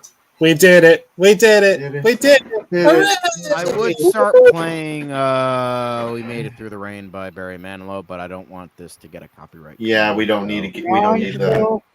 John Nobleman, you deserve a fucking standing ovation. Yeah. No, all three of you guys. I do, think man. Rob All does. three of you guys Rob do. did it a lot better than me. Yeah. He, he really just let everything out, and that fucking piece of shit. Yeah, that was on it.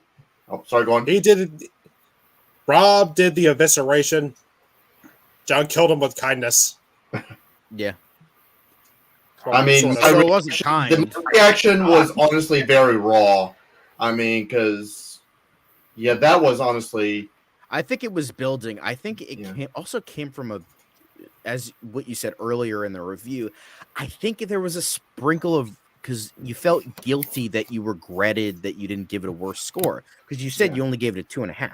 Yeah. And you probably think it deserves a 0 now, which is fair. Oh yes. Dude, So I think gave there was it like a little bit of guilt and regret on your mind where you're like, no, I didn't give this the proper hate it deserves. Let me now give it the proper hate. Like, dude, I gave this film a 0, and I still feel like that's too fucking kind. Yeah, it's like the classic thing of like, I saw this movie for free and I still want my money back. You know, that type of shit. Well, okay, so if you're interested, I actually did what we talked about and tallied up the points of if you just took some of the movies that we had all mentioned and dear God, what the heck happened?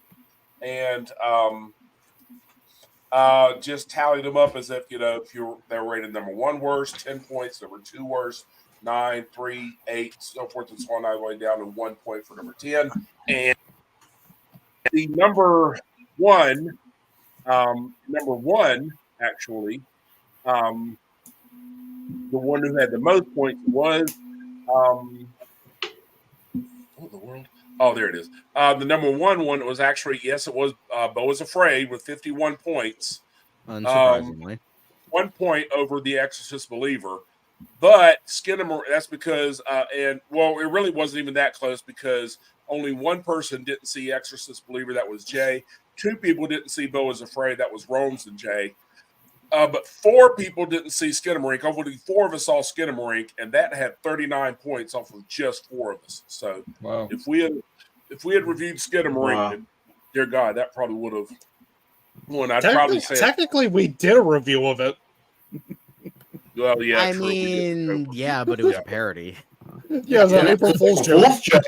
As an April Fool's joke, but yeah, that doesn't mean that everyone has seen it. Yeah.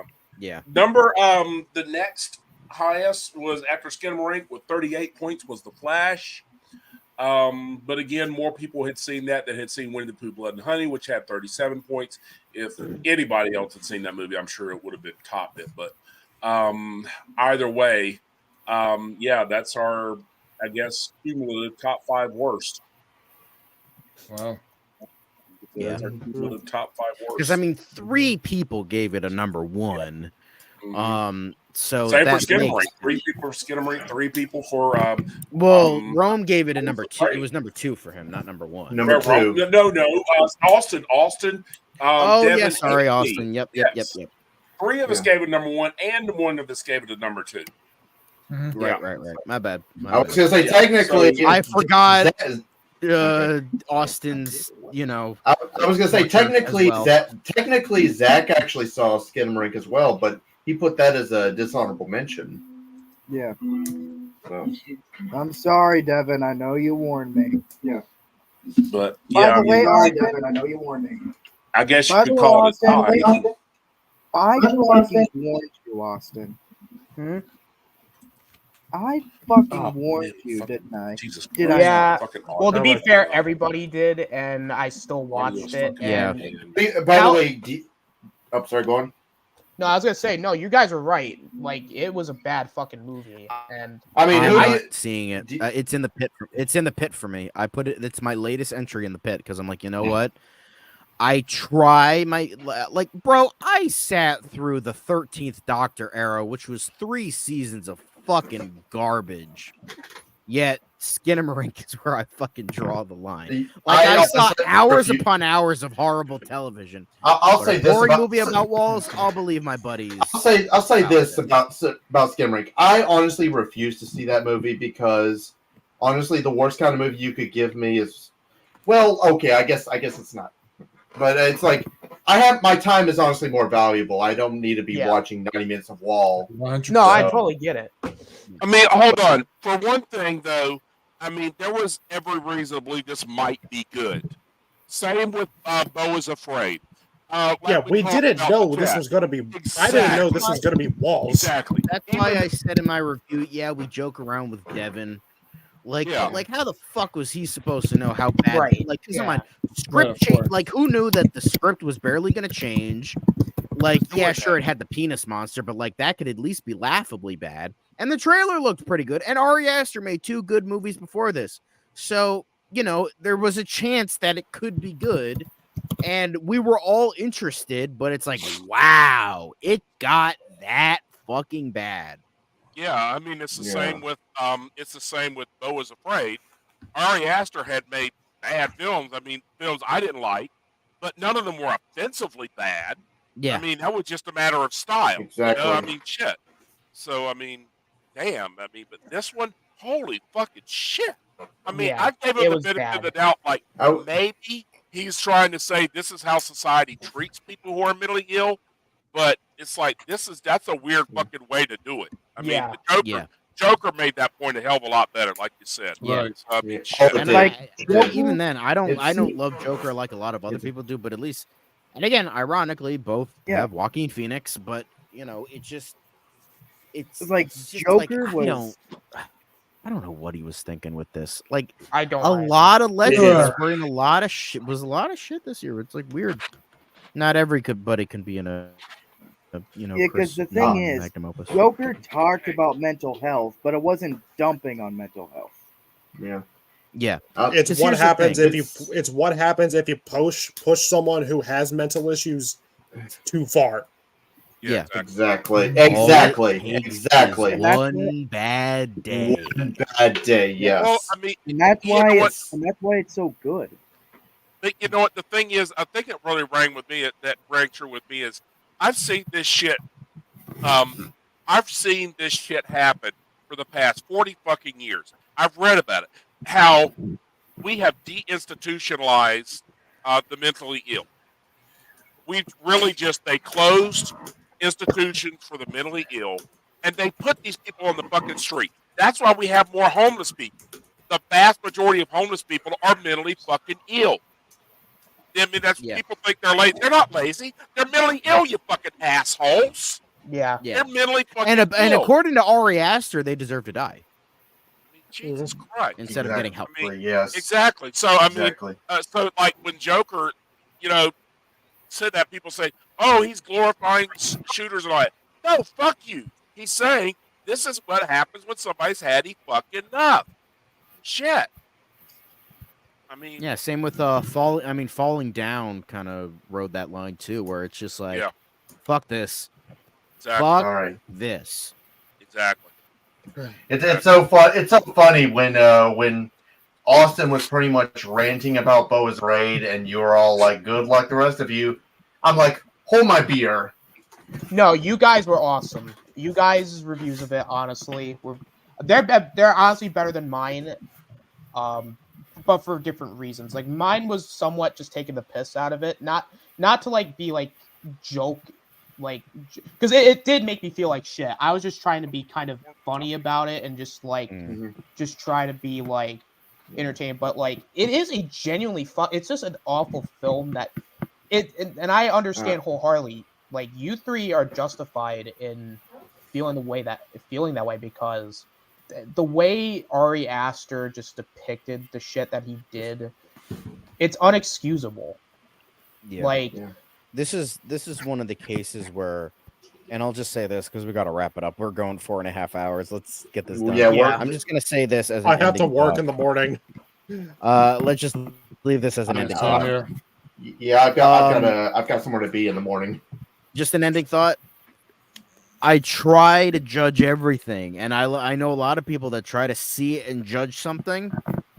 This is the one case, like, please don't judge it. Please don't go out of your way to judge it because it doesn't deserve even just a watch. It doesn't even deserve to be watched, thought about, critique. Doesn't deserve anything. Let's never fucking talk about this movie again. It's like Principal Skinner in that one terrible Simpsons episode. We will never speak of this again. You know? My closing thought, if the day ever comes that a score worse than 0 can be a thing, I will gladly use it for Beau is Afraid.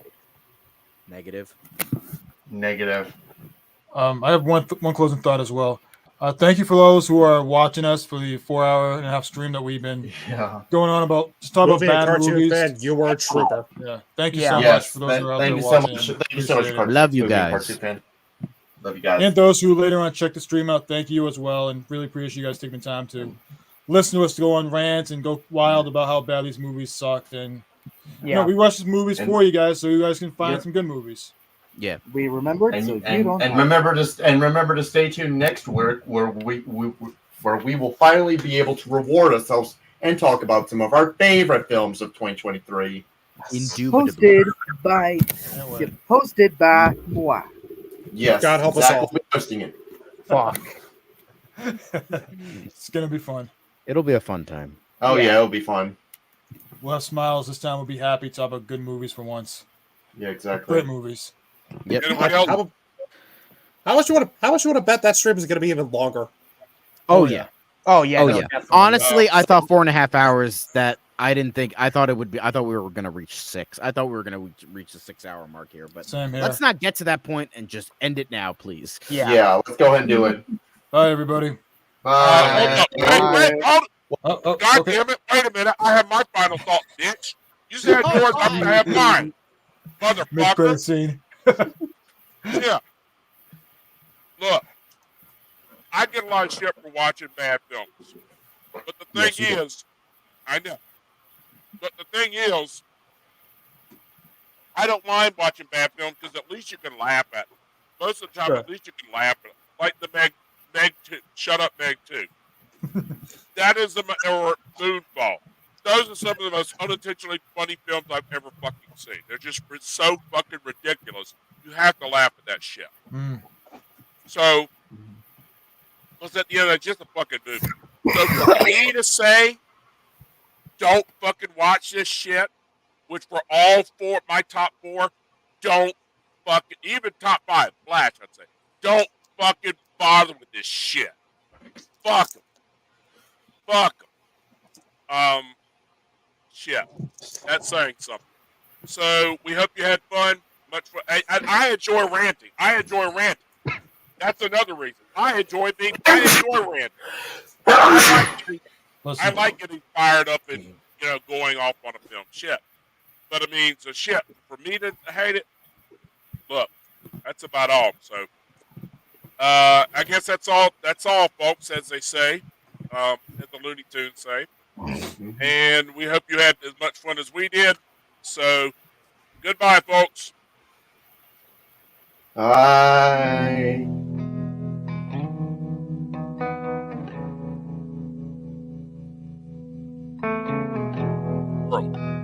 You're welcome, America.